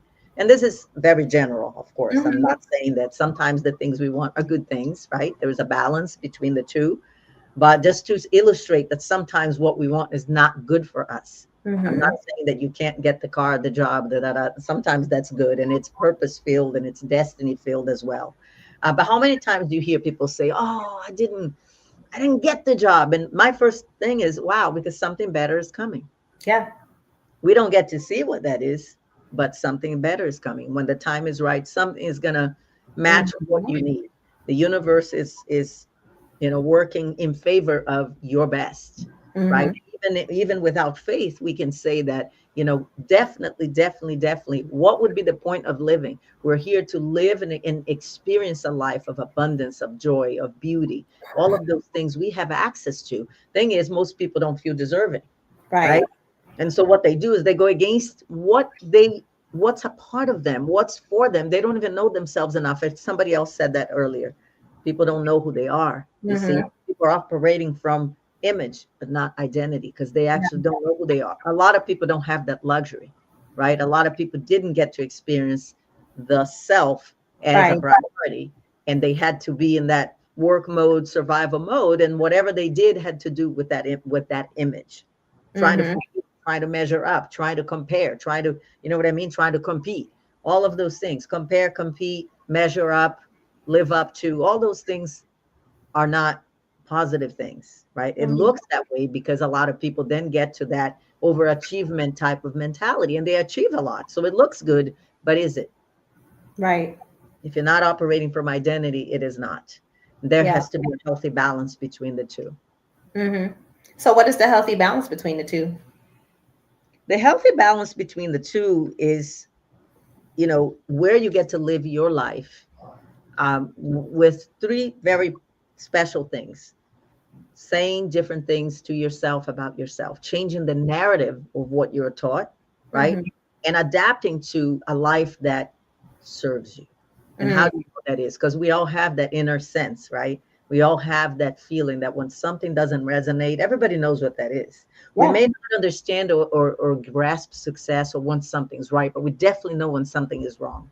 So that gift that we get that tells us somewhere internally that something doesn't resonate or doesn't serve us, red flags, call it whatever it may be, to unlearn some of those things that we picked as habits, or maybe something that was imparted to us through a family dynamics or whatever, and change it so it serves us. So it's unlearning to learn new things. So the language of which we use to talk about ourselves. The other one would be what I said before, emotional humility. You have to be open, completely open and comfortable with the fact that we're imperfect, right? Absolutely. You can be vulnerable, you can be teachable, you can actually grow. There's no growth without that. And the third thing I would say is that of feeling a deserving recipient, right? Because when you feel deserving, you're opening a portal for more things. So the balance between the image and identity, right, would be that. The healthy balance would be understanding that both are at play, right? It's obviously, ideally, instead of, okay, just think of it this way. Most people, they want to do and have, and then now I can be that person because I have the car, job, and it's the other way around. Who are you? And how you're living your life then will impact the way you do things. And therefore, out of that, you will have those things, right? It's not, they say do, be, do, be, do. Gotcha. So it's really be, do, have. Gotcha. Well, thank you so much for coming on the Streamathon. I appreciate you as always. My next guest is coming on now, and I have all your stuff there. So Thank you for be in touch having me. always. You're welcome. Oh, did you want me to tell them real quick about what I'm doing for the next thing? Yeah, Just go right ahead. real quick, beginning in January at some point, check out my IG at Coaching with Dea. I'll be releasing the dates and all of the information concerning this mentorship membership that I'm doing called the Radiant Woman. And this is where we get to talk about and execute this way of being that I say, Be, find do, you, have. and everything else will follow. So I hope to see everybody there. Thank you for having me. You're welcome. Bye. Bye, love. Okay, how do I got you. So we have Stephanie. Hey, Stephanie. Hello. Hi. Hi, how are you? I'm doing well. How are you? Girl, tired, long day, but I'm enjoying the Streamathon. I bet. Little hiccups here and there, but what we gonna do? Yeah. Yeah. Okay, so I have your banner. Let me post your banner for you. Boom, there you go. Thank you. Absolutely. Absolutely. One thing I got to do with the banner is your last name is DRE, right? Yes. Okay, cool. Easy fix. And there we go. Yep, there it is. There you go. So can you tell everyone who you are and what you do? Hello, everyone. Good evening. My name is Stephanie Leandre. I am a mobile notary and also a debt and wealth strategist. What I do is I work in the financial services space. My business is called Simply Noble Services. Mm-hmm. I help clients that that is looking to get life insurance protection for themselves, for their families. I am an insurance broker, so I work with various different carriers directly. Mm-hmm. I also offer mobile notary services here in the Central Florida area and also remote online notary services. If you are in other states and you need something notarized, we can just hop on a session online and I'll be able to assist you with that. Awesome, good stuff. When did you get into this kind of work? Like, what was an experience that you had, or was it something that you always wanted to do? Well, with the life insurance piece, what got me started was when I was 5, my father passed away. So he left behind myself, my younger sister, and my younger brother. We were Wow. 5, 3, and 8 months. Oh, wow. And yes, so very, very small children. My mother was a homemaker. So all she did was basically take care of the home. And Mm-hmm. my dad was the primary breadwinner. He did everything from taking us to school, taking her to the laundry, taking her shopping. So he was the primary provider, not just financially, but also physically. So when Mm-hmm. he passed away, there was no life insurance, there was no savings. My parents are both immigrants, they're from Haiti. And, you know, everyone comes to the United States for a better opportunity, for a better life. So all he knew how to do was work and take care of his family. There wasn't that educational piece of saving and also having a life insurance policy for the unexpected. He was Mm-hmm. 39 when he passed, so he was really Oh, young, wow. He was very, young, very young. young. And it was sudden. It wasn't like over the course of time.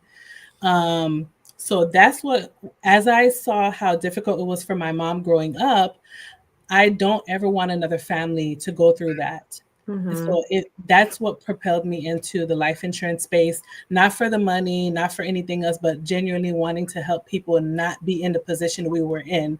Because life insurance is not just, oh, you're, when you die, you get money. There are so many other benefits. When he was alive, he was in the hospital. Of Mm-hmm. course, there were hospital bills, you know. Had he had a policy in place, he could have used the living benefits within the policy to be able to help pay those bills, so it wouldn't have fall on us. Right. Also, with life insurance, it's not just paying for the burial and that's it. It's also making sure that when you leave, because we all know that we do have an expiration date, we just don't know when it's going to happen. When you do leave, and if you have people depending on your income, depending on you financially, you want to make sure you have that financial piece set aside for them, because there's college. If you have kids, paying for college, buying your first car, or let's say they don't want to go to college but want to go to trade school or want to start a business, portions of your life insurance can be used for that purpose. Mm-hmm. And I'm a mom, I'm a wife, I have 2 kids. If anything happens to my husband, I don't want to have to worry about how I'm going to take care of my family Mm-hmm. after I've let him go. I want to be able to not work for a little bit and really just take my time and grieve should Mm-hmm. that happen, and be able to take care of my children. Same thing for him. If I pass, I want him to not worry about, oh my God, how am I going to pay the mortgage? How am I going to pay the bills? I want him to actually take his time to grieve and take care of our Mm-hmm. children. Mm-hmm. So that's the piece that I feel like people don't think about or don't talk enough about. That's what got me into that space. Um, Now with the mobile notary part, I was at work trying to find ways to make some extra money, because in 2018 I had a toddler in daycare, and like everyone else, trying to make ends meet, living paycheck to paycheck. So I just went down to YouTube University and it popped up, and I saw I saw how easy it was. Yeah, girl, YouTube University and Google College. That's what I call them. I love it. And it popped up, and I was like, oh, this is easy. Like, I can do this on the weekends and on the evenings, so it wouldn't really affect my work schedule at the time. So that's got me into notary, and I've been doing it ever since.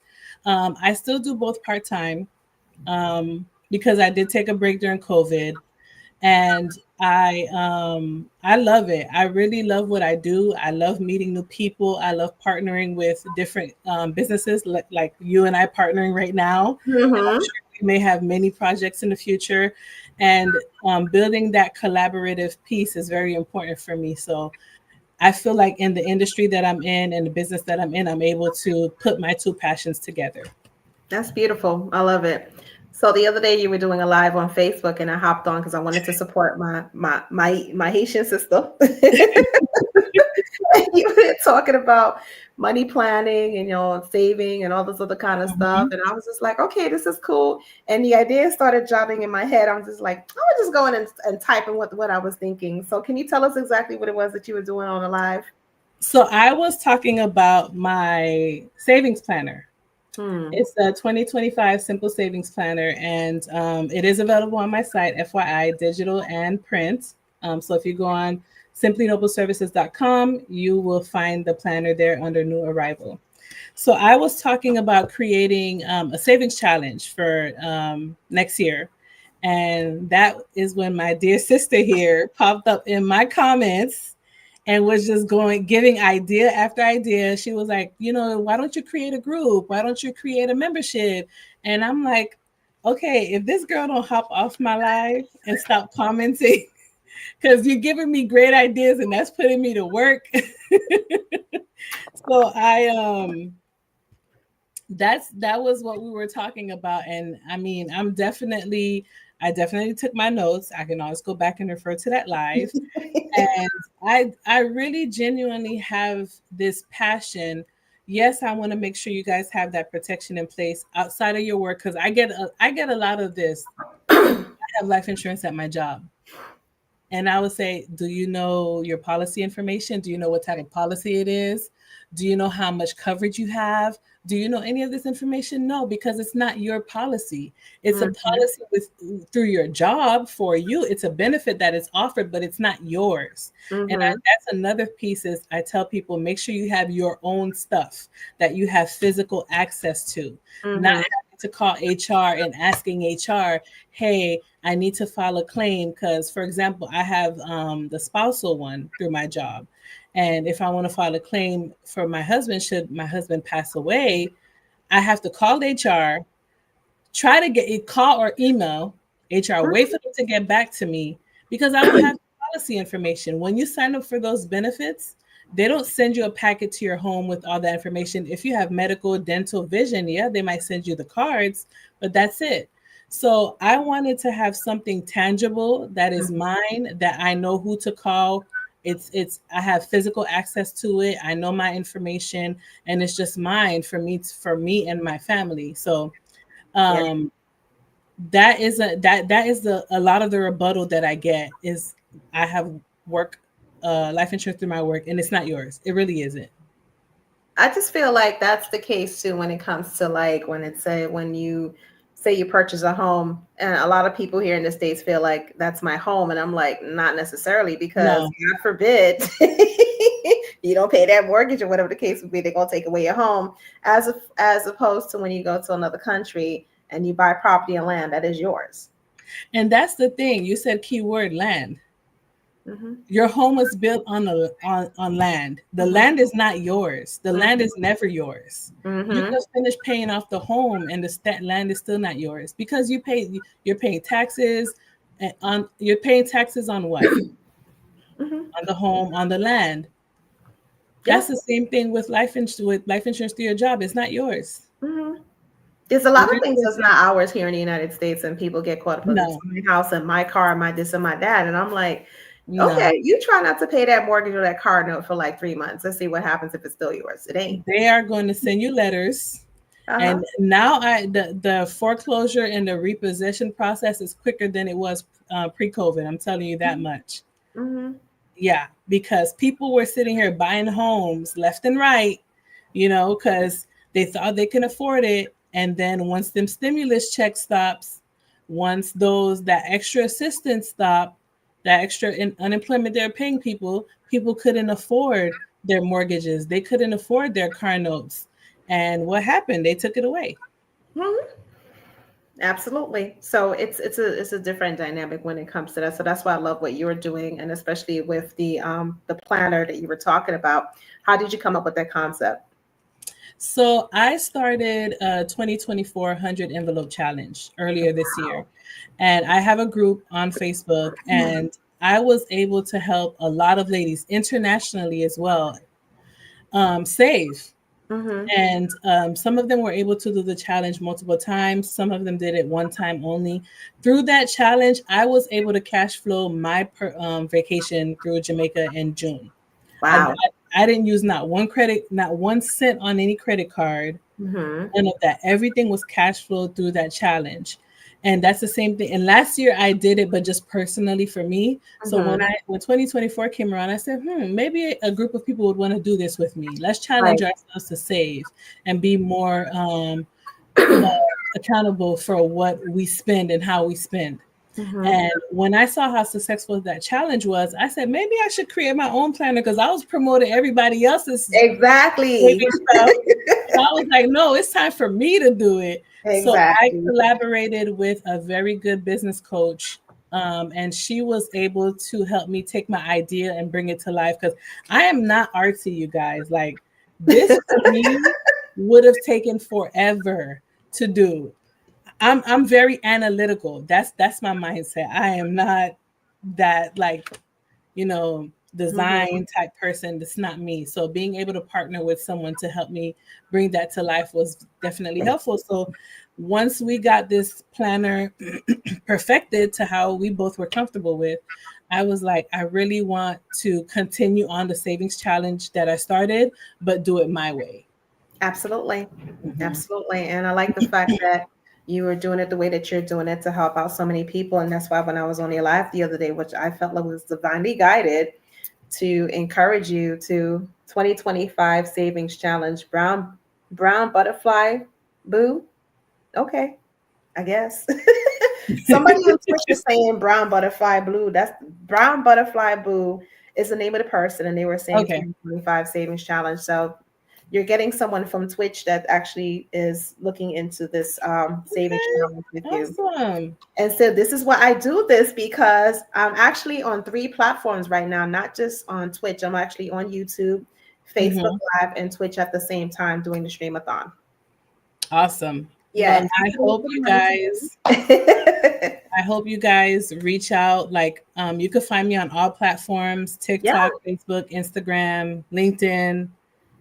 I missed Threads. There you go. That's the one I was missing. It's the same name, Simply Noble Services, across all platforms. I am in my DMs all the time, so please message me if you have She any is for questions. sure.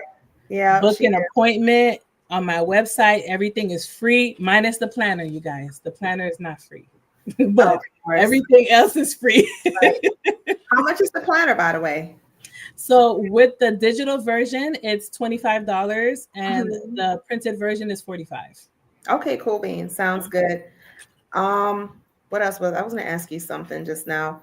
Oh, can you tell me a memorable moment that someone told you, like a compliment that someone told you that really stuck? That's like, um, Brittany is my name, Stephanie is awesome, and you should all definitely get your planner. Oh, okay. Thank you, Brittany. Yeah, she's on Twitch. Okay. Look at that. A memorable moment.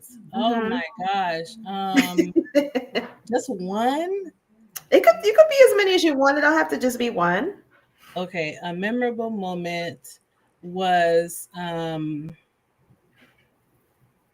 I was doing a closing for a client, Mhm. and this particular client was she was a veteran, Mhm. and she was buying a home here in my area. She was moving from California, I believe, moving to Florida, and she was a recent widow. Mhm. And the whole thing, she was like, California is too expensive. She wanted to move somewhere that's less expensive. And I'm like, you pick Florida? Oh, I mean, I guess Florida's a little bit less expensive than California, but I was like, it's expensive here too. Mhm. While we were doing her closing, which took quite a while. For those of you that are notaries, if you ever done a buyer's package, you know what I'm talking about. Mm-hmm. And it's a VA package, so it's like close to 200 pages, if not more. And I was just so patient with her through the process. First of all, it took us close to an hour to get the package at the lender's office. They took forever to get things ready. I didn't have any other appointments, so I just stayed there. And when we got it, I guided her through the, told her where to sign and pointed out specific information like what's her interest rate, her payments, and stuff like that. And in the middle of the session, she had a breakdown. And I was like, okay, let's just take away the paper. And I said, can you tell me what you're feeling right now? And she told me she was scared. This was her first time doing something like this alone. So I said, okay, let's just focus on what you're feeling in this moment. Forget about everything else. And she was like, oh, don't you have to go home and stuff? And I said, don't worry about any of that. I want to make sure that you are okay before, if and when you decide to move forward. So being able to take that time with her and just speak with her. I didn't know her person before that day. I didn't know all of her personal situation, but when she did tell me the story, I just felt it in my heart for me to just, calm down and relax with her, because although I don't know what it's like to lose a spouse, I know what it's like to lose a loved one. Absolutely. And she told, normally after we do these closings, they'll reach out to the client, say, hey, how was the notary? Were they dressed professionally? How did they treat you? How did you feel? And she wrote such a nice review with them about me that they called me. And normally the title office doesn't really call the notary all the out of the blue. And they called me, and the person that I spoke to was like, from now on, we will have you as our preferred notary, because for you, we can tell it's not just about the money you would receive for doing the actual closing, but the fact that you really took your time with each client, with this client, and she told us what happened, and something that could have took 30 to 45 minutes to be done, it took me 2 hours, and I didn't complain. I didn't call them and ask for more money and blah, blah, blah. And they were just so happy about that, because they could tell that I'm a compassionate person. And, I mean, I don't know how many closings I did for them after that. It was a lot, but they kept their word. And I was happy about that, because sometimes when you're meeting people, the energy that you give is very important, because you don't know what they're going through in that moment. Yeah. And one other one I could tell you is I had a client that was selling a home. She bought the home for her parents. She sold the home so her parents could retire in Puerto Rico. And all 4 of them were there. So her husband, and her parents, because it was a whole bunch of signatures, but it was a very quick, like in and out 20 minutes. At the end, her dad, her dad started crying. I don't like to see men cry. So her dad started crying, and he was thanking her for everything that she's done for them. And now they're able to retire without any debt, without any issues, comfortably. They had their home built in Puerto Rico, paid for, land is theirs, everything, comfortably, and all because of something their daughter did for them years ago, buying them their first home. She bought it as an investment property, but had her parents live there, and she just let them, keep the house. And just from that kind gesture to her parents, she was able to set them up for the rest of their life.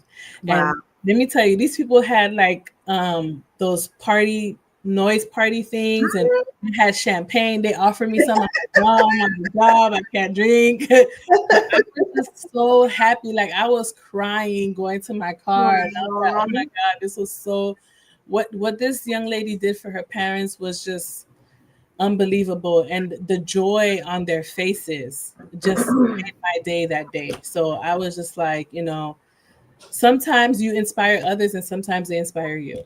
Absolutely. I agree 100% for sure. Awesome. So, but what was my other question? Oh, the other question I have for you is, how has your business transformed you personally in your life? Ooh, it has made me more of a people person. Okay. I was very, very shy growing up. You could, if you came and talked to me and I didn't talk back, you might think I was rude. I was just shy. And being in this business, you cannot be shy because you're talking to people, whether it's on the phone, whether it's online, in person, you're talking to people all day. So I was able to come out of my shell more. It has helped me a lot with my vocabulary. I know that sounds crazy, but it has. And it has helped me realize that there are some missing pieces in our community, and I want to be able to plug those holes. Interesting. I love that. I love that. I love that. So, can you give us like some tips and different, like a little tips and strategies of how to go about saving? Because you mentioned earlier about saving in an envelope type stuff. Like, what was that whole process like? Oh yeah, it was. You can, with the 100 envelope challenge, you could. There was a book that I found on Amazon that has like 100 slots, 1 through 100, and you just put the money in, or you can literally just buy those white mailing envelopes and then just put money in each one. That's how I did it. When it comes to saving, the first step is budgeting. And I'm not saying, oh, you get your check and then you just pay for the bills and whatever is left is whatever is left. Every dollar you have should have its envelope. When I do my budgeting, but I got a little bit fancy now. Now I actually bought those little budgeting stuff from Amazon. I'm waiting for it to come in. I want to set aside money for, I know what bills have to come out, right? We all know what our bills are, when they need to come out, how much they are per month. But what you need to understand is if you have an overflow, it's not just go out and spend it and buy bundles and go buy makeup and perfume and whatever it is that you feel like you want. This is why we can't save, because we want to sit here and splurge when we shouldn't really be doing that all the time. But I created envelopes where I would save for car repairs, or I would save for if I know I had events coming up and I need to, it's an event I'm participating in, I would save for that event. So each envelope had a name and I was able to put money in it. And if I know, hey, for 2 weeks, I want to put $50 in my pocket for miscellaneous stuff. Or if I want to save money for groceries or whatnot. I made sure I structured my budget that way so I can be able to save the rest of the money that I have and not be able to feel like I need to swipe a card. I haven't used the card since March 2020. I have not used a credit card since then. Wow. A lot of them we've been able to get rid of. And that's one thing I'm very proud of myself and my husband for, is it wasn't easy. And we saw how much we were just spending on miscellaneous items. Like I'll go to Ulta. I have every store card you can think of, you guys. Ulta, JCPenney, Macy's, Burlington. I got them. But do you guys ever use, I have all of them. But do you ever look at the statement and see how much your interest is? Those cards are like 29% interest. I stopped using credit cards a while back. I just have like my Chime credit building card and my Chime debit card. That is it. I don't have any credit cards because in the past I had credit cards because, there's some that I still owe stuff on and there's others that I had paid off and I was just like, I'm not doing this shit no more. So I don't have any credit cards. I had a Target credit card that had like $50-something on it. And it was just bothering me. I'm like, well, why do I have a Target credit card with $50-something on it? It didn't make any sense. Like one time I went to Ulta and I'm like, oh, I need to get some CeraVe products, right? So I had my budget for that. But I get into Ulta and it's like, oh, if you sign up for a credit card, you get 20% off. That's how they get you. Oh, yeah. That's why I'm like, no, thank you. I'm good. I'm not here all the time. I come here once a month. No, I was like, oh, okay, cool. And then I got, I think I got approved for like $1,500. And she was like, oh, you could get anything in the store. And I'm like, I'm a perfume girl. So I got me some CeraVe. I got some Daisy by Marc Jacobs. This is going all in. And then when I got to the front, and she was like, okay, that'll be $300. I said, oh, excuse me, what? 300 and what? I said, oh my God. But that's how the plastic gets you. You do tend to spend more when you have a credit card because you know, oh, I could just swipe the card and I pay it off, but you don't pay it off. And that's where the interest kicks in. And that's what these credit card companies know. That's where they get you. Yeah, for me, I love the fact that Chime has a credit building card because that's what I use whenever I'm doing purchases or paying whatever the case may be because it actually increases my credit score. Yeah. And it has like a good remark on my credit report when I go look at it. And Yeah. it's helping me grow like that. And I'm just like, I haven't used a credit card since 2022. That's awesome. Now, I'm not saying you guys don't use your credit cards. It's just like For saying, me, I don't use my credit cards. yes. If you can control your spending and if you can stick to spending, because I know certain people use it for gas and then they pay it off at the end of the month or whatever. If that works for you, great. But me personally, I steer clear of credit cards. Brown And Butterfly Boo says Chime is a good card to have. Yes, it is. maybe I need to look into Chime.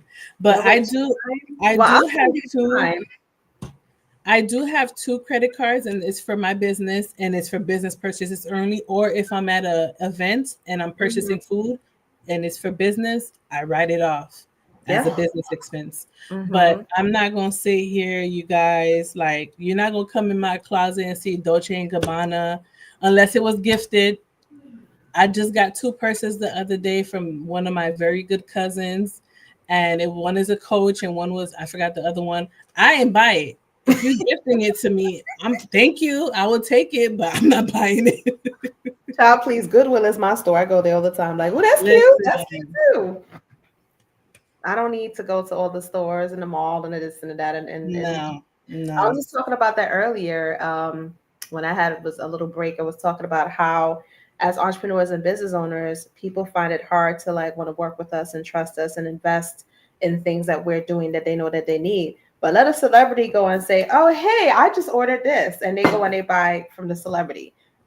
Well, that's what happened with it wasn't a celebrity, but with the Stanley Cup. Yep. When the lady's car, caught on fire and the cup was full of ice and it didn't catch on fire, but everything else caught on fire. Like, I want to know what that cup is made out of, honestly. But the fact that she just pulled out the cup and it was intact, nothing was wrong with it. People went crazy buying the Stanley Cup. And then they even bought her a new car, which, I mean, I'm happy for her. She got a new car. But like, people go crazy for the Stanley Cups. There was one time I went to Target and it was super early in the morning and there was a line outside. I'm like, this not Black Friday. What's going on? A new Stanley Cup came out and those people went there to go get Stanley Cups. Listen, I have the invitation one. I'm Girl, sorry. I have the nice $6.99. This is it's good for me. Got the hot and cold. I have the invitation one from Five Below. That's the one I got. There you go. There you go. And that's what I'm saying. It don't make no sense. But when it comes to like entrepreneurs or business owners, people feel hard to like want to work with us and so on and so forth, or invest in what we're offering. And we're the ones that's like, person to person, face to face to say, thank you for supporting our business. Maybe I'll give you an extra product because of that. Celebrities don't do that. Stores ain't going to do that for you. No, they're not. The owner's not going to come out of his office and be like, oh my God, Stephanie, you bought this item. I appreciate you. They don't do that. You're just a number.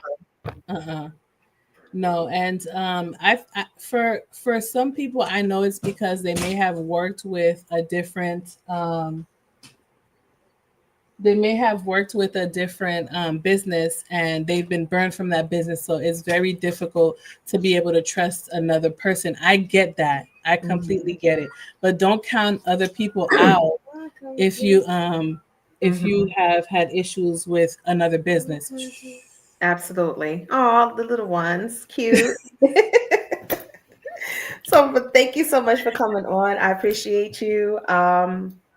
Continued success. I know you'll do well with the planner. I thought that was a great idea. And that's why I was just like, you might need to do it this way. You may need to do it this way. Just come on. Yes. And I'm definitely going to follow up with you on that and take my notes on that. And absolutely. We'll definitely talk. For sure. I'm actually doing my master class of course. I'm doing my master class on that next December 15th. So I'll send you the information. Okay, great. fun. But yeah, and I definitely want to connect with you too because I have to do better at saving myself, so I'm holding myself accountable. I got you, girl. I got you. All right, love. So we'll talk soon. Have a good one. I hope you You enjoyed the show. too. Bye. Thank you. You're welcome. All right, guys. That was Stephanie Leandre. She is the debt and wealth strategist. The last person to come on is Miguel Pinto. He'll be on soon. And Joanne, do you want to come on? Yeah, I'll show you what I just got. Oh, okay. Hold on 1 second. And my roomie Joanne is here. She's the one that actually helped me with the concept of doing a marathon that turned into a streamathon. And I wanted to bring her on as well to come on and show what she got because she got some goodies and some stuff going. I'm so happy for her. Okay, cool. Thank you, Brown Butterfly Boo, for joining. I appreciate you on Twitch. So it was on all the platforms, Twitch, YouTube, and Facebook. Went ahead and did that along with because StreamYard had a special for Cyber Monday. So I said, all right, fuck it. I'm going to just go ahead and do it, bite the bullet. And it definitely gives me a wider range of people that I've never met before, like Brown Butterfly Boo over here, and other people. So definitely sometimes you have to invest in order to create a wider span for yourself. And that's what this is all about when it comes to the Streamathon. The next one's going to be Wednesday, January 8th. So if anyone wants to participate, you're more than welcome to do so. Here is Joanne Morton. Hello, everybody. How's it going? Everybody's good. So tell us about yourself. Well, I am Joanne, and I am an artist. I live here. I just got back from a long day, but it's a good day because I got this. You can hold it. I got this in the mail. Yay! I'm selling wall calendars. Very, very nice. So if you want to look at, open it up and look at it. So each month has a photo and an affirmation. It does. Let go of the illusion. Let go of the illusion of control. And that is for February. Yeah. That's my birthday month. Oh. Okay. And then January says, today is a good day if I say so and I say so. That's right. So, I love it. Yeah. And the pictures that are on here are pictures that I've taken through travels. Nice. So some are from here in Savannah, some are out west, some are up north, in Ohio. So they're all different. And so this is the third year that I've done a calendar. And it's just a kind of a fun way to just get your stuff out there. And everyone needs a calendar. Absolutely. Right? Yeah. So, and look at the back. Each and every day, ask yourself, why the hell not? Absolutely. I agree with that statement. So I make this calendar also because sometimes you just need a little reminder. So affirmation. And I also called it Your Best Year Yet. And there's a book called Your Best Year Yet that I highly recommend. I forget the author. Her first name is Jenny. But I used to do that every year with this woman. And it kind of outlines how you build your year for the next year. So I always like that. So this is your best year yet. Just like today is your best day yet. It is the best day yet. And everyone, please go ahead and follow Joanne. She's on Facebook, TikTok. Yep. And you can go to my website, which is joannemorton.com. I'm actually going to add that. And on my homepage, there's a link to the shop. So you can pre-order this. These aren't print on demand. I'm also launching. I did a book before. This was kind of magazine format. So this is my first book that's coming out. Pre-ordering on that on my shop, and it's called A Zip Zap of Positive Energy. I am the Positive Energy Artist, and it's a guide to magic, passion, love. And magic, passion, love is a renewable, sustainable, positive energy source found within all of us. And we all have it. And when you allow your magic, feel your passion, and live your love, life feels good. It does. And that's what we want, to feel good in our everyday life, 24/7, no matter what you're doing. All day, every day. And then you share it. Wow. Which is what Dillis is doing today. She's sharing her magic, passion, love. so that other people can share their magic, passion, love. Absolutely, and it's something that's needed, especially in these times. Yep, right now. And it's a call to action for all of us. Absolutely. To activate your magic, passion, love, activate positive energy, activate the love vibe, because we're here to love. And if you need reminders, get a book called A Zip Zap of Positive Energy, which is coming soon. That's right. And also, if you go to Amazon and search Joanne Morton 2025 planner, you can order a planner and get it delivered to you on Prime. How about that? So that is an instant. And then also, if the book is, get a pre-order the book, but if you really want to see the book, you can go to joannemorton.com, go to my shop, which is scrolling on the screen, and you can download it for $5, but I'm giving you a 24% discount since it's 2024.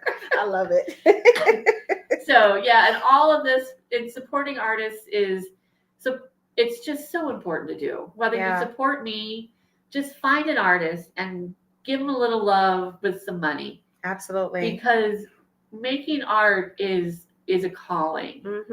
And also art is really what inspires everybody, everything, you know? And so, and we need the independent artists, because we are the ones that will encourage you to have the courage to live your creative life. And creativity is the key.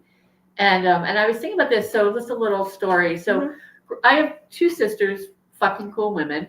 But growing up, they have a lot, they're definitely in jobs, 9-to-5 type jobs, but very awesome jobs. But they love what they do, but they're a little more structure. And even in school, I was always like, oh no, I'm going to fail math, so I got to like study, you know? Same. So, yeah. Same. Yeah. So I got D's on my report card, whatever. Same. I didn't fail. I got a D, you know, I got some C's, but anyway, but they were, you know, all A's all the time. And so in my mind, an old story that I've thus changed it was that story of the ants that work all the time in the summertime. They get all the food. And then the grasshopper, what have they been doing all day, all summer long, playing and talking, entertaining the ants while they work. And so in the wintertime, the story goes, they're all inside nice and warm and have all their food. But the grasshopper, because he didn't work all summer long, he's out in the bad and he doesn't have it, so he has to go beg. But the ants let them in. So I always had that, like I was the grasshopper and there was something wrong with me. And I can't take care of myself. But recently I redefined that story. The ants need the entertainment to make work a little more enjoyable. That makes sense. Right? Yes. Right. It makes sense. They need that. You know, even if it's just like, you know, they need it. So, and that needs to be, and if the grasshopper is doing a service of value to the ants, making them work a little more enjoyable, then the work that they're doing, he's doing the work too, or she's doing the work, and all reaping the rewards of the work being done. Because they all play their part in purpose. Exactly. Everybody has their little bit. And if everyone does a little bit, no one has to do it all. Absolutely. And it's more fun and more enjoyable. Absolutely. So that's why it's really important to find good partners to collaborate.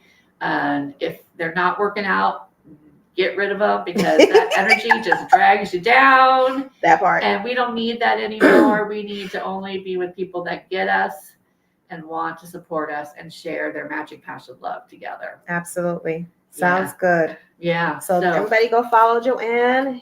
JoanneMorton.com. JoanneMorton.com. Make sure you get the calendar. Yeah, support artists, whether it's me or somebody else, but why not me? Because I'm here. Exactly. So, okay, well, I'm glad the Streamathon's going well. Thank you. I have one more person. Me. Okay. And then I'm get off this damn thing. Okay. Jesus, it's been all day. Yeah. 8-hour day. Woohoo! I know. I'm just waiting for Miguel Pinto to come on, and then after that, we'll be done with the Streamathon. I had so many different hiccups today. Oh my Lord.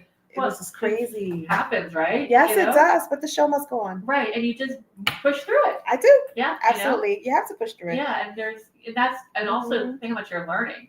Yes, And I was absolutely. wondering if you did the StreamYard thing, so I'm glad you did. So Yeah, I do everything through StreamYard no, actually. but you upgrade. I saw that cyber thing too. Yeah, I saw Yeah. it and I upgraded it, so it's even much more Yeah. expansive where it's on YouTube, Yeah, Facebook, and Twitch all at the same time. awesome. So Imagine excited. how much reach Yeah, with that. yeah. And so yeah.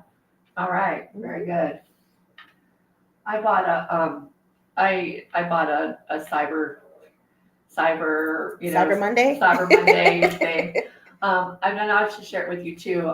Blinkist. What is it? Blinkist. Have you heard of Blinkist? No, never. Let me go get it. And I'll show you. I'll go get it. Okay, cool.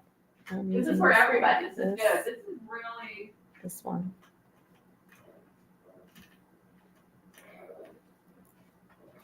So there's all this stuff Mhm. that you know that we need to read. There's so much books. There's so Yes. many things to read. Yeah. But I don't know about you, but it's I only have so much time. Mhm. And I also like reading and not listening to things because Mhm. reading and I learn differently. Yes. So there is this, it's called Blinkist. Mhm.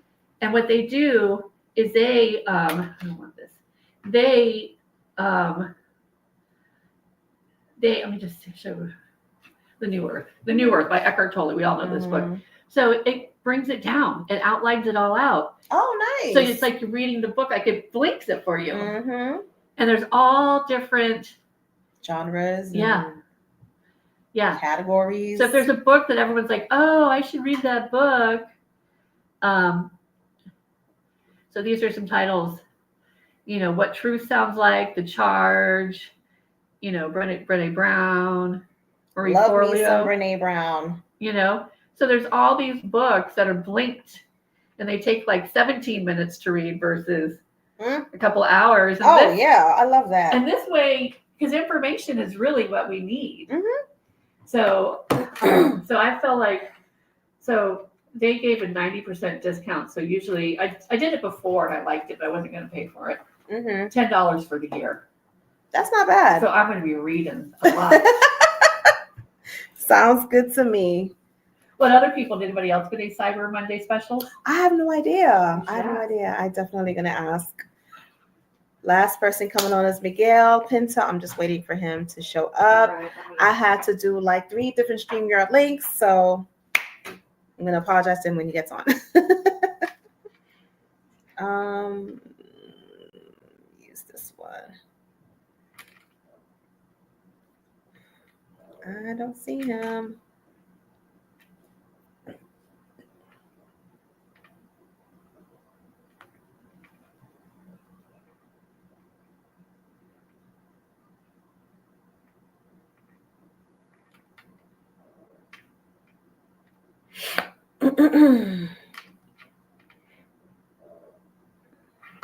Oh, there you go.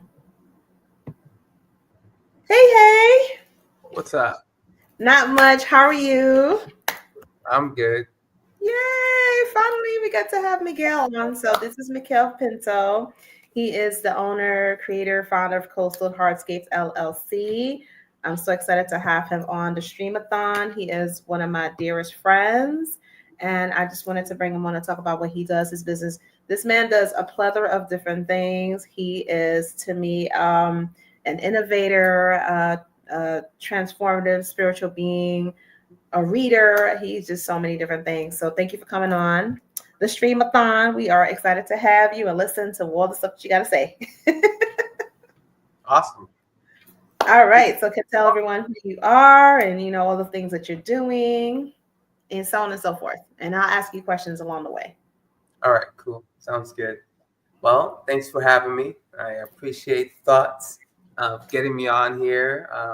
Very exciting. This is probably my second time ever, doing something like this. The first time I want to call it interviewed because that's exactly what it is. Yeah. And the first time that I did this was about 3 or 4 years ago, when I was extremely challenged in my business. I was extremely overweight. I was about 265 pounds. I was just giving up in many areas of my life. And a guy that came into my life who I've been following on social media for about 6 years prior to that day, had invited me on a transformative journey across the country to Denver, Colorado, and it just changed my life. Him and I have very many things in common when it comes to our trade, what it is that we do for work, and so, anyways, the point with that is that that was the first time that I had been interviewed on like this.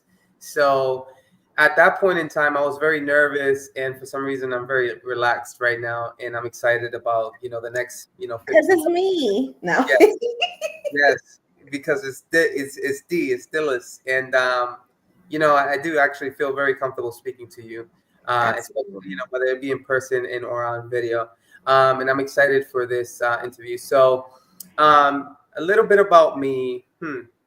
So the long story short, well, what I do is I help homeowners, residential homeowners, design multi-functioning outdoor living spaces. So what that means is that if you're a homeowner and you have some equity in your home or you have a substantial amount of income you can dispense for your backyard or just your overall landscape to enhance it and make it look better, you can essentially work with me.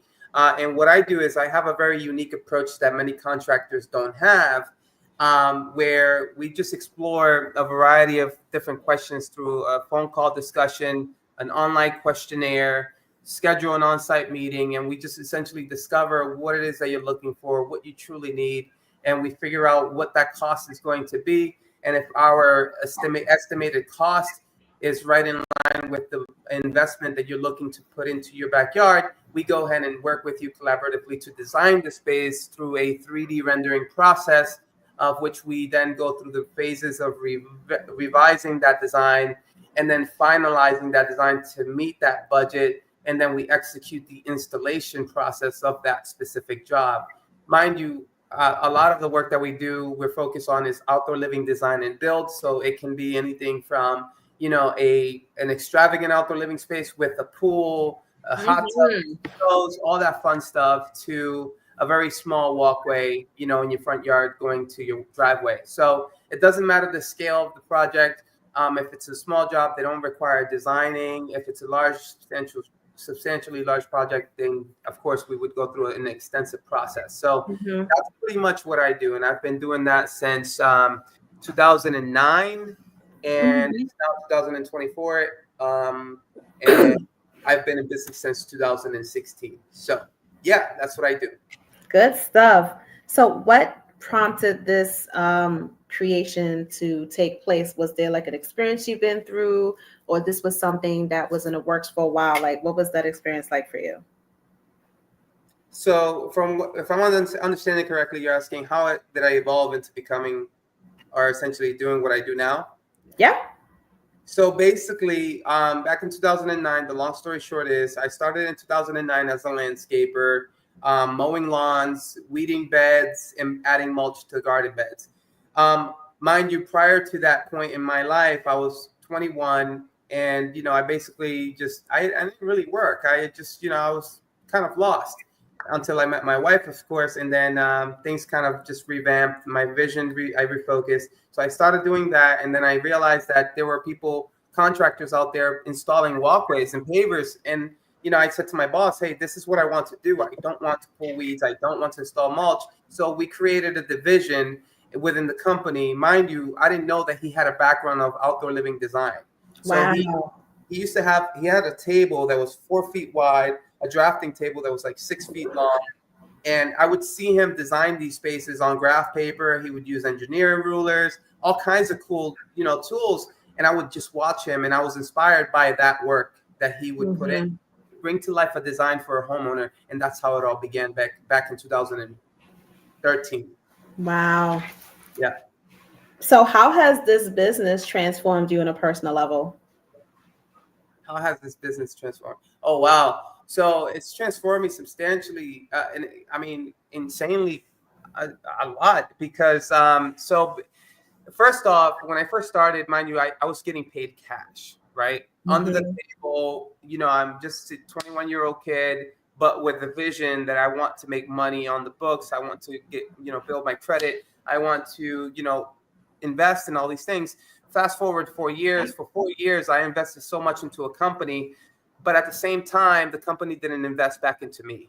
And so, but I had this negative mindset. It wasn't the company; it was the owner. He never invested back into me or his employees, and he always would 1099 us at the end of the year. And I learned that I was on a subcontractor. I was an employee. So each year, when we were 1099, basically we would have to pay that money back to the IRS, and my wife's income taxes would get garnished because of the money that I owed. So I didn't make enough money to pay back the money that I made.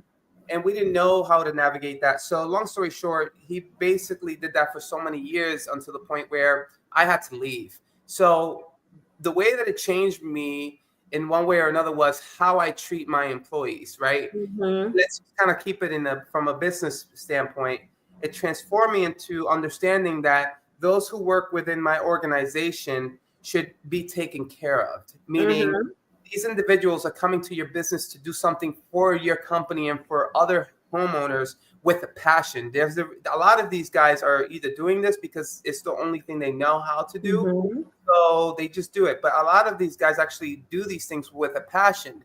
I mean, we used to mow lawns and put stripes on lawns up in the Northeast and passionately do that. So if someone does that with so much passion, you should take care of them. You should put them on payroll. And so I have a lot of compassion for anyone that works for me, and I ensure that they get well compensated, and just ensure that they evolve and grow with the company. So when it comes to just being a more compassionate person towards other individuals. So in a way, it brought that side of me out. That's awesome that you were able to kind of like have that perspective and insight throughout the course of your years working with other people and seeing how the owner of the companies were and how that affected you in that way for you to actually have a different perspective of how you want people to be treated within your organization. So that's a great thing to have. I love it. I'm sorry. Hey, no, I'm so inspired and impressed that you get it. That you're exactly what you said. The employees are helping you with your business. So of course you need to respect them, and that's so smart. So smart. So congratulations. Yeah. Yeah. This is Joanne. You'll meet her soon. Yeah. And where is Miguel again? Miguel, he's wait, are you in Pooler or in Pooler? Okay, yeah. Yep. Yeah. You I'm meet in him soon. Savannah. Hey. Hi, Cherokee. You too. Everybody's passing by. So what is the question that I have for you two is what's the most memorable compliment or review that you've received from a client? I know, right? Interesting. So I've had many. Let me hit you with the negative one. So you got a negative one? It's actually not negative, it's positive. So it's interesting. I was hired for a landscape project. Well, not a landscape project. A tree, probably the diameter of a 2-foot diameter, fell on the gentleman's house. Went right through his house. He was claiming insurance. I came in. I told him, hey, I can't take the tree out of the house, but I can clean everything else up. Anything that I can access, I can cut and I can remove and clean up your landscape. Boom. So that verbiage was not included in the contract. I assumed that this gentleman would be a guy of integrity and of good character and good morals. And he would, okay, cool. Sounds good, Miguel. I love it. I put together the contract. I forgot to add that section. I did the entire job, and this guy did not pay me one dime. He gave me a deposit of $200 on an $1,800 job and didn't pay me the rest of my money. And basically gave me a very negative review. He said that I was a kind person. However, I was a horrible businessman and did not stick to my word to complete the job. And those are things that and so mind you, from that moment on was when I realized that for every interaction that I have and every negative aspect of an interaction that I have and every positive, however it benefits the client or however it benefits me or however it's a negative experience for the client or a negative experience for me, I learned to take all of this information and figure out how I can verbalize into contracts to set some level of expectations and accountability, not only for my company, but also for the homeowners. And so I've been able to, over the years, since I started in 2016, develop a contract that's so extensive that it literally covers 10 pages. And so Yeah, I've used ChatGPT, and I've definitely read a substantial amount of information related to what we can and cannot add into contracts so that I can structure it, but also so that I can set the right expectations with homeowners, not only verbally, but also on terms and conditions so that they can never do these things to me. So I've only had one negative experience, and it was that one since 2016.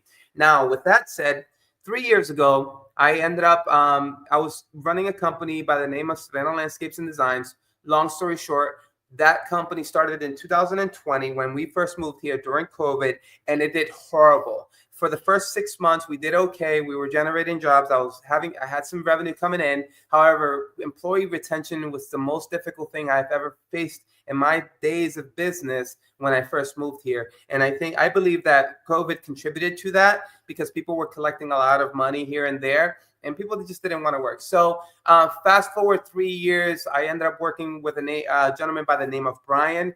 He's a great business owner, a very great mentor, amazing coach, and we're really good friends. And when he hired me for the job, it was a $35,000 project. I lost all my employees. They all quit little by little on me. And mind you, I weighed 265 pounds. I was falling back into drinking beers at the end of each day to suppress my feelings. And I still, in my mind, I wanted to quit the job. I wanted to just come up with excuses and tell him, hey, you know what, take him to court. I can't finish your job. But because I'm a person of integrity and I love what I do, but I need to deliver to my client what I said that I was going to, I follow through. And day in, day out for 60 days, I showed up. And for those 60 days, I worked however many hours I could on that job site until I completed it. And the best compliment that came from that job, from that client, is that he calls me one of his good friends. And so, I mean, you know what I mean? There's more to what he would compliment or say about me as a person that I just won't get into it. But the point is that I stuck it through back in 3 years ago through that job, and I completed it. And I'm being very vulnerable and honest. I almost quit on that gentleman on that contract, and I'm happy that I didn't, because it's not the person that I am. So, I finished the job, I rebranded my company, and here we are with Coastal Hardscapes moving forward, steady incline and thriving.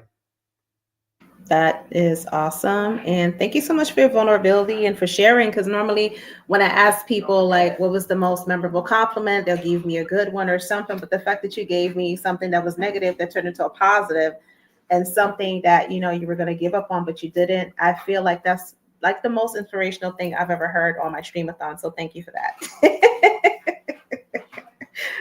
For sure. You're welcome. Sure.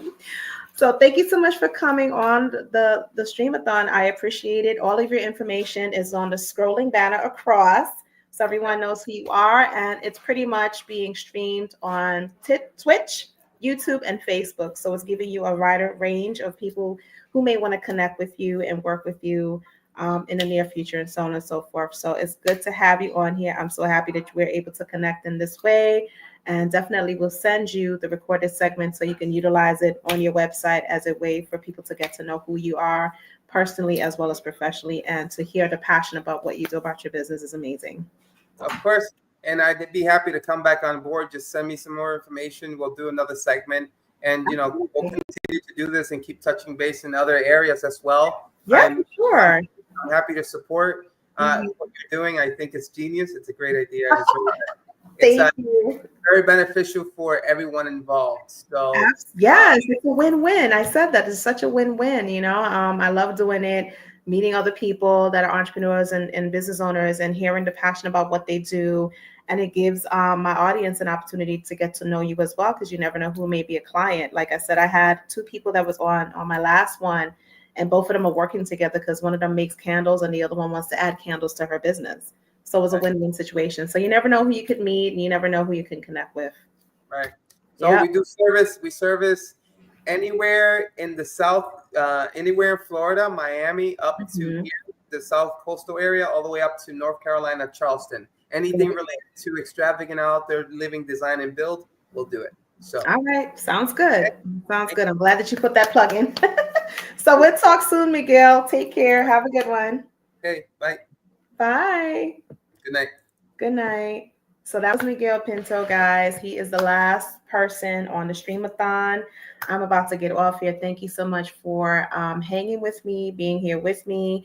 My sister from my little Mr. Dea, I got to send you something because you've been here with me all day long. And I'm happy that I was able to do it on Twitch, YouTube, as well as Facebook. So we can all get a broader reach, and you can get to know who I am and the other the entrepreneurs. And if there's any entrepreneurs on here who would want to be on the Streamathon, let me know. I'm going to go ahead and do another Google form for it that I have, where you can actually set up your time, make your payment, and you get a personalized flyer. Like I said, you get a recorded segment, you get your information on the scrolling banner across the way.